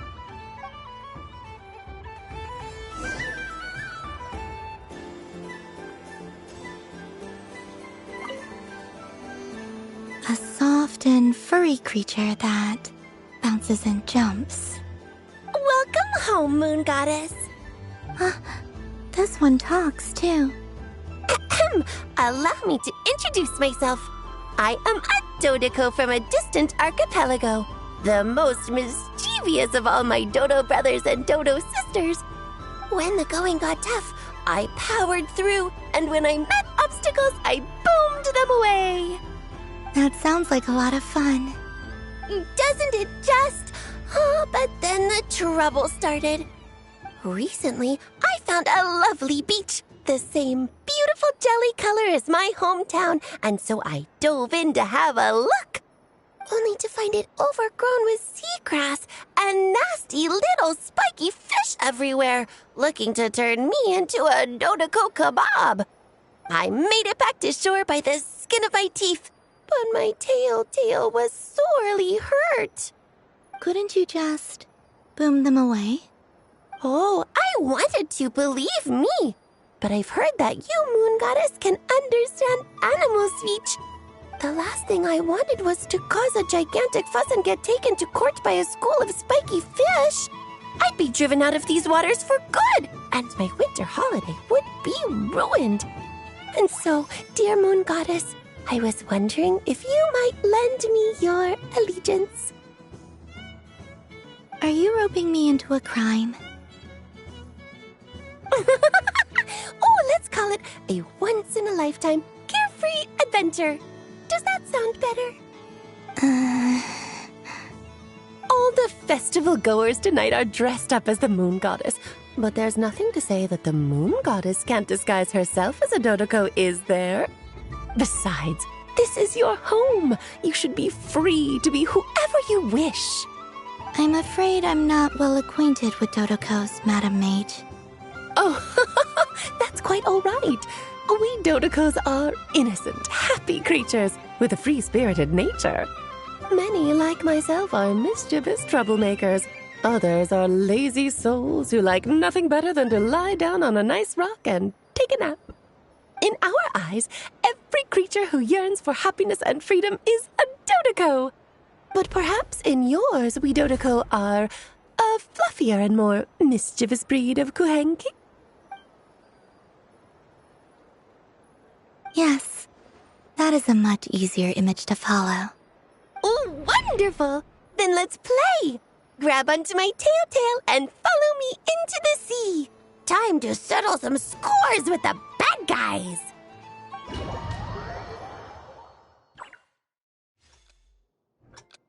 Ooh,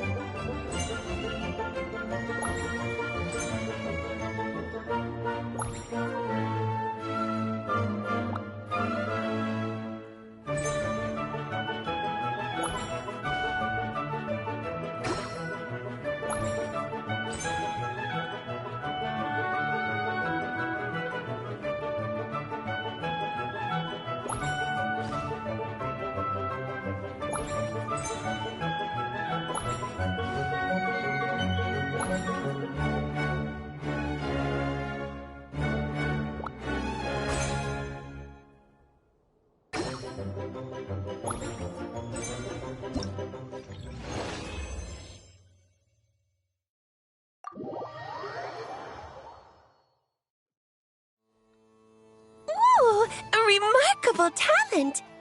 So, what do you make of it? The use of Jumpy Dumpties doesn't come as naturally to me as Kuvaki, but their unpredictability makes it fun. I think they call this novelty. Indeed! And how did it feel blowing those pesky nuisances away? Not bad. Any guilt? What do you mean? Oh, wonderful! Lovely answers to all 3 questions. You've passed the safety test. Now I can give this special bomb to you as a souvenir. Remember, if you find any meanies living on the moon, you can use this to boom them into oblivion. I will. Up for another round of fish blast? Of bye-bye, bad fishies.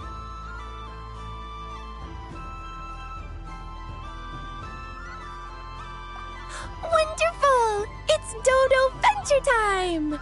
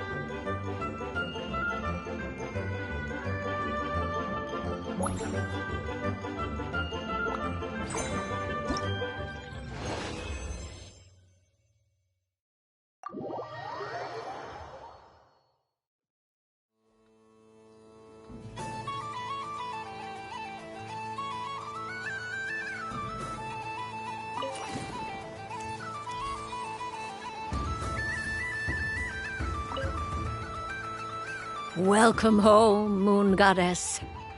Oh, you're the genuine article. Alice was right. This moon prayer night was worth watching after all. Another one that talks. Greetings. Pleased to make your acquaintance. I am the Hexenzirkel member they call B. Barbeloth Trismegistus. Columbina Hyposelenia. Pleased to meet you too. Hyposelenia. A fine name indeed. Now then, Miss Columbina, do you wish to hear a mage's divination?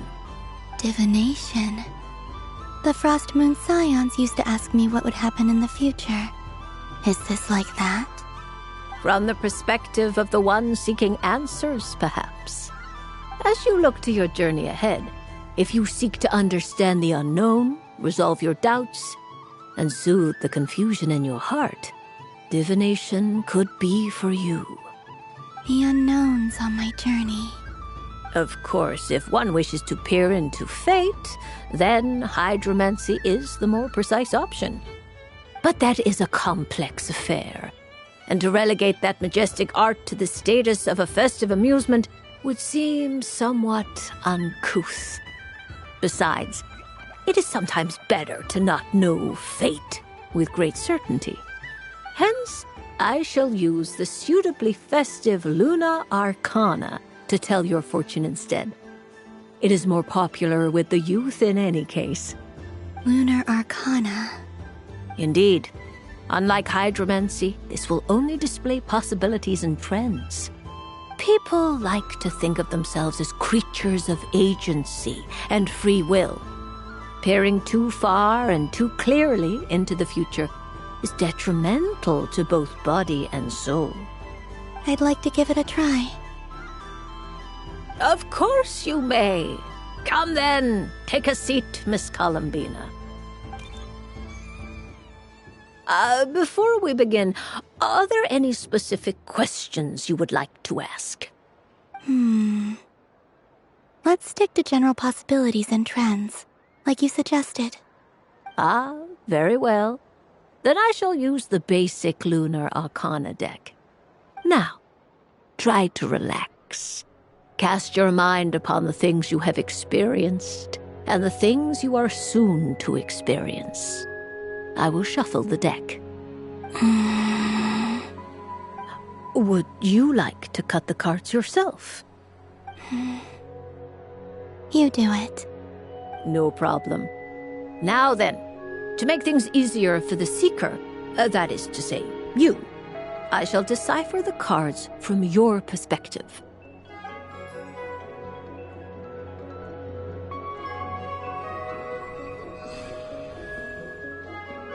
Please, draw the first Lunar Arcana. This represents destiny and is the foundation for the divination as a whole. Now, draw your second card. This will stand for the past, the sum of all your experiences that have come before. And now the third Arcana.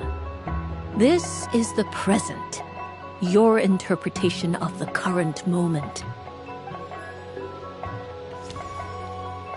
Finally, the last card. This shall speak of the future, which... Oh. Kuvaki Pulse? Fascinating. I've never encountered this before in my role as a diviner. Something has exerted an influence upon this card, causing it to leave its designated position. What do you make of this, Miss Columbina? Perhaps this is the guiding hand of fate in action.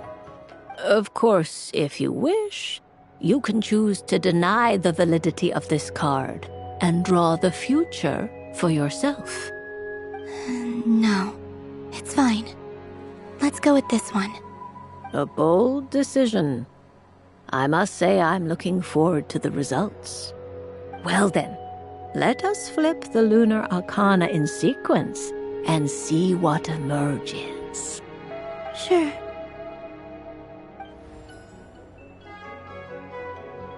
First, destiny. No surprises here. The card that represents yours is the moon. The moon. Indeed. The moon can represent the truth at some times, but deception at others. False peace, destructive calamity, and the world-changing power that lies within. When the moon is placed on the destiny tile, it indicates that your destiny is not what it may appear on the surface. Instead, it may yet have a hidden side. It symbolizes a journey through the fog, fraught with uncertainty and deception, where one must face inner challenges head-on. I don't understand. Patience, my dear. This is but the first card, which serves as a basis for the interpretations that follow. Our divination will only grow clearer from here on out. Now then, flip the second card, the one that speaks for the past.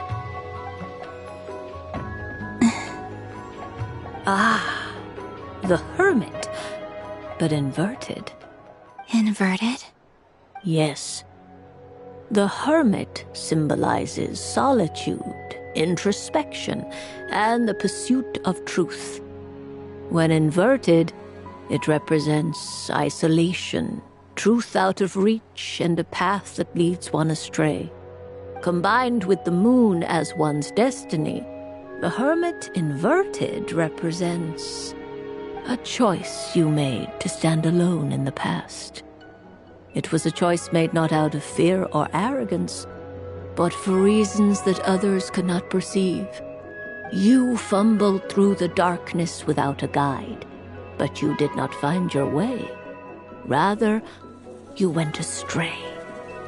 More than once, it would seem. Is this about how I became Kutar despite not wishing to become a god? And how I joined the Fatui because I yearned for a place to belong? I suspect only you know the answer to this question. All is not lost. The past is in the past, and so it shall remain. Shall we look into the present now? Oh my. The Lovers. One of the most interesting Luna Arcana. What does this one mean? This means that you have had an unprecedented emotional experience. The joy of finding your soul becoming intertwined with that of another. A precious and wonderful thing indeed. It's true. I've made a lot of friends recently, and they are very good to me. I like them a lot. That sounds lovely. I am most delighted for you. The Lovers can also represent important decisions, perhaps related to a parting of ways. Now, if I were to guess... Yes. My return to the moon. I understand. Parting with friends is never easy, Columbina. But rest assured, this is not the end of your journey. There is always another story waiting to be told.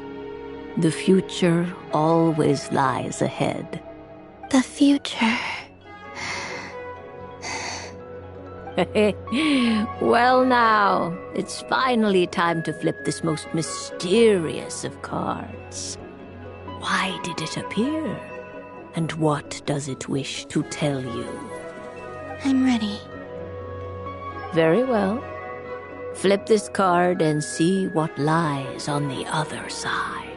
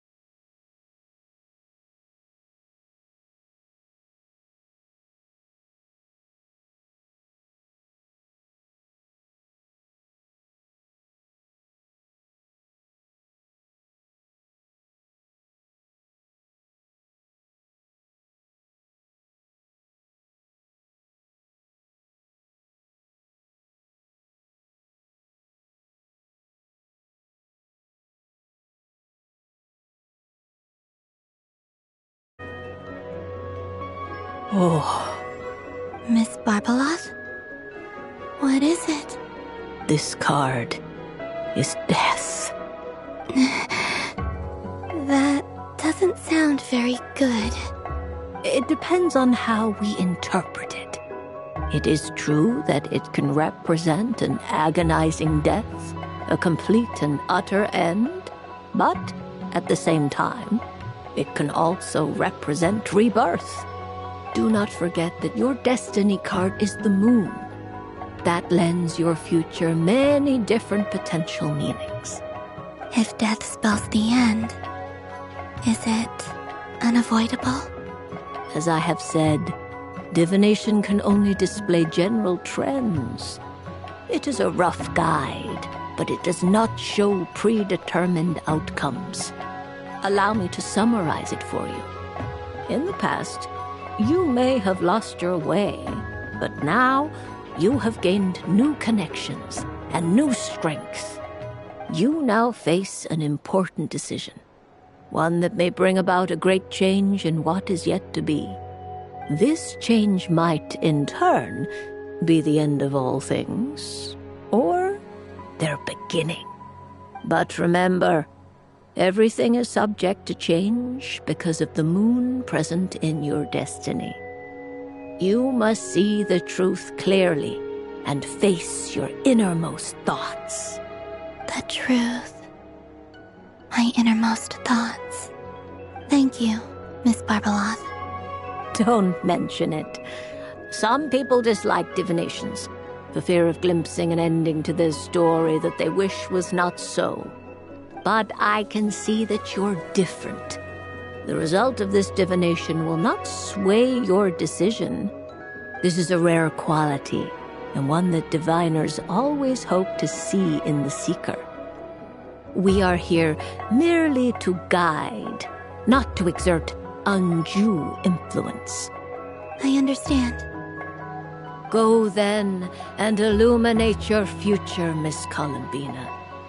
The moonlight that shines from you now is most captivating.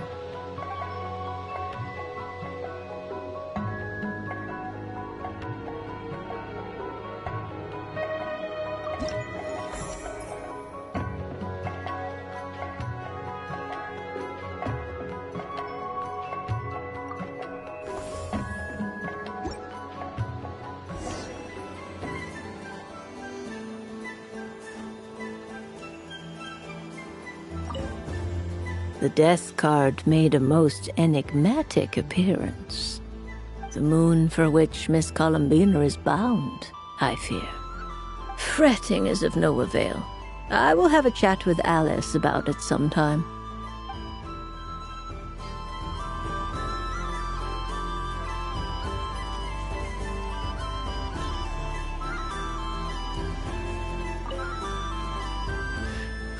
It'd be rude to just leave without saying anything.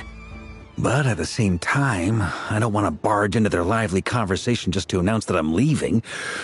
I guess I'll just wait a little longer. Huh?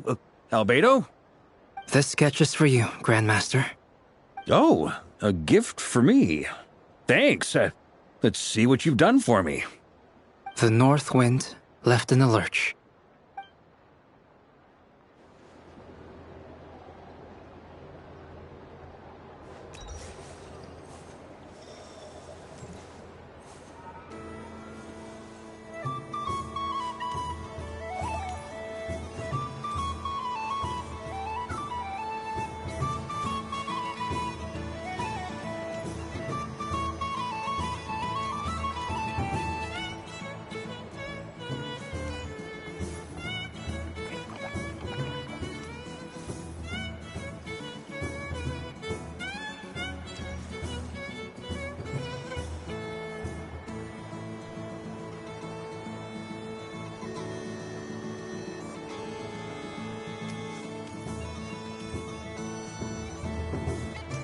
So this is the Frost Moon Scions area.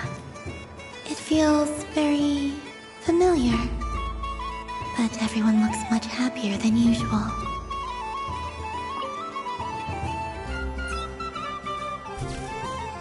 And done!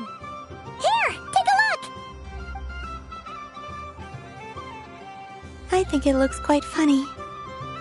Well, Paimon thinks it's super cute. It looks like a silly chic badger and a rhyme-horned deer that's about to fall asleep. Maybe I'll stand on the chic badger's side instead. It looks like we've attracted the attention of quite a few animals. Let's make room for them.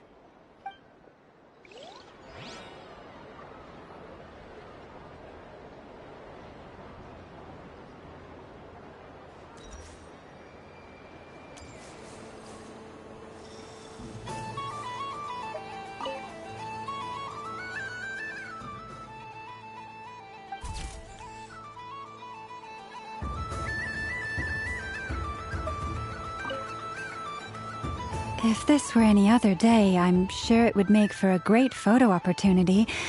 But Moon Prayer Night has rendered my antlers uncomfortably large. Doesn't it look like this rhyme-horned deer has 2 sets of antlers?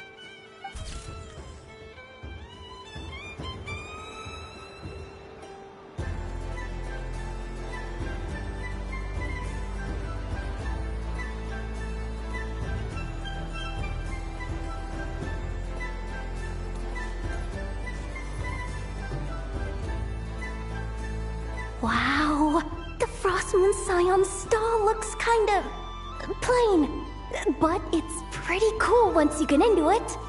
I don't go to Hisi Island much, but it's got that, like, the world cultural feel. And if culture means we get more festivals, I'm all for it! Hello, Yahoda. Columbine... hello, Moon Goddess? That was too close. I almost gave the game away in front of the staff. Oh, wait, what's the deal with her shoes? They don't make a sound when she walks. I could do with a pair of those. Do you like balloons too? Balloons? Oh, you mean those? What's so fun about balloons? I'm not a kid anymore. They're probably more up Aino's alley. Yes. The animals seem very curious about these strange flying objects. I was drawn here by their voices.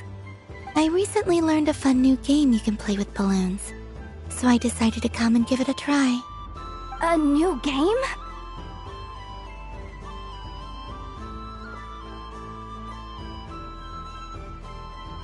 Hello. Welcome home, Moon Goddess. Here to buy some balloons? Yes. Could you give me a few that haven't been inflated yet? Are you sure? I guess it's not a problem, but... Yes, please. Thank you. Uninflated balloons? But those are just little rubber pouches. What does she want with those? Would you like to play the balloon game, Yahoda? Huh? Sure. I guess. How do you play it? Wait here a moment. Oh. This is so weird. What have I got myself into now? I thought I saw Columbina nearby. Uh-oh! That's the 4th Harbinger! Although she's helped us out quite a bit, she's good people, right? Is she looking for Columbina? Oh, guess that's my ticket out of here. I'm not sure my heart can take being sandwiched between 2 Harbingers.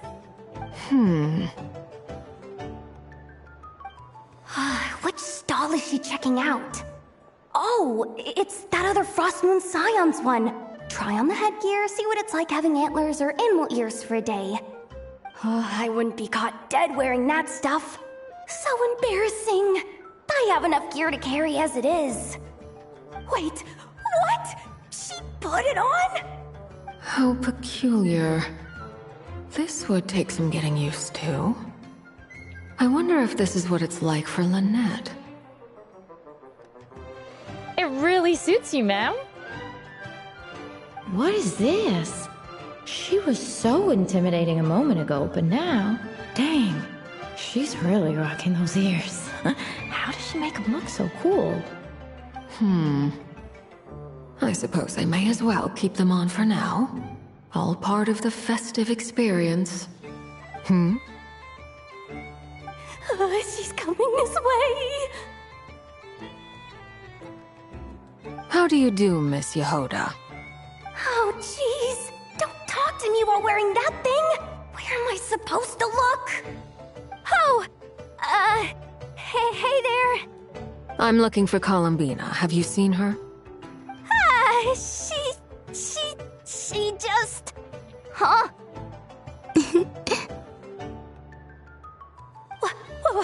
Wait, is that what she meant by balloon game?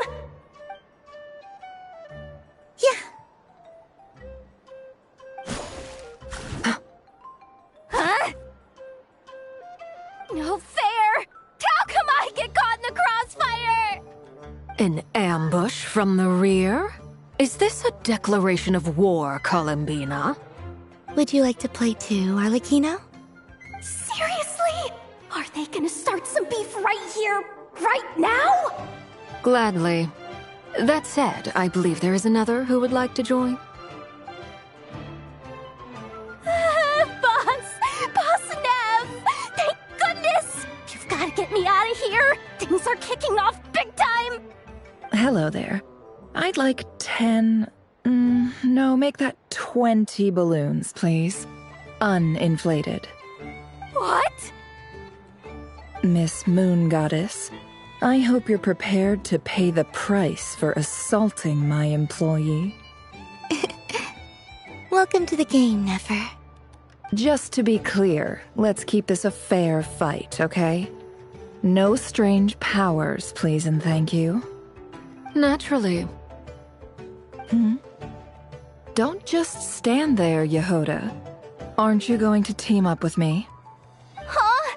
Do I have to? Of course. Don't forget, the Curatorium has a reputation to uphold. I knew something like this was gonna happen.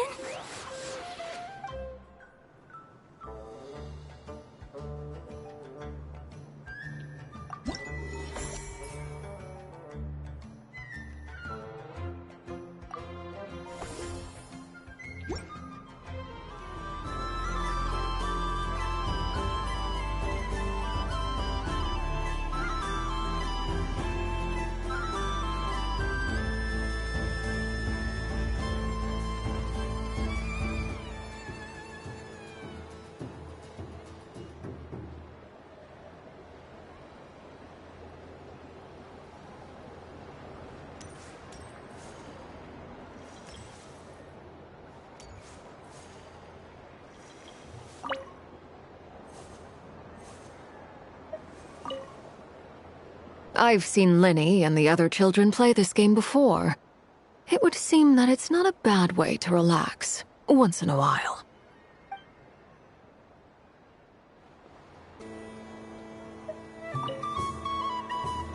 Welcome home, Moon Goddess. Would you like to try on some animal-themed headwear? I always hear Lauma saying how heavy her antlers are. I wonder how it feels. Let me give it a try. Oh my! It really suits you. It's a little itchy, and it's hard to turn my head. Should I keep wearing it?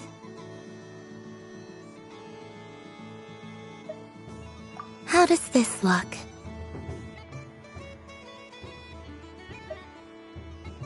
How does this look? How does this look? How does this look?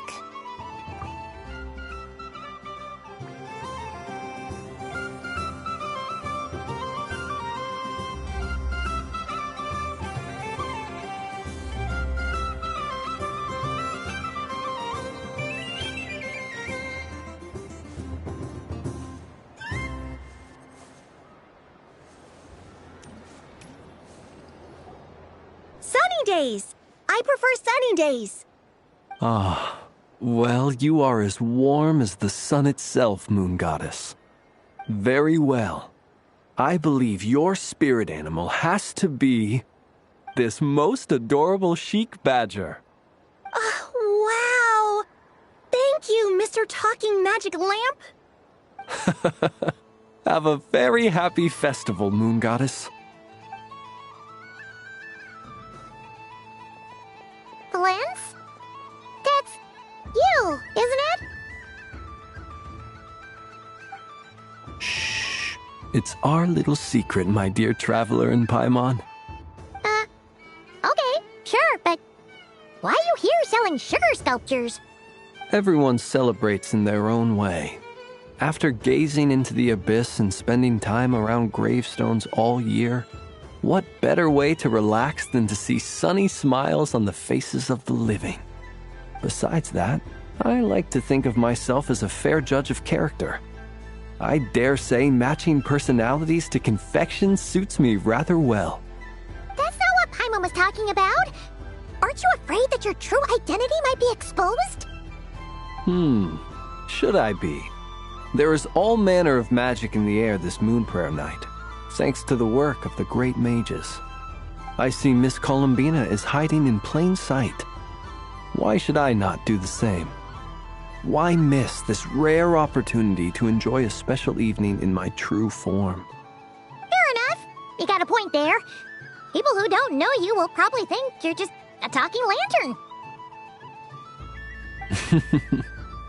Well, now that we see eye to eye, what brings you here? Not a search for your spirit animal, I presume? Ah, well, actually... Here, see for yourself! Oh, this is... How wonderful. A beautiful idea. Yeah! We just met Barca, and he said that having everyone draw their own section was kind of boring. So, he did your bit for you. Varka. Ever the maverick. I see his artistic skills are truly one of a kind. In that case, I shall paint something on Mr. Albedo's behalf in a short while. What? Why not now? Ahem. Welcome home, Moon Goddess. Phew, that was close. Hello, Flins. She recognized you right away! What keen eyes you have, Miss Columbina. Especially considering they are shut. I did not see you. Rather, I sensed you. I can sense the fluctuations in Kuvaki all around me. One would expect no less of the Moon Goddess. Might I interest you in some candy? Yes, please. Excellent. I shall make some for you right away. Something the matter, Miss Columbina? What about my spirit animal? All the other children carrying sugar sculptures are talking about it. Wait, is she taking the test seriously? My apologies. How could I neglect that? You are quite right, Miss Columbina. Every one of us has a magical creature living in their heart. Would you permit me to help you find yours? Yes, please. Do you prefer the day or the night? Night. Which of the 4 seasons is your favorite? Winter. Think of a perfect day. What is the weather like? Sunny, rainy, or perhaps cloudy? Rainy in the morning, sunny at night. What kind of answer is that? Forests, lakes, and open seas. Which do you prefer of these? I like them all. Imagine you opened your very own shop. What would you sell there? Moonlight, I think. Wow! Paimon would totally shop there. It wouldn't cost anything. You'd just need to visit. Aha! I believe I know what your spirit animal is. Here, for you. Oh, it's a Kohenki! Indeed. A free-spirited being with a deep love for all things here in Nodcry. who selflessly lends her aid to as many people as she can reach. It is the perfect fit for you, Miss Columbina. Thank you. It would be my honor. But you shall have to forgive me. We have known each other for quite some time. I doubt there is any answer I could give that would come as a surprise to you. So instead, would you accept this sugar sculpture as a token of our friendship? It's a lantern.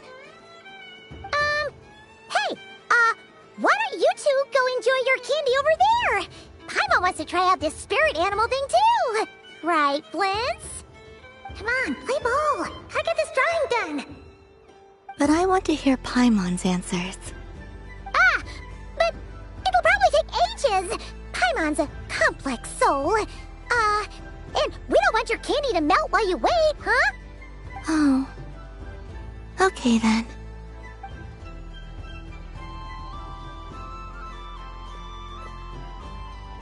Phew. Nice excuse, Lady Paimon. That was some quick thinking. Yeah, no thanks to you. A little help next time.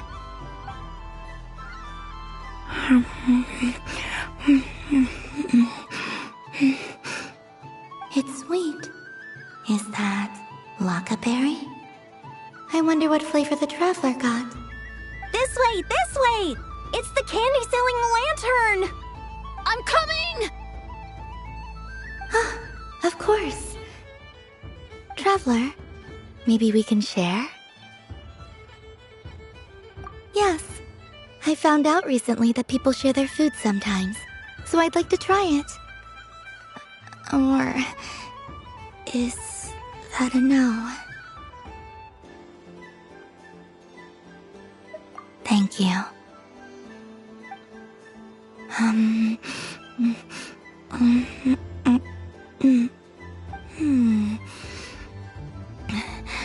Yours is a little more sour than mine.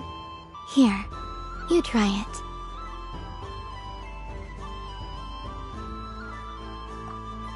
Are you sure? Amazing. My sugar sculpture has shrunk, yet my heart is filled with feelings of sweetness. I will remember this feeling. Sure.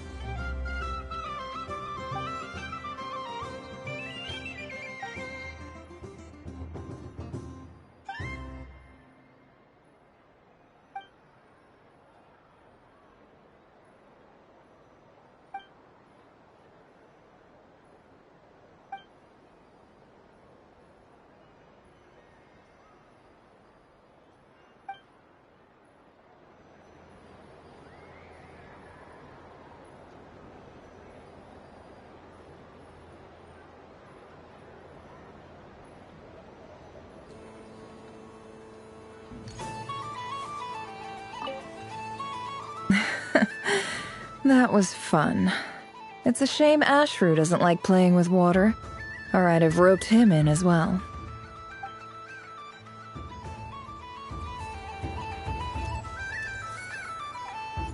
What's this? Should I give it a try?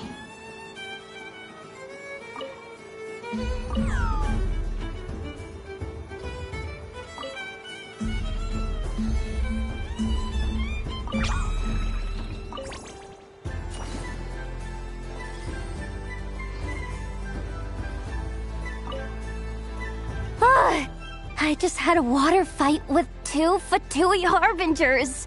Pretty scary, but also surprisingly fun.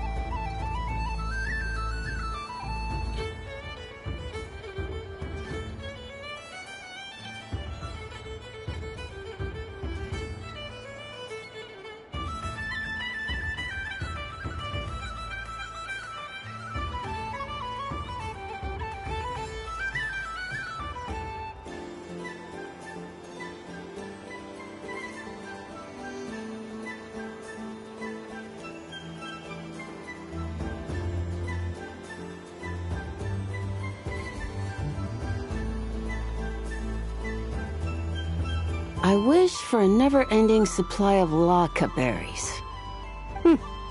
What a humble wish. Probably written by a child.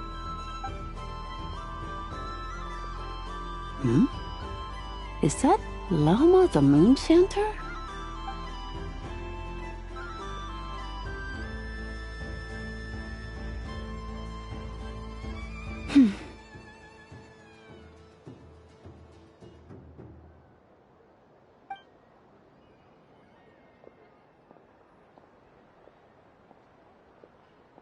I wish that the long plume ibises would stop biting me. Oh dear, poor Lauma. All right, I'll write that one down for you. I got it. While everyone else is celebrating Moon Prayer Night, you're as busy as ever. I don't mind. It's rewarding work. A good kind of busy. My antlers are at their heaviest tonight, and the Kuvaki waves are especially strong. But as I help these dear friends hang their wishes up, I feel a great peace within myself that is hard to describe. You see, they're all such beautiful wishes, and they are ones that we can fulfill by our own strength. Do you blame me, Lama? I want to hear your honest answer. It is by the help of so many people that I can return to the moon. But I feel as though I've hardly done anything in return. You've done plenty, Columbina. I say this in earnest, both as someone who knows your history, and also as a friend who has seen what you've been through. What about as a moon chanter? I feel proud to honor our moon goddess's wish. And I'm sure any moon chanter in history would have felt the same way. Thank you for your kind words, Lama. But... Since you asked for my honesty, I won't lie to you. My feelings are mixed right now. Besides pride, I also feel... I suppose it's... a reluctance to let go. Once you return to the moon, we will be far apart and separated by a false sky. I'm sure those of us left behind will gaze up at that sky, yearning for the moon once in a while, just as you used to do. I will miss you, Lama. I will miss you all. I hope to stay in touch. I will try and find some way to send messages down from the moon. Perhaps you could use Kuvaki. I've heard Yehoda say that signals can be sent using long and short waves, or strong and weak lights. That sounds a little complicated. What if we forget what the signals mean? We could prepare a codebook beforehand, but... You're right. It wouldn't really suit you. Still, whatever happens, I believe that you will find your own unique way of communicating with us. And now that I think about that, my heart feels lighter. Because you trust in me? Yes. I have faith in you, and in the power of truth. In my experience, the truth tends to be difficult, but that's what makes it stand out from what is false. So I'm confident that your thoughts and your love will shine through the curtain of lies. We will know it when we see it. Thank you. Now, could you help me hang up my wish? Is this? I wish that all who dwell in this moonlit world can find a place to belong. And I wish that I shall one day see my friends again. It's 2 wishes. I hope that's not too greedy of me. Not at all. And I think you speak for us all with the second one.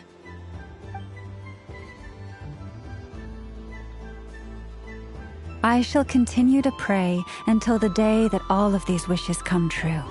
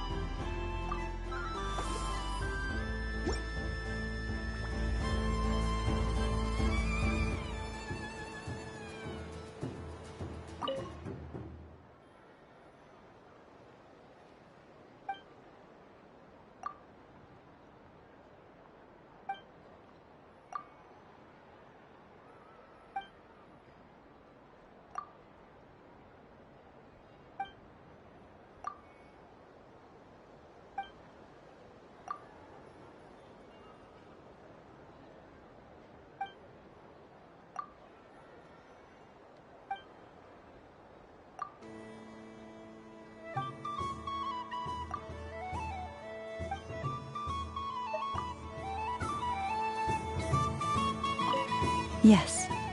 May everyone's wishes come true.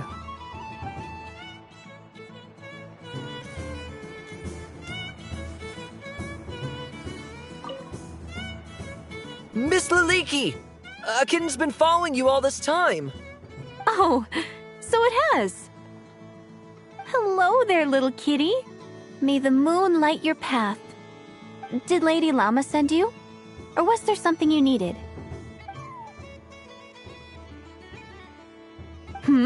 You'd like some moon prayer candies? No? I believe it wants that box. The one with the moon prayer candies in it. Oh, I see. Here, kitty. Come on. Here you go. Thank you, Lady Mr. Cantor, did you see that young lady dressed as the moon goddess? When did she leave? Sorry, no, I was looking at... I was watching the... cat. I see. The resemblance was uncanny. She seemed like the true Lady Kutar, the one who guides souls.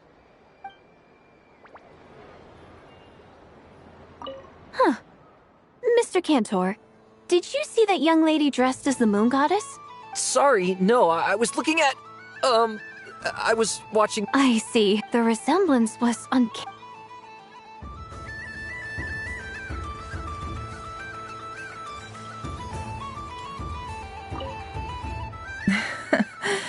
That was fun. It's a shame Ashru doesn't like playing.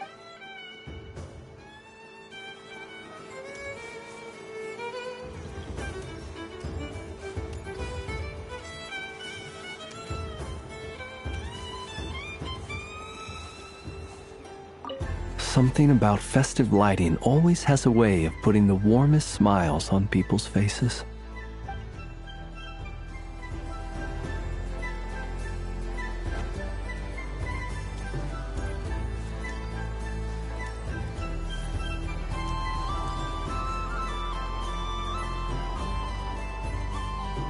Dodoco's Whirligig! Come check out Dodoco's Whirligig! Ah, welcome home, Moon Goddess. Might I ask what this is? Ah, it's a very special amusement sponsored by the Great Mage herself. Ride on a soft and furry Dodoco and embark on an unforgettable adventure. I say that, but I'm just following a script here. Who is this mage, anyway? And what the heck is a Dodoco? I'd like to ride. No problem. But, are you by yourself? Is that not okay? Oh, no, it's fine. It's just that each Dodoco can accommodate 2 passengers. Would you like to bring a friend along? My friends... That should do it. Now, we just need to get everyone else to draw something on it too. But we gotta keep it a secret from Columbina.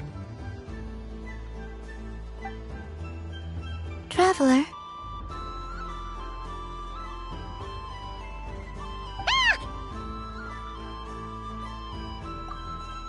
I want to go on that ride.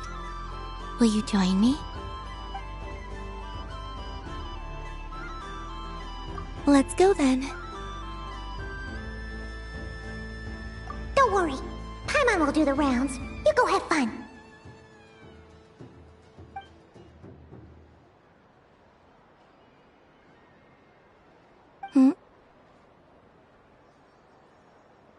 All right. I think we have to wait in line over there.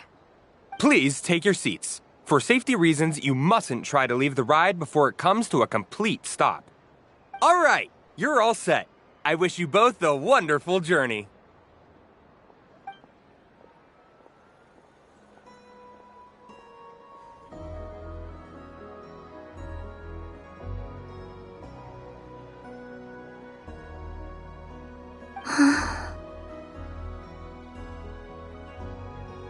Not bad. It reminds me of riding a moon lane. Sometimes, the Kuhenki circle around me like this, playing their beautiful melodies. Yeah, I'm going to miss them.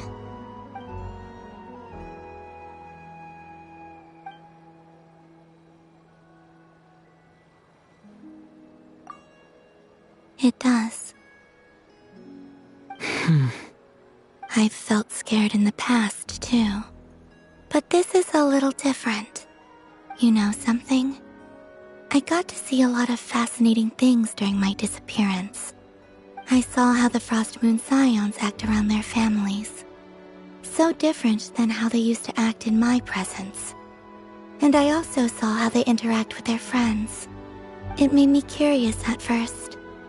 Why do people act so sincere when they're worshipping gods, but save their truest, warmest feelings for each other? Slowly, I came to realize that it's because they trust one another. They know, deep down, that they'll be accepted for who they are. All of it. The good and the bad. I know. I knew it the moment you started calling out my name. What I fear now is the end. I fear losing all this the very night I have gained it.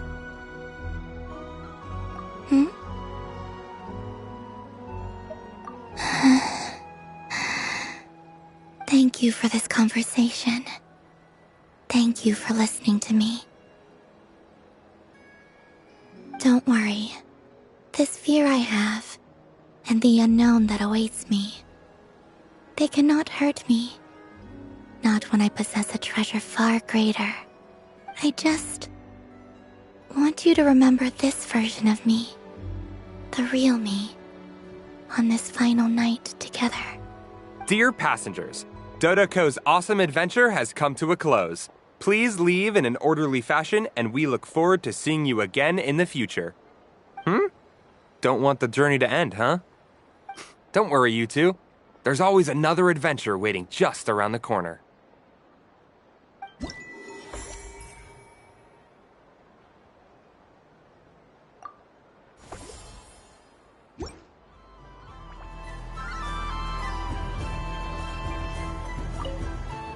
Dodoco's Whirligig. Come ride on a soft and furry Dodoco and embark on an unforgettable adventure.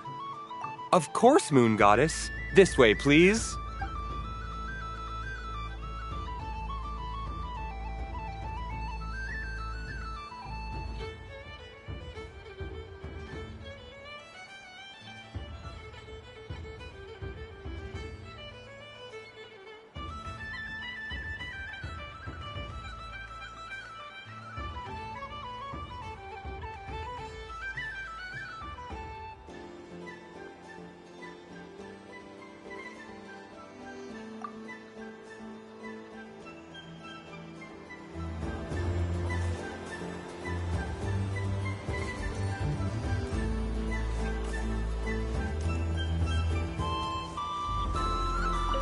I don't suppose you'd like to play again, by any chance?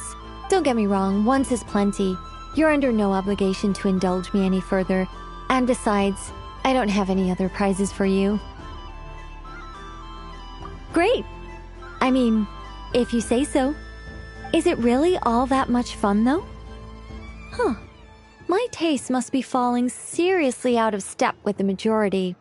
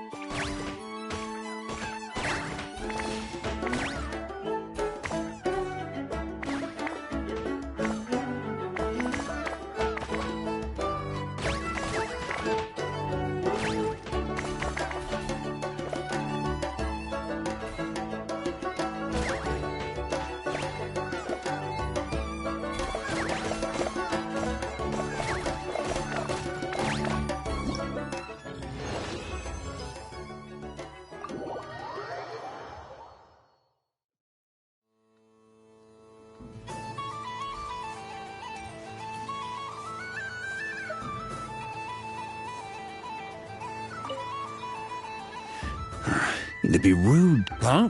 Albedo? This sketch is for you. Oh, a gift? The North Wind.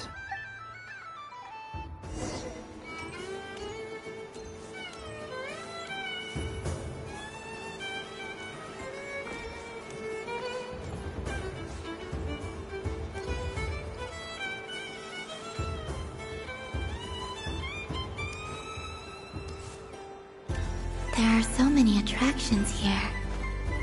Since I rarely get out, I might as well make the most of it.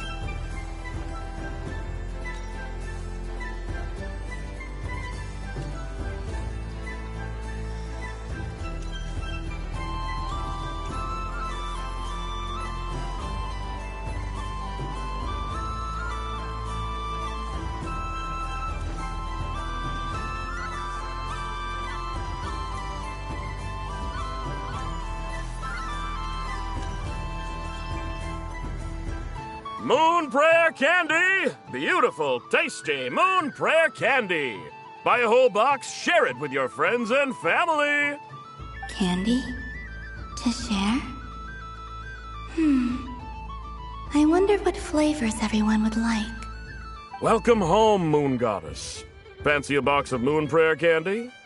Sure. I knew you would. Now, what flavor would you like? I'm not sure. What flavors do you have? Is this for yourself or as a gift?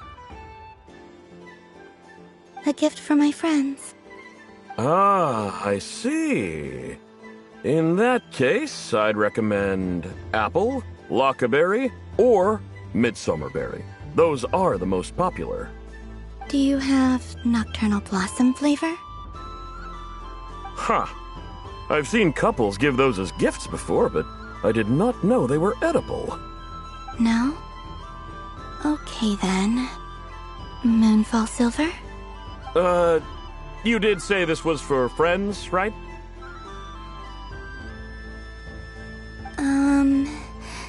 Maybe smetana then. Hey, now that's a creative idea!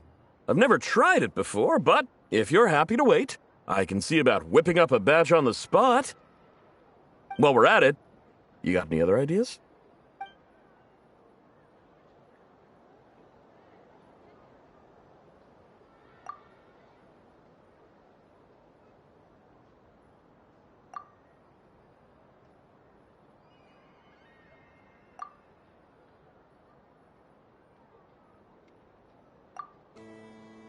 Here you go. Every flavor you asked for is in there.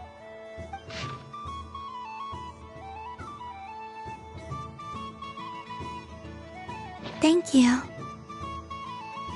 Haha, I should be the one thanking you! You brought me a whole bunch of new business. It's like a genuine blessing from the Moon Goddess. I hope you and your friends have a lovely night.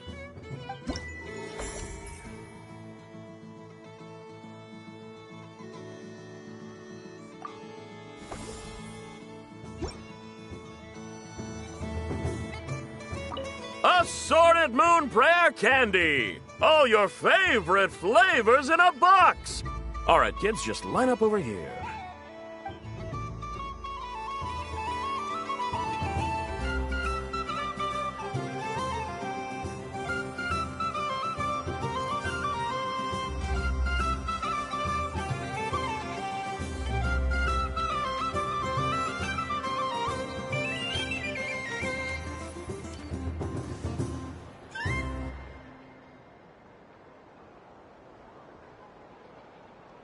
Well, well, look who it is. I heard someone went and disappeared on us the moment we let her out of our sight. They looked all over for you. Frankly, I didn't think you'd be back for Moon Prayer Night. Were you worried about me, Sandrone? You would like that, wouldn't you? Do you even hear what you're saying? It seems to me like you disguised yourself with festive headgear, just so that you could come see me on Moon Prayer Night and make sure I'm okay. You didn't even bring Polonia with you. You? Ugh, I thought you couldn't see. I cannot. But I sense the confusion of those around us rippling through the Kuvaki currents. Based on what I know about you, let me guess what you're wearing. Is it cat ears? Shut up! I'm only here to protect the Fatui's interest in this territory. Running into you was pure bad luck. Really? But you were the one who asked Arlecchino to help everyone find my name. Columbina! Ugh! Just one more word, and I'll unscrew your vocal cords. It's Columbina hyposelenia now. Tell someone who cares. I've missed you, Sandrone. The whole time I was gone, I was thinking.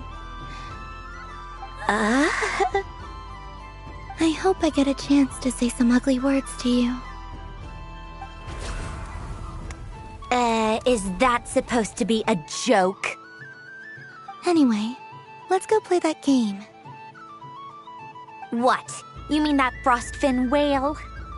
Yes. It's some kind of game where you get bitten if you step on the wrong tooth. Seems like fun. Who in their right mind would wanna? Because you're not a scaredy cat. Gah! Fine! You wanna play? Let's play. Don't complain when I kick your sorry butt. Lovely. You old geezer! I'm gonna beat the pants off you! Just you watch! I almost forgot. Sandrone? What is it now? You'd better not lose, or I'm going to beat your head in. What? Allow me to demonstrate since I'm feeling so nice.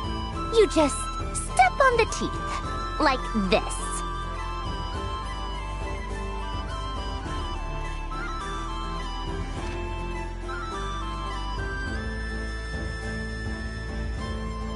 Which should I pick?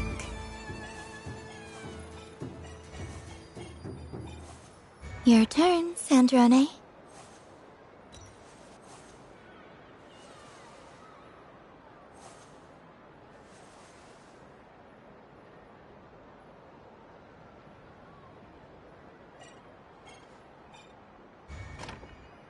Don't come crying to me if you get bitten.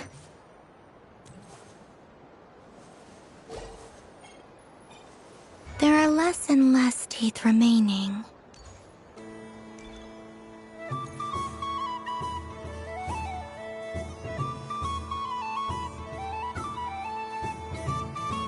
Huh? What's that noise?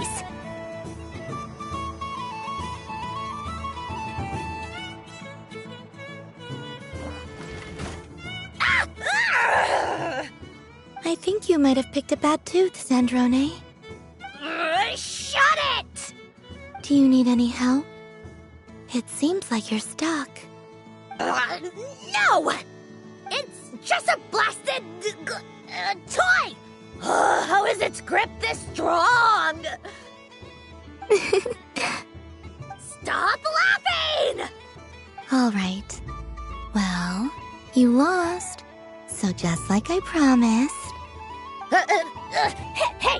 What are you doing? Are you seriously? Hiya! Why, you... Oh, just you wait! Rematch! Are you all right, Sandrone? That was quite a strong bite. Are your clockwork parts? Quit your fussing! I don't need it! All right. I'll go first this time.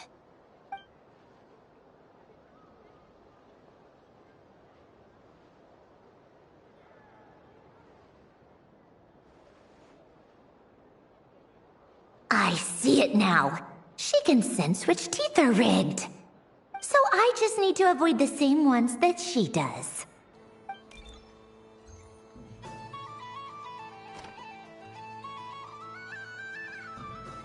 This one... Seems fine. She avoided that one then? Now I've got you. All right, my... What? Looks like you lost again, Sandrone. Wait! There's more than one bad tooth! Bonk.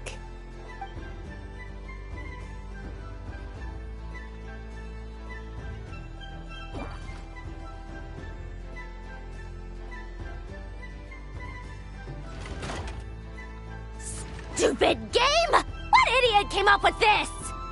Are you alright, Sandrone? You said some nasty things just now. Oh, I'm peachy. Should I let you bonk me on the head as well? Ah, forget it! Come on, bonk away. It can be your consolation prize for losing so badly. I told you, forget it! Gah, you've always been so annoying. Singing right outside my door, inviting yourself to my tea parties, going AWOL. And now you're off to the moon or something. Of all my days with the Fatui, the times I spent with you, Arlecchino, and Rosaline. They were my favorite. I will not forget them. Just as I shall not forget this moment. We'll always be friends, no matter where we are, right? Who would want to be your...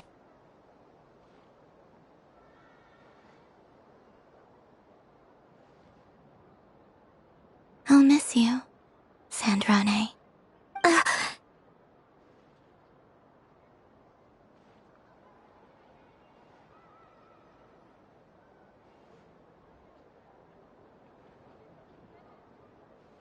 Goodbye, Sandrone.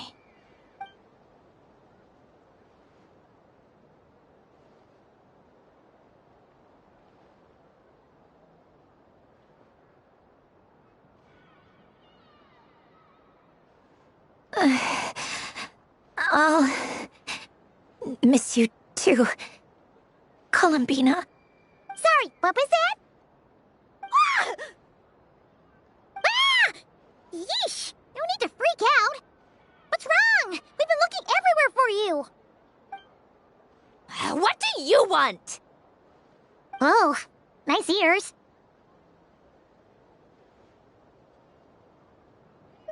What do you want? This! Huh? It's your turn to draw something. You're one of her friends too, aren't you?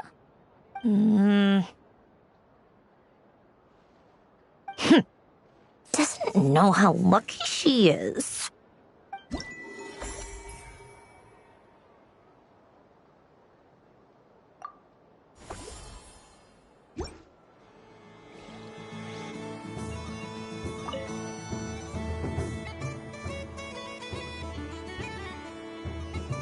What is going on over here?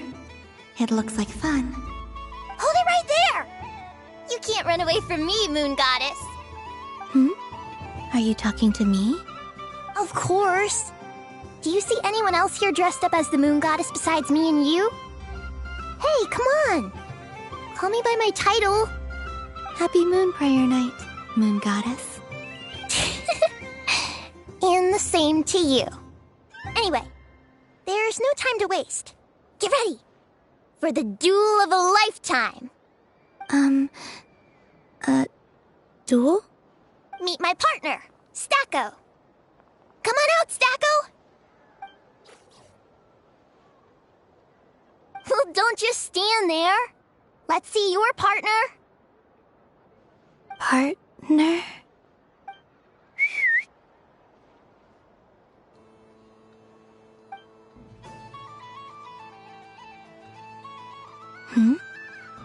So I need to select a partner and command them in battle. Partner. I need a partner.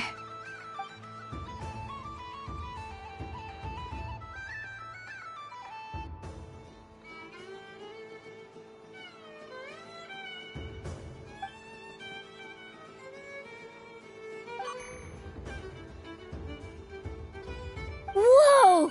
Am I seeing things? Where'd you get a Kuhenki? They're super rare. That's great. But you can only bring one partner to battle against me and Stacko. No ganging up allowed. They all look so eager to be picked. Which one should I choose?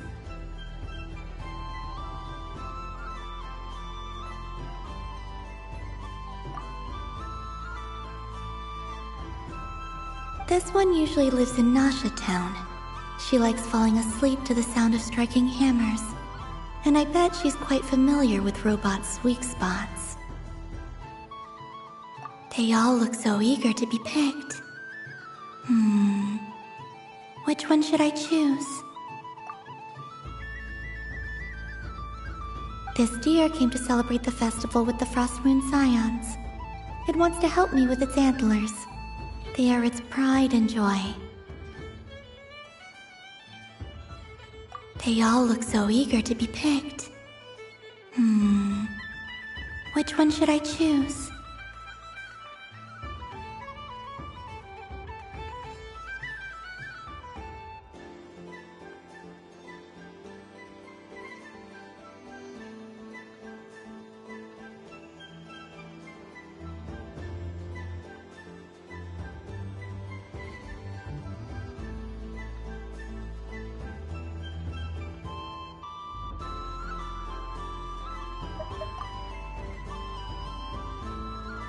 I'm not sure what this bot is trying to say, but it seems very happy.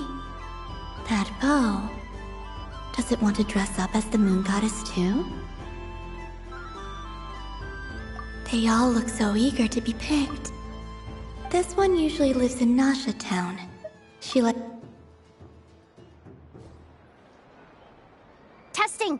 Testing! Oh, this is an emergency broadcast! An exciting battle is about to take place right here at the Nasha Town Special Arena! In this corner, we have the Moon Goddess and her robot partner. And in the other, we have the Moon Goddess and her Kuhanki partner. Only one Moon Goddess can be victorious in this ultimate battle of destiny! But who will it be? There's only one way to find out! Now, without further ado, let the Battle of the Moons begin! I don't care who we're up against. Stacko and I ain't gonna lose! Let's strike first! Stacko, formation shift! Ho ho ho! The robot has kicked things off with a change of formation. But how will this affect the battle? Nobody knows! The other party chooses to attack! Let's see how their partner performs!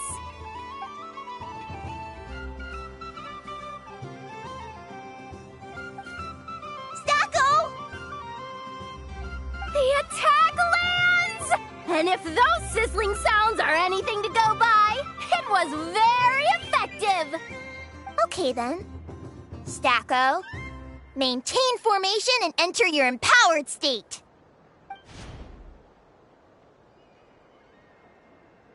Empowered state! There we go! Now we're talking! Absorbing the immense Kuvaki present on Moon Prayer Night, this lean, mean machine has greatly increased its offensive power! Oh, they chose defense! But Stacko's about to attack with full force! Is it too little too late? The battle is heating up fast! I'm about to start sweating machine oil over here! Go for it, Stacko! Set Kuvaki to maximum! Can their opponents withstand this blow? And what will this moon goddess do? Don't be afraid. Fight however you wish. It's a moon lane! A deft use of a moon lane allows the Kuhanki to dodge the blow, and now it's spiraling around its foe in circles! One loop, two loops, the robot's screen is bugging out! It's getting dizzy! Stacko! Oh, Stacko is down for the count! Our winner is the Moon Goddess! The slightly taller one, I mean. You did your best, Stacko. I'll take you to Ainos for a checkup right away, don't you worry.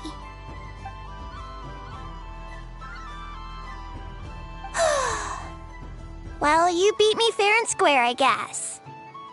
Honestly, I underestimated you. Won't make that mistake again. I think my partner deserves most of the credit. Just you wait. When I'm a little bit older, I'm gonna come back a whole lot stronger. Be ready for a rematch. I'm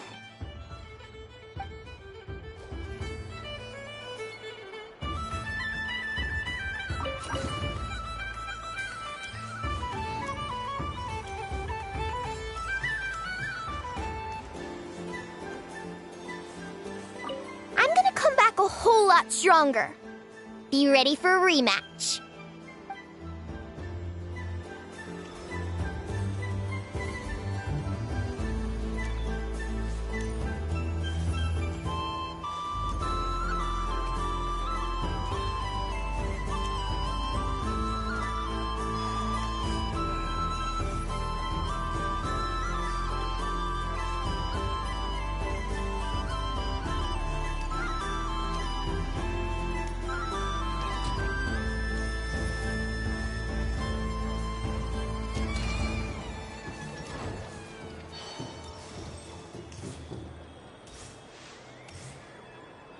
What's this? Should I give it a try?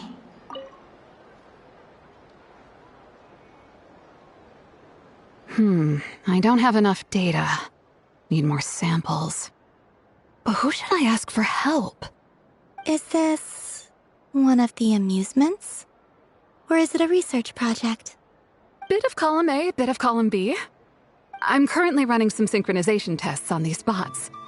Basically, you need to press the button to help them successfully obtain the treasure. But you've got to time it right. I'll record your data, which will be used to improve the robot's accuracy. But, ma'am, I mean, Moon Goddess, don't you think you should take your eye mask off first? There's no need. I will be all right. Okay then. Whatever you're comfortable with.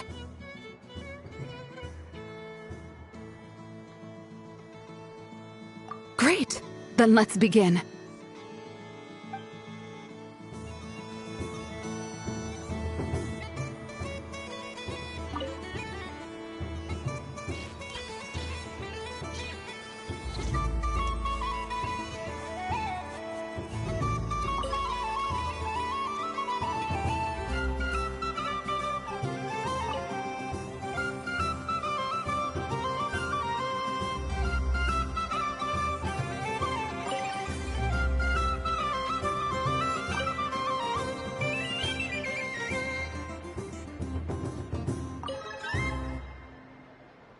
Nice. Data collection complete. Cool. So much useful data. I'm progressing much faster than I expected. Thank you so much, Moon Goddess.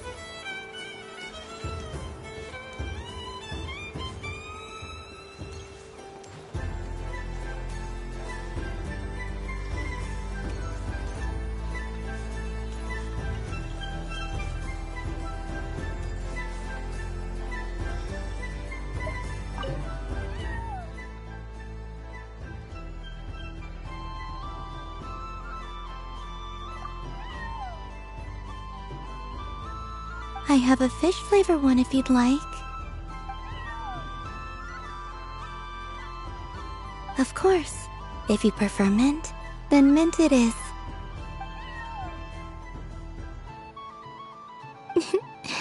Don't mention it.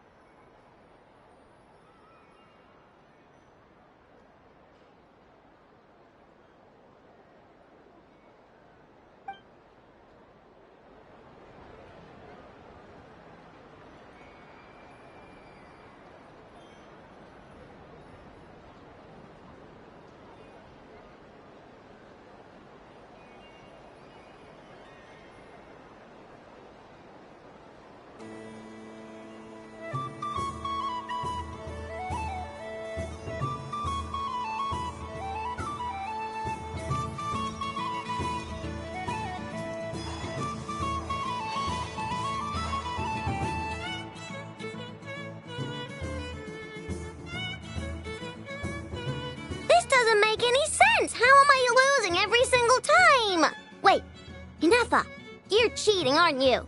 Yeah, that must be it. I am not cheating, Aino. Uh-oh, sounds like Inefa's turning into a big baloney bot. I think it's time for some serious maintenance. Moon Goddess, help me. Miss Columbina, Aino is attempting to cheat. What the? I'm not the cheater. You're the cheater. How dare you throw it back at me?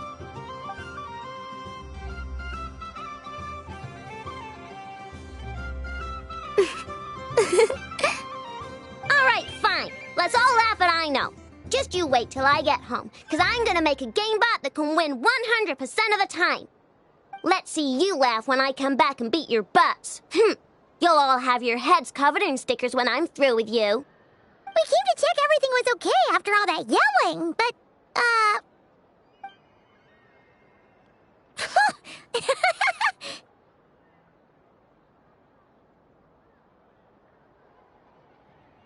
Whatever it is, it sounds like cheating is allowed. Kuhenki concentration. Each player starts with differently colored kuhenki. Each round, they draw one kuhenki from their opponent. When a player has two kuhenki of the same color, they make a pair and can be discarded. Any that can't form a pair must be kept. The round ends when a player can't form any more kuhenki pairs, and that player gets a sticker.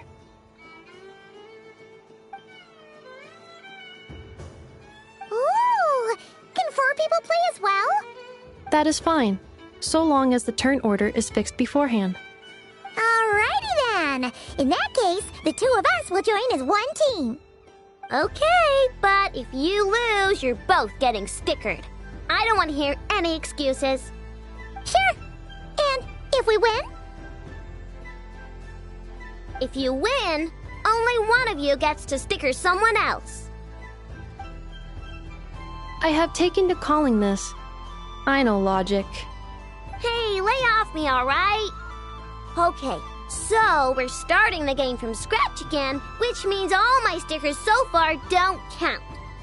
Looks like Luonatar is the Kuhenki of honor for this game. Anyway, let's go clockwise, starting from Inefa.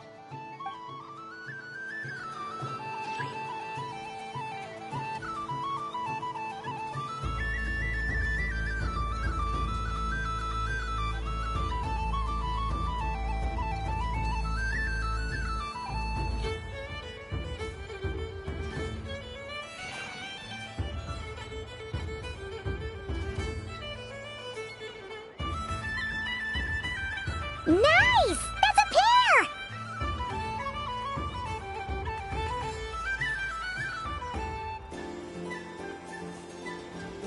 Go, go! Fly!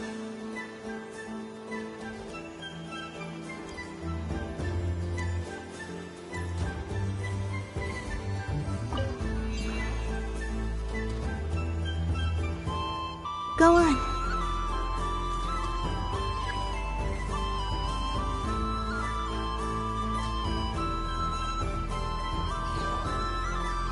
I have a pair.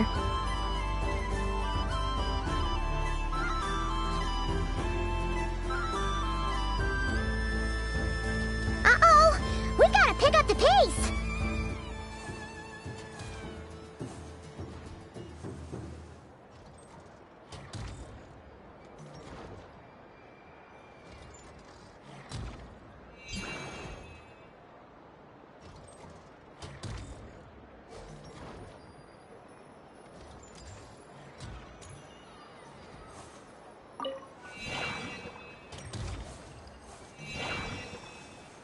I win.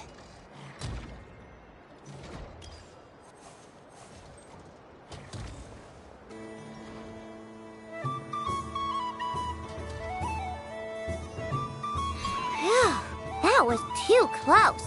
I thought I was gonna lose. Good luck, everyone. Ah, we're out!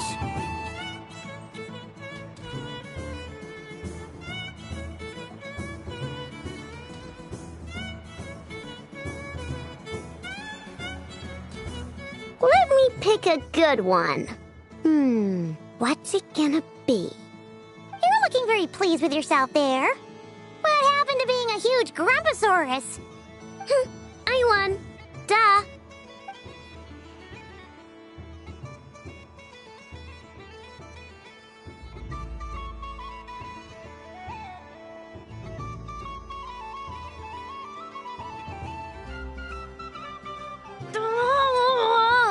Me again?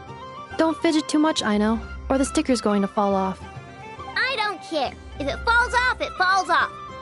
If a pair of Kuhenki get discarded, why not a pair of stickers? Huh? Huh?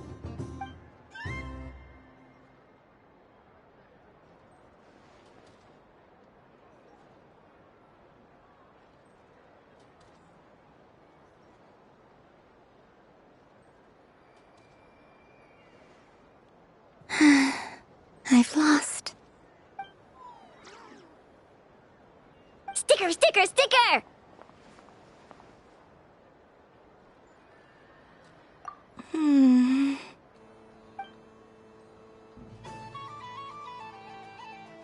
Cute!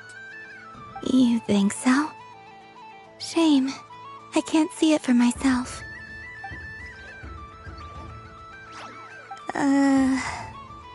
What did Luanatar say? She said it looks so cute that she wants me to lose a few more rounds.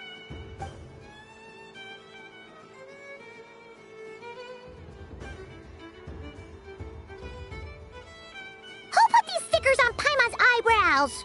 Ugh, she can barely see. Alright, now, I think we got enough evidence to prove that there's a serious problem here. Yes, I agree as well. The culprit is... Inefa! Culprit? What did I do? Quit acting dumb, Inefa! You're not wriggling your way out of this one. I've been watching you. Not only did you remember whose side Luanatar started at, but every time someone drew a Kuhenki, you were logging it and calculating every last possibility. Which Kuhenki pairs were gone, who had what color Kuhenki in their hand, even our facial expressions. You were keeping track of it the entire time. Exactly! What Aino said! Putting aside the fact that running calculations is not against the game rules, do you have any evidence to support your allegations? But that's not against the rules either. So she admits it. She certainly does. Alright, everyone grab a sticker. It's time to get Inefa back. But... Take that!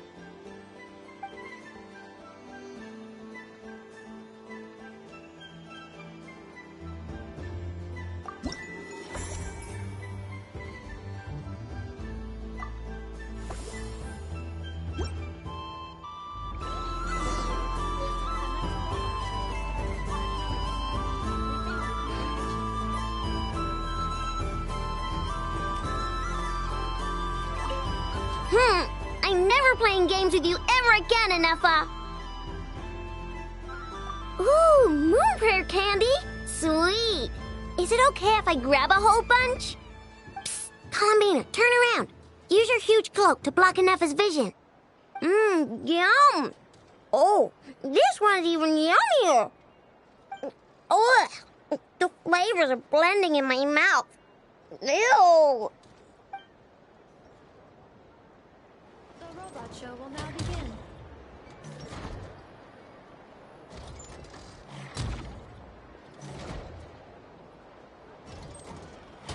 Please welcome to the stage, Cool Your Jets Ducky. Combining precision engineering with water cooling technology, this high-performance sprinkler fires powerful, controlled balls of water for up to 14 seconds at a time, as well as providing accurate plant watering at range. It can also be used to clean those tough-to-reach areas of the house that Aino cannot get to, no matter how high she jumps. Show us what you can do, Cool Your Jets Ducky.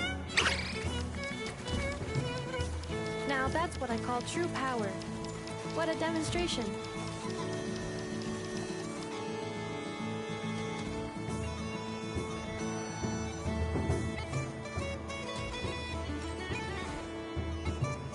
Dealing with stage waterlogging. Task complete.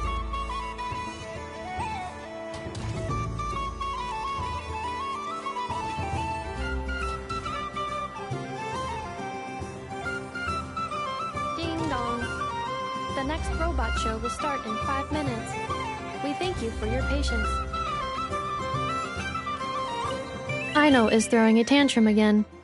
I believe it will take 3 crumb-cakes to constitute a suitable peace offering. Scanning candy composition and ingredient ratios. Selection confirmed. I would like the crumb-cake flavor. Flavor profile simulates real crumb-cakes with 27% accuracy. This is a non-viable substitute for Aino's afternoon snack. 1 moment, please. Done. Please sample this freshly baked crumb-cake, Miss Columbina. The robot show will now begin.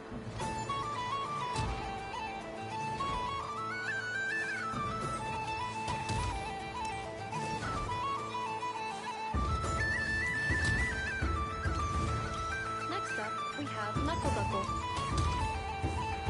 This armed domestic robot utilizes multi-sensor fusion technology to provide 24-hour security and environmental parameter monitoring. Duster mode redefines the meaning of dusting, providing our companions with a holistic, thorough, and effective cleaning service for the long term. Take it away, Knuckle.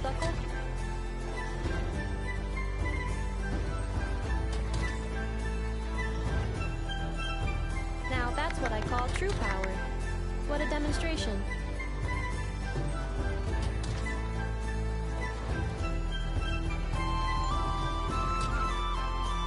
Clearing stage of Kubaki stamping die. Task complete.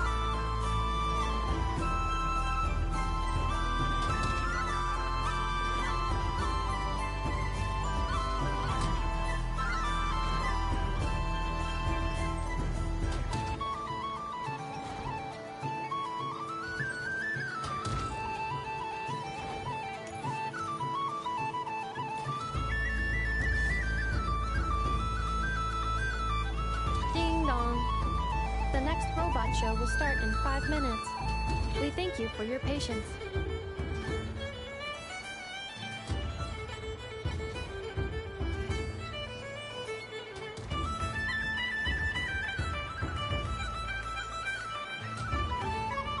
The robot show will now begin.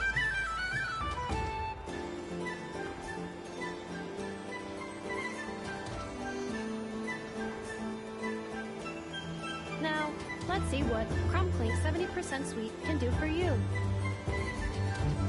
This dessert-making robot fully automates the baking process with smart recipe analysis and precision temperature control. Don't miss out on Crumbclink's taste testing function, unique to the market. It is a hallmark of Aino's forward-thinking design philosophy, which places mechanical empathy at the core. Crumbclink 70% Sweet. The stage is yours.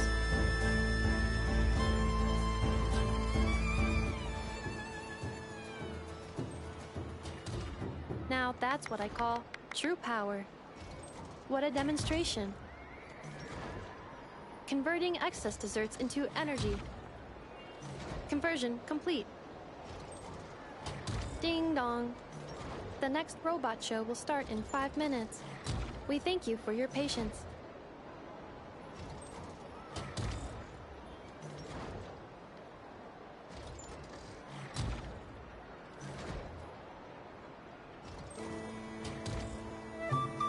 The robot show will now begin.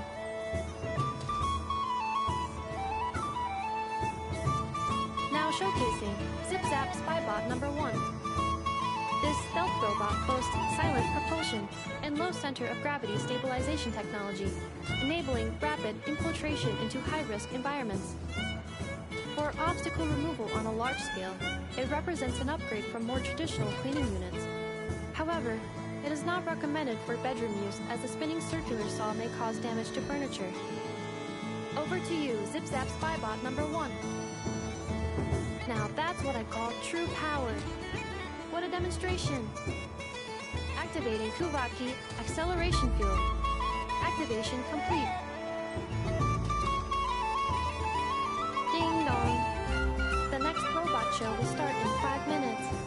We thank you for your patience.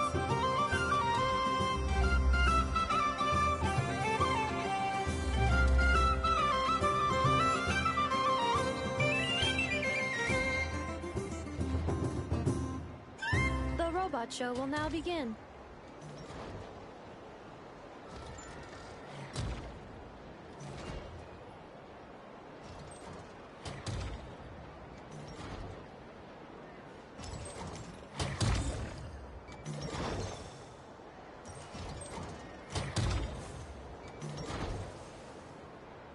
The next showcase is everyone's favorite prospector bot, Charred Lombro. I'm not a prospector bot. I'm the Trash King. This is a special sorting bot that can sift through useless trash and pick out valuable treasure. Its manufacturing history remains a mystery, but Aino and I are both delighted that it has joined the craft shop family. I'm not. Now, how about a demo, Charred? How about some trash to sort? There's none here. Note how it can simulate temper tantrums and respond to information in real time. Take me back to the workshop. I want to work. Now, that's what I call true power. What a demonstration. Now, syncing navigation route with Little Charred. Sync complete.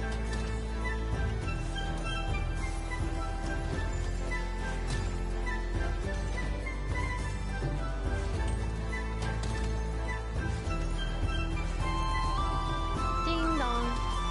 The next robot show will start in 5 minutes. We thank you for your patience.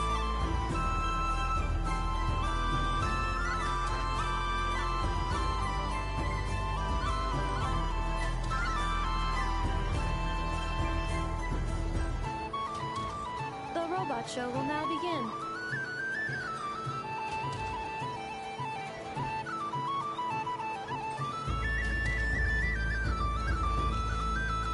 This time, we are proud to present Inefa.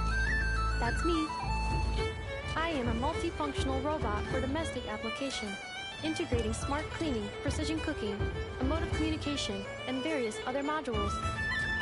When necessary, I can autonomously deploy the multi-purpose Smart Assistance Unit, or DITA, to ensure the safety of important personnel.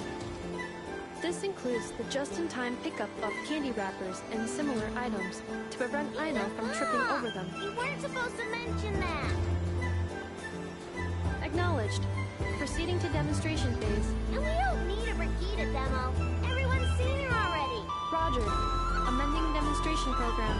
Moon lane detected. Kubaki ready. Aino, let's go home. Wait! That's not what I meant!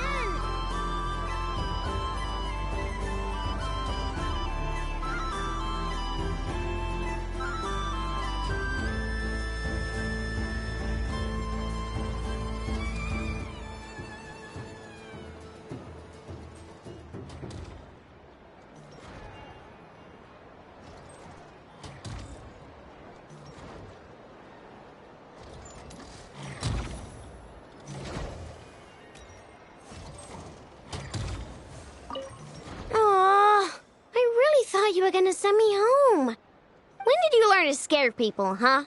Bad. Bad enough. Do you see this, Aino? It's a crunkake! You made it yourself, didn't you? Wait, how did you know I was hungry? Correction, you are not hungry. You merely desire food. However, consuming extraneous snacks is acceptable during a festival. Come, celebrate Moon Prayer Night, Aino. Yay! Oh, you're the best, Inefa. Festivals are awesome. Aww. When did you learn to Do you see this, Aino? It's a crunkake! Correction, you are, however, Yay!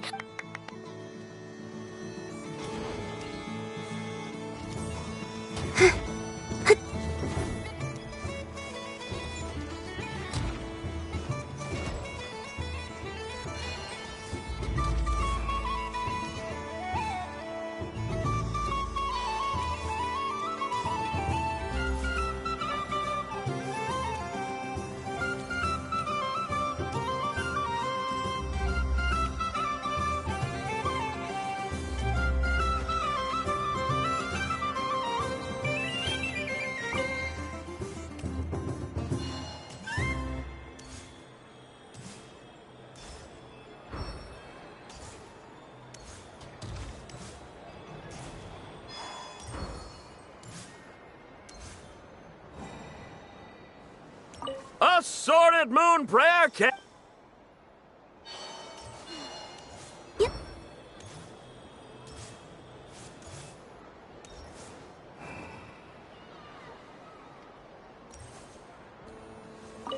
What's there to see on that moon? Let her go up there and cry alone. See if I care. What's there to see on that moon anyway? You're giving me candy? That isn't like you. This had better not be some weird prank.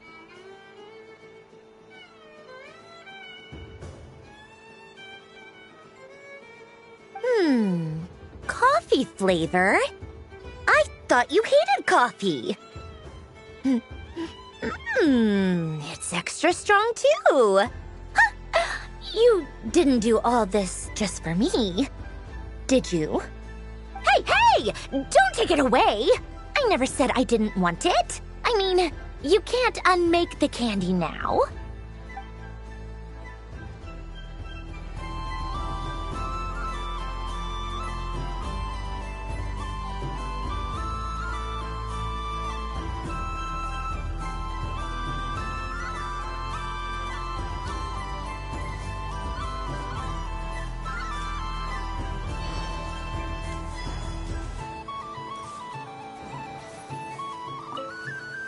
Done being a do-gooder yet? Thanks for coming here with... Are there any games you'd like to play?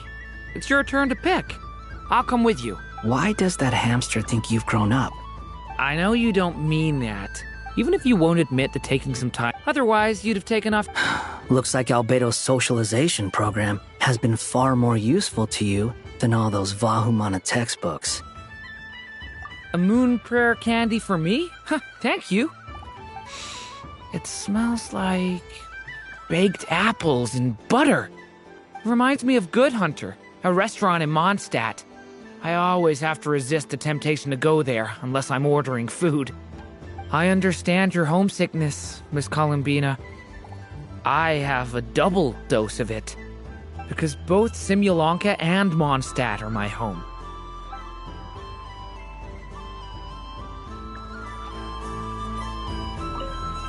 Done being a do-gooder yet? Thanks for coming here. Are there any... Why does that I know you don't... Even if you won't admit that... Otherwise, you'd have taken... Looks like Albedo's socialization program has been far more useful to you than all those Vahumana textbooks. I thought you'd actually spend your precious time doing something more worthwhile. Everyone has to take one? Well, fine. I'll take mine.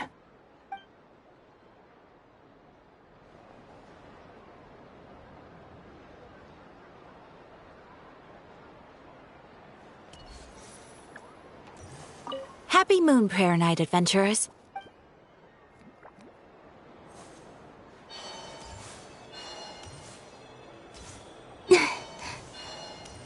Ding dong. The next Aino is throwing a tantrum again. I believe it will take 3 crumb-kakes to constitute a suitable peace offering. Ding dong. The next robot show will start in 5 minutes. I'm never playing games with...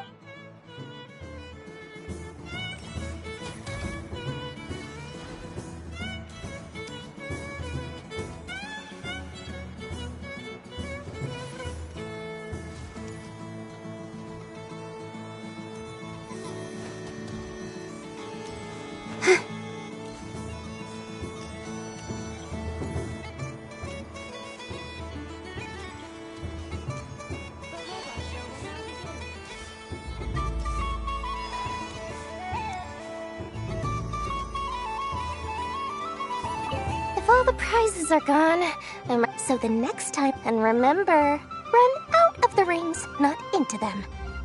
Oh, a gift for me? Lord Sangamabe really is going up in the world. Wow, candy from the moon goddess herself. If I back this up...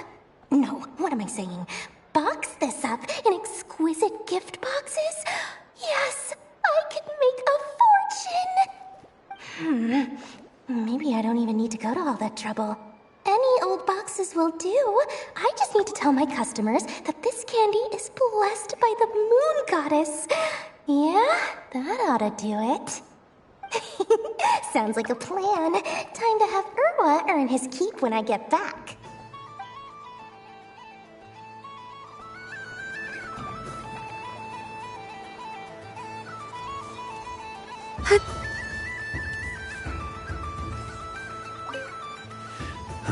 It'd be rude to just leave without saying anything. Huh? Albedo? This sketch is for you. Oh, a gift? The north wind left in the lurch. Thank you. It seems I've picked lemon. It strikes a good balance between sweet and sour. This has piqued my curiosity. What if we were to add citrus and other spices, then enhance the flavor via caramelization? I wonder what the end product would be like. Perhaps I should take the time to try this out.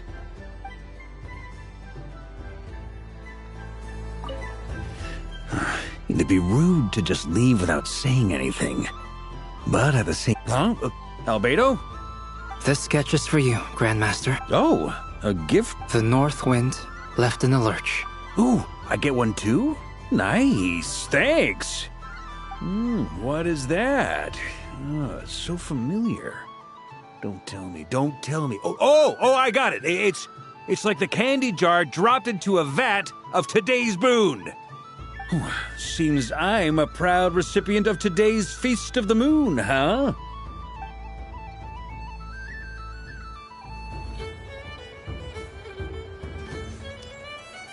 The death card made of the moon, for which fretting is of no avail. I will have a chat with Alice about it sometime.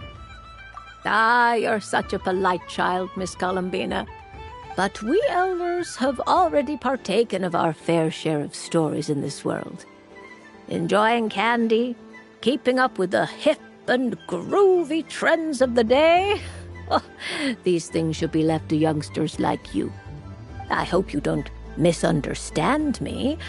I do not intend to lecture you or reject your kindness. It is simply that the mere sight of this candy is starting to give me a toothache.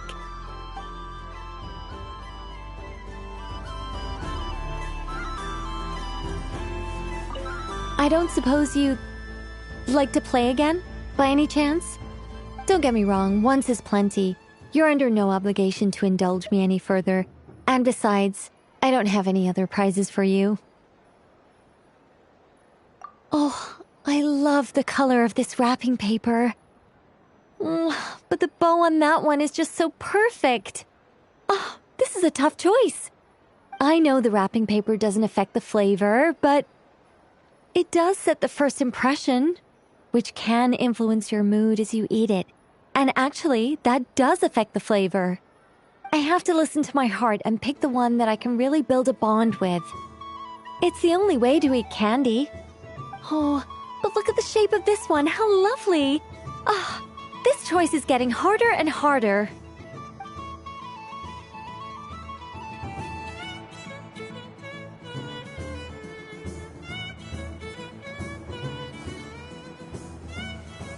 Up for another round of fish blast? Of bye-bye, bad fishies. Oh, bless my fluffy tail. Dodoko has never seen candy shaped quite like this before. Why, it shines like a lovely crystal. Let the feasting begin. Oh, sweet as a tomato bathed in sunlight. Thank you very much. You truly are a friend to the Dodoko. Please share the rest with other people. I am sure everyone will fall in love with the taste of pure joy.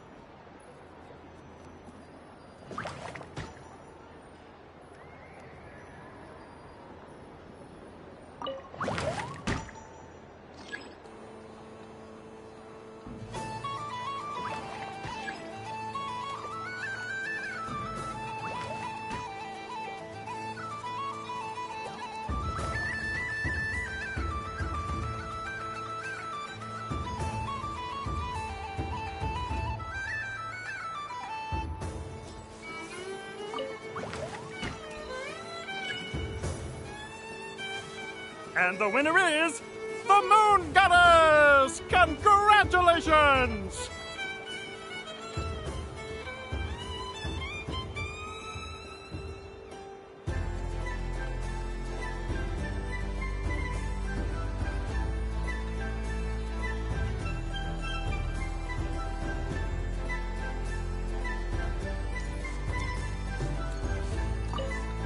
It's a pity that if he could have been here.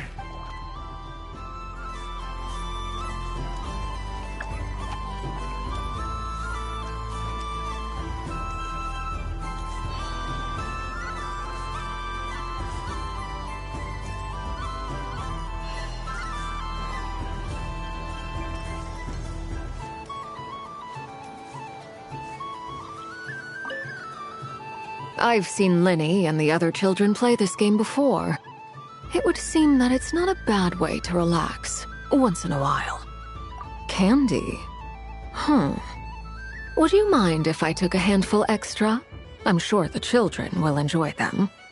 I must say, Columbina, you really have changed. You never used to show this much consideration for other people, even when prompted. I'm sure Sandrone would agree when I say, I like the present version of you better.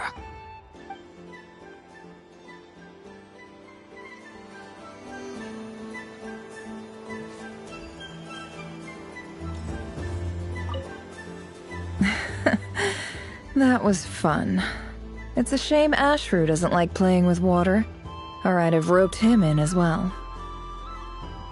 Oh, a gift? You shouldn't have, Miss Columbina. Very nice indeed. Candy is one of many luxuries that the desert folk could never afford.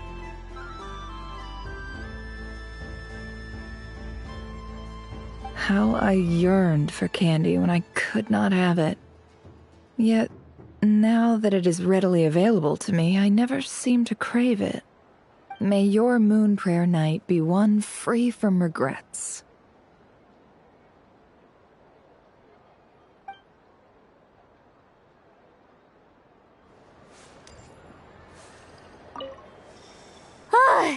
I just had a water fight with 2 Fatui Harbingers. Pretty scary, but also surprisingly fun. Aw, man, this feels kinda wrong. Like, shouldn't we be the ones giving you candy rather than the other way around? I guess I'll just take one. What flavor is that? It tastes like getting a mouthful of muddy grass. After being rear-ended by a blunt-horn rhino, then face-planting the ground. I'll never get this taste out of my mouth. It's delicious.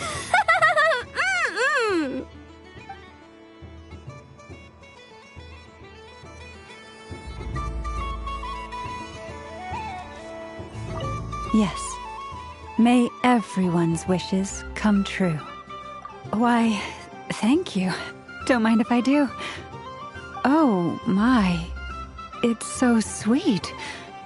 I'm so accustomed to plain, simple meals that this sweet treat is quite a shock to the senses. But I savor this moment in its entirety because it tastes like true friendship.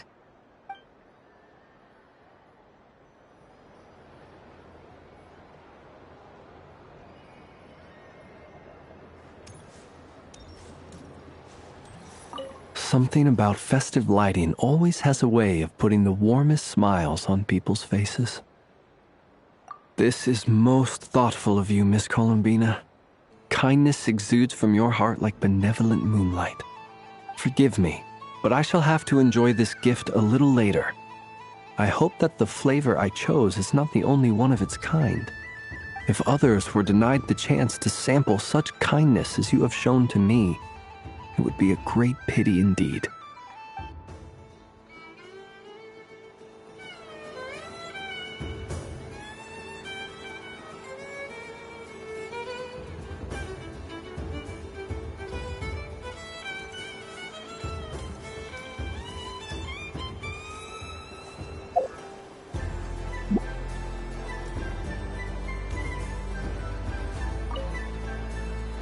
Traveler. Hey there, Columbina!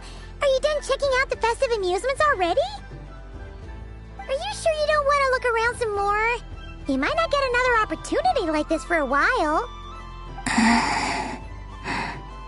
Right now, what I'd like to do is...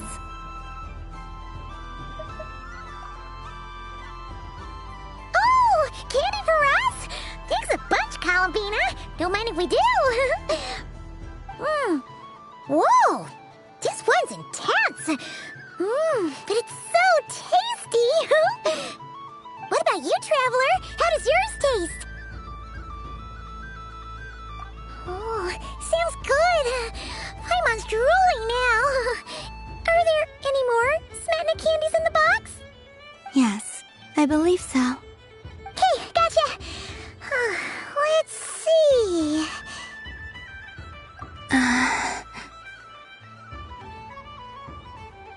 Sure. This one, and yep, this one looks right too. Okay, that's 3. Here we go. 1 per person. It's so sweet.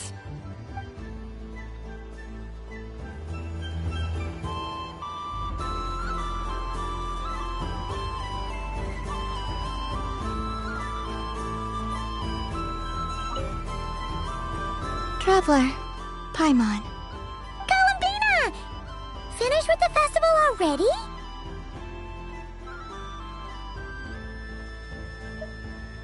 Really? You're sure you don't want to have a little more fun out there? Final answer!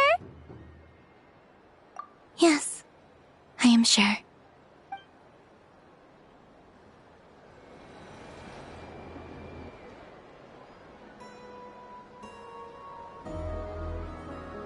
This was the most fun I've ever had on a moon prayer night.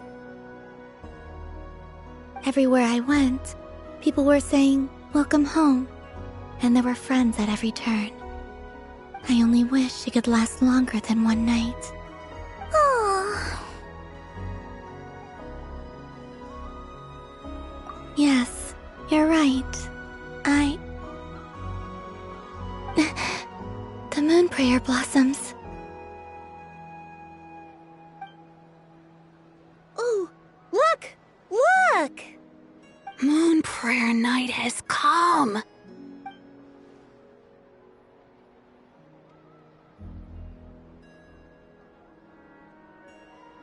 The moon.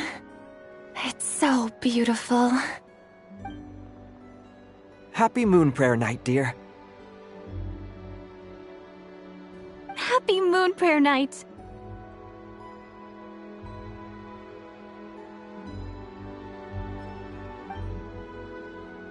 Happy Moon Prayer Night.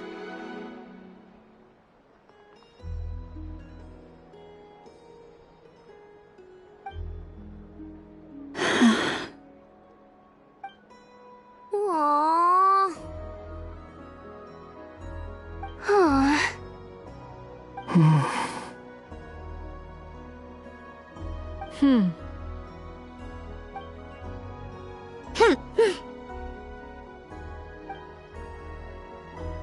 Time flies when you're having fun.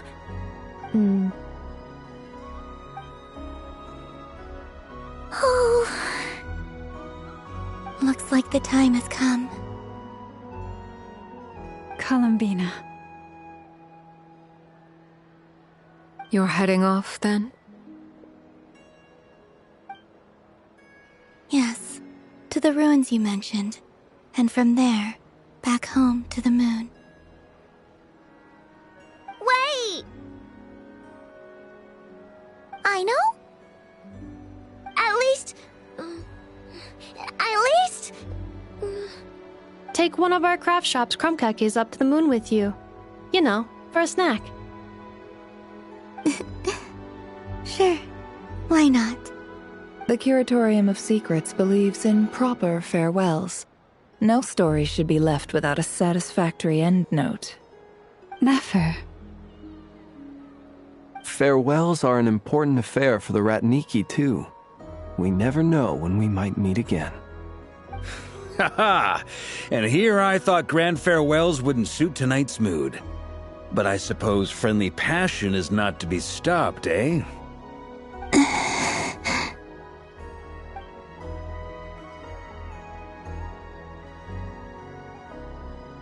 We made a little something for you, Columbina.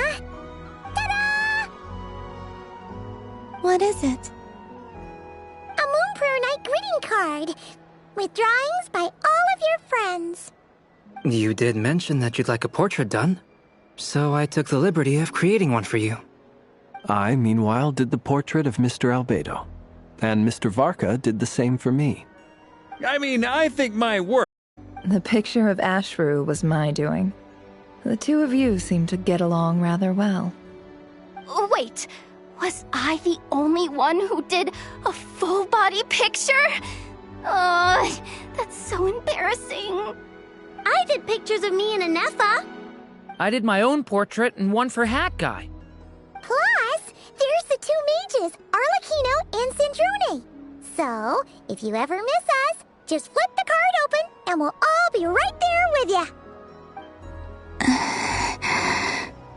I don't know what to say. Thank you so much, everyone. This whole Moon Prayer Night was more than I could have ever asked for. It is the greatest gift I have ever received. Lauma, I figured it out. Figured what out?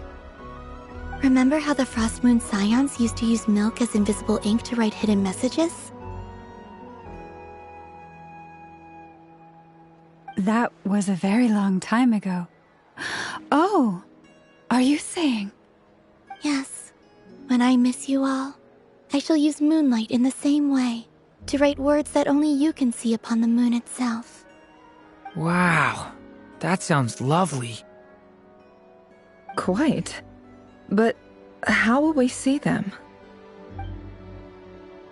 Simply open your windows on nights when the moon shines bright, and the moonlight will naturally flow towards the words I have written. That sounds most fitting indeed. Very true to form. I'll try to write them in places that won't disturb your sleep. I, for one, would sleep all the better for having read one of your messages before settling down for the night. Exactly. So don't worry about disturbing anyone's sleep. Just promise you'll write to let us know you're okay, all right? All right. I promise.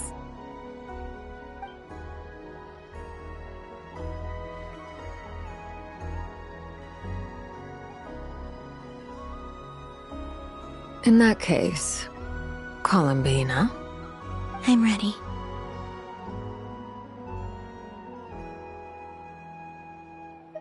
Very well. Let's go.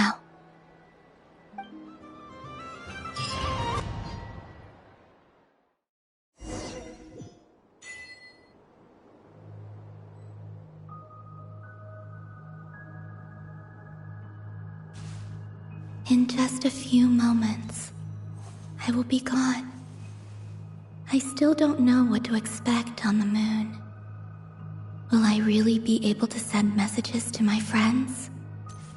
The Kuhenki, the animals of Not Cry. I'll never get to see them again.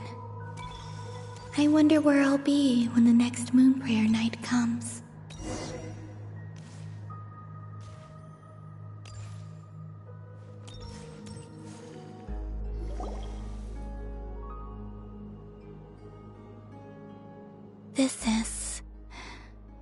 This is where the people of Hyperborea used to communicate with the moons.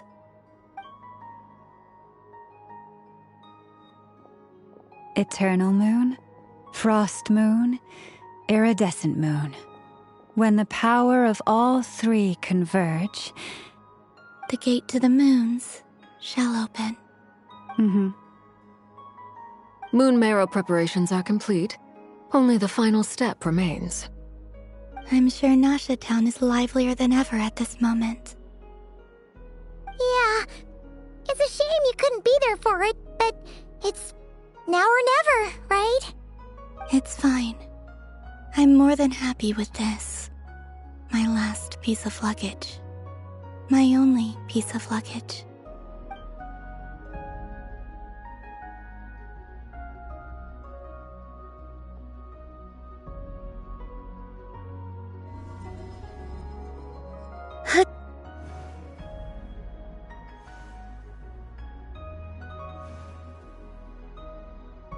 I can already feel the moon calling to me.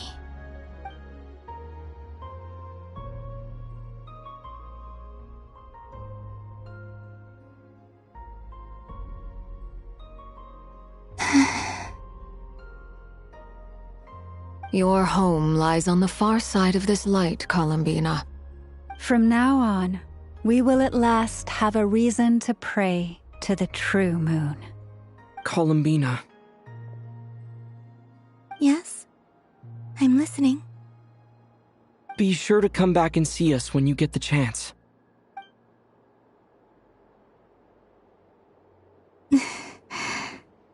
Of course. But if that chance doesn't come, then remember that you have friends on this planet. People who will miss Columbina. Yes, I will. Thank you for everything you've done for me. And remember, come night or day, the moonlight shall always connect us. Well then, farewell, my friends.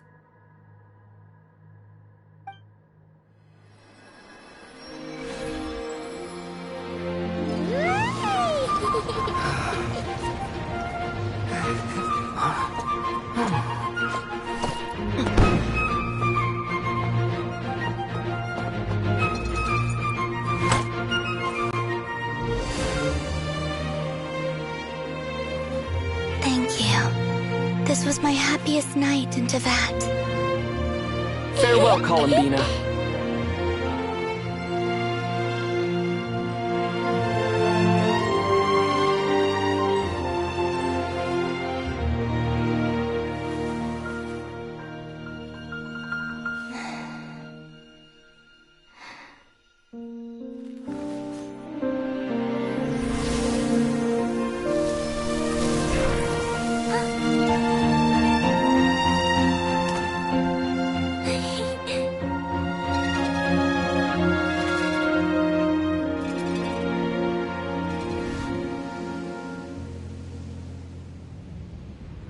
The moon really is closer than ever tonight.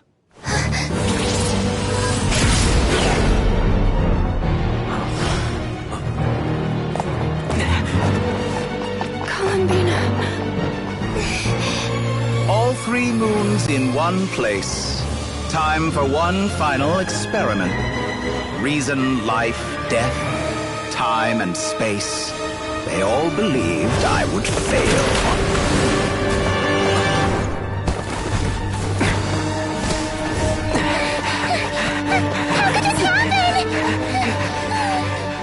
But Teyvat's primordial power never did belong to the throne of heaven. And now, they are mine.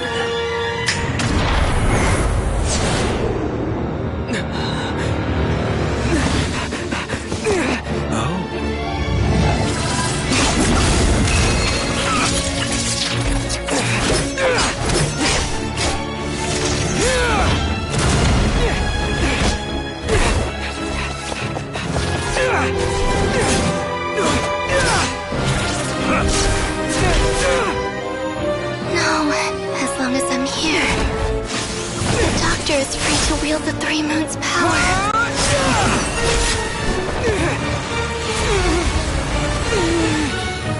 It's the only way.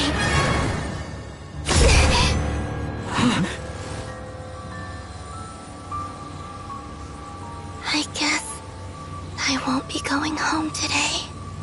Columbina! No!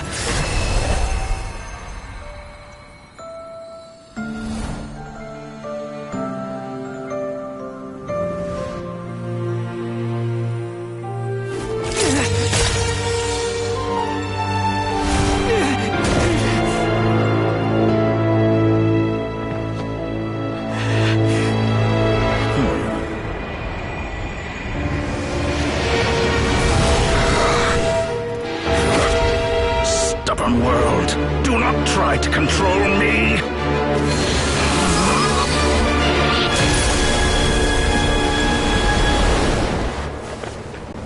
Columbina.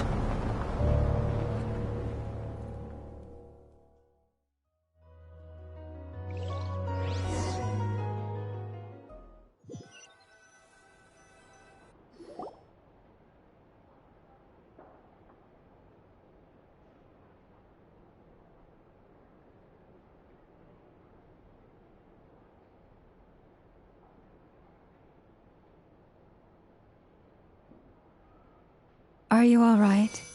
Do your wounds still hurt? I had someone prepare a little medicine that could prove effective. Take it if you need to. In that case, let me relate the contents of the call we made to Alice after the incident occurred. That Dottore is a crafty one. He distracted the Hexenzirkel by creating a huge fuss at Tevat's borders. I'd assumed that the cause was an abyssal intrusion from the outside world, which in fairness is a rather common occurrence. But after learning that you managed to influence the phantoms in Nordcry, I realized that perhaps this interference could have come from within Tevat instead. But we weren't able to change their fates. True, you couldn't change how their stories ended, but you did build some variables around yourself. Variables? Yes, things you heard that you could not otherwise have learned, ideas that would otherwise have never crossed your mind. All these things are variables. Of course, most variables usually pale into insignificance with the myriad of possibilities floating around. But the moment you start treating them as building blocks and intentionally stacking them, that changes things.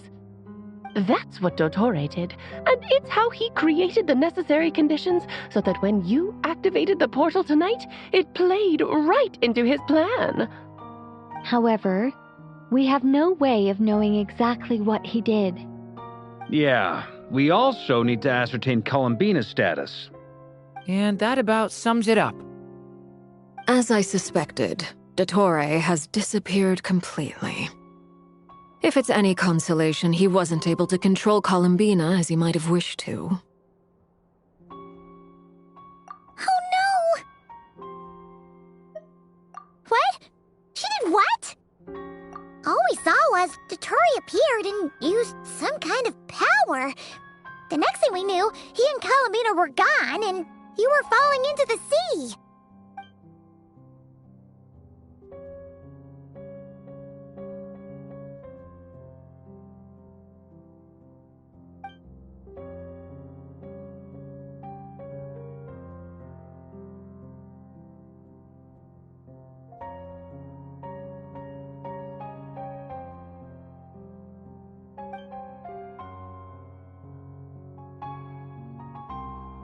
So, Columbina intentionally opened the Moon Gate and escaped into the same mysterious world as Rerir and Thalindis.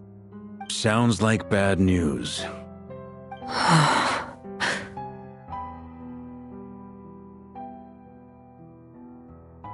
Seen in that way, the trilunar syzygy and Rerir's emergence, Dottore might have been pulling the strings in both cases.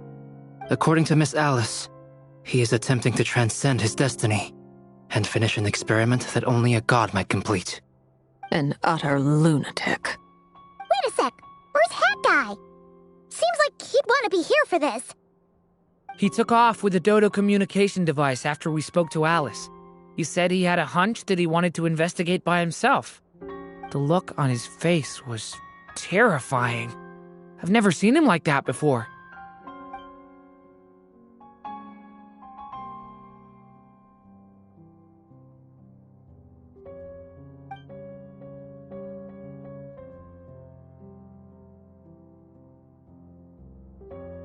I'm back. Hat Guy!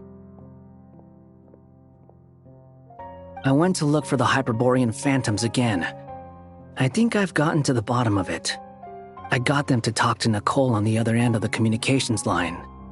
Turns out, the history they describe is different from how Nicole remembers it. Really? But how? Surely Nicole can't have been wrong. Because the phantoms are the ones who are deceived. They speak of a savior who appeared in their history. One who never should have existed. This savior promised to create a new moon within the false sky, and even bring back their moon goddesses. Foolishly, they believed in him, and told him everything he wanted to know about the moons. It's obvious that this was Dottore doing. Now you mention it, the first time we entered the Hyperborean ruins, we heard the phantoms discussing their history, and I remember Nicole commenting that something sounded a little strange. But Dottore shouldn't have been able to get in there in the first place. He didn't. Nicole said that this was an anomalous state triggered by disruptions in the causal connections between phantoms from the same era. The variables that Dottore put in place were substantial enough that they even affected phantoms that he never met. So it's not that their memories were unclear. They'd been tampered with. That's exactly the possibility Dottore was trying to manufacture. He turned these variables into knowledge and engineered the situation so all that knowledge would fall into his hands. Then, he harnessed that knowledge on Moon Prayer Night to truly create a false moon. How is that even possible? To be precise, he exploited a weakness in the way the spell works. The spell senses Kuvaki to detect the moon's location. So, as long as the false moon more strongly resembled the moon than the frost moon beyond the skies, the gate would teleport Columbina to the false moon's location. In other words, to Dottore's side. Once he had her under control, the teleportation spell remained active, and he manipulated her power to seize both moon marrows. At that moment, the moon marrows disappeared right before our eyes. It was already too late, even as we were leaving the ruins. By then, Dottore had already amassed the power of all 3 moons. So, where does that leave us? What do we do now? I'd certainly like to know what Her Majesty thinks, now that the concerns I expressed to her have come to pass. But we cannot simply sit and wait for her to decide the matter. And in any case, it is not the Fatui Harbinger Damselette who sees us as her friends, but rather Columbina Hyposelenia. If, even in such extreme circumstances, Her Majesty will not lift the prohibition on Harbingers drawing steel against one another, then I will do as my heart demands. I will fight as Peruware instead. Oh, Arlecchino! Time is short, so I'll make the first move.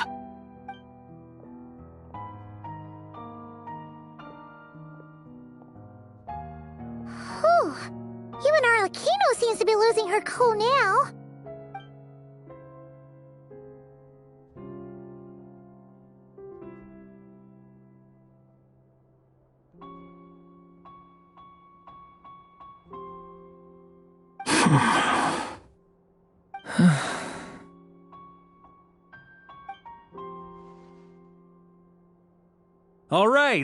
All right. Lose those dejected looks for a moment and listen. It looks bad, I won't lie. Very bad, in fact. So Dottore's pulled some real dirty tricks to gain the upper hand. For now. And yeah, it's to the point where even the mages say that his variables have affected destiny. I'm not so sure, though. Many have told me that Tevat's destiny is fixed, and that does appear to be the case. Well, what makes Dottore so sure he'll be the exception?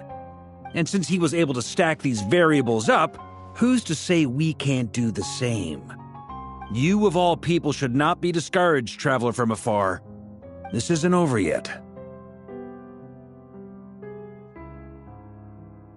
And you're not alone in that. Everyone here does, whether they've spoken thus far or not. But none of us are the type to sit back and wait for the sun to shine again. That's exactly how a knight should roll. If they knock you down, you get back up and get back in it.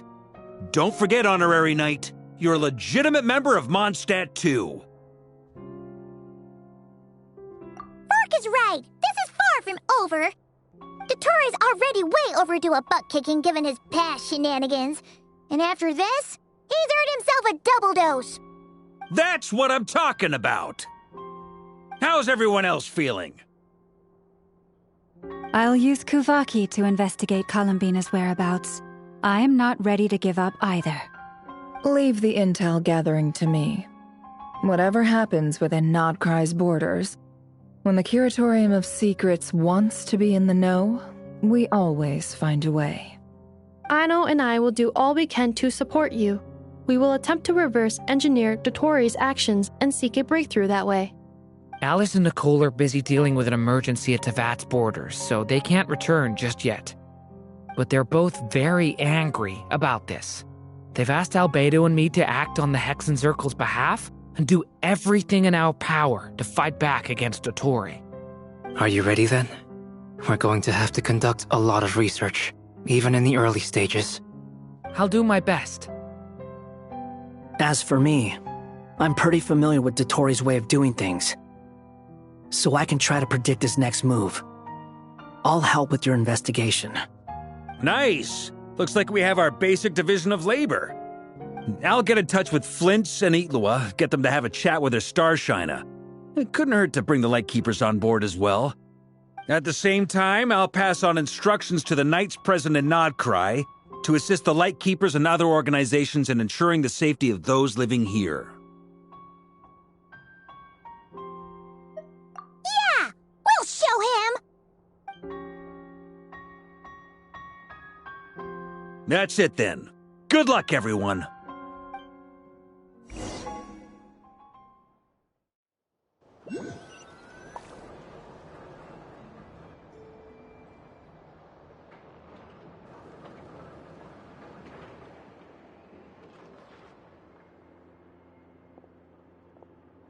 I never thought that Columbina would become my real name. It went from being a Fatui code name to something my friends call me. And remember, come night or day, the moonlight shall always connect us.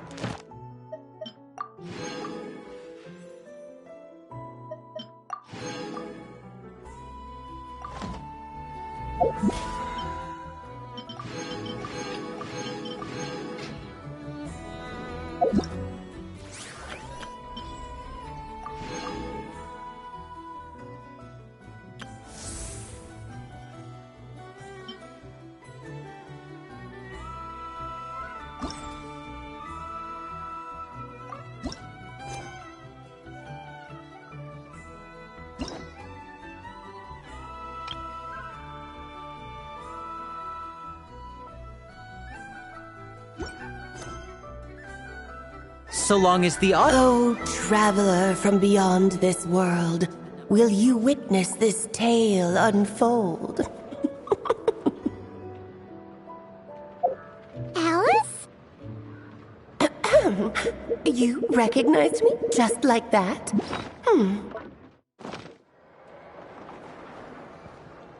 Anywho, come to Star Sand Shoal. There's a little something I'd like your help with. please Mom without a hefty dose of mystery, huh? Let's go see what this is about.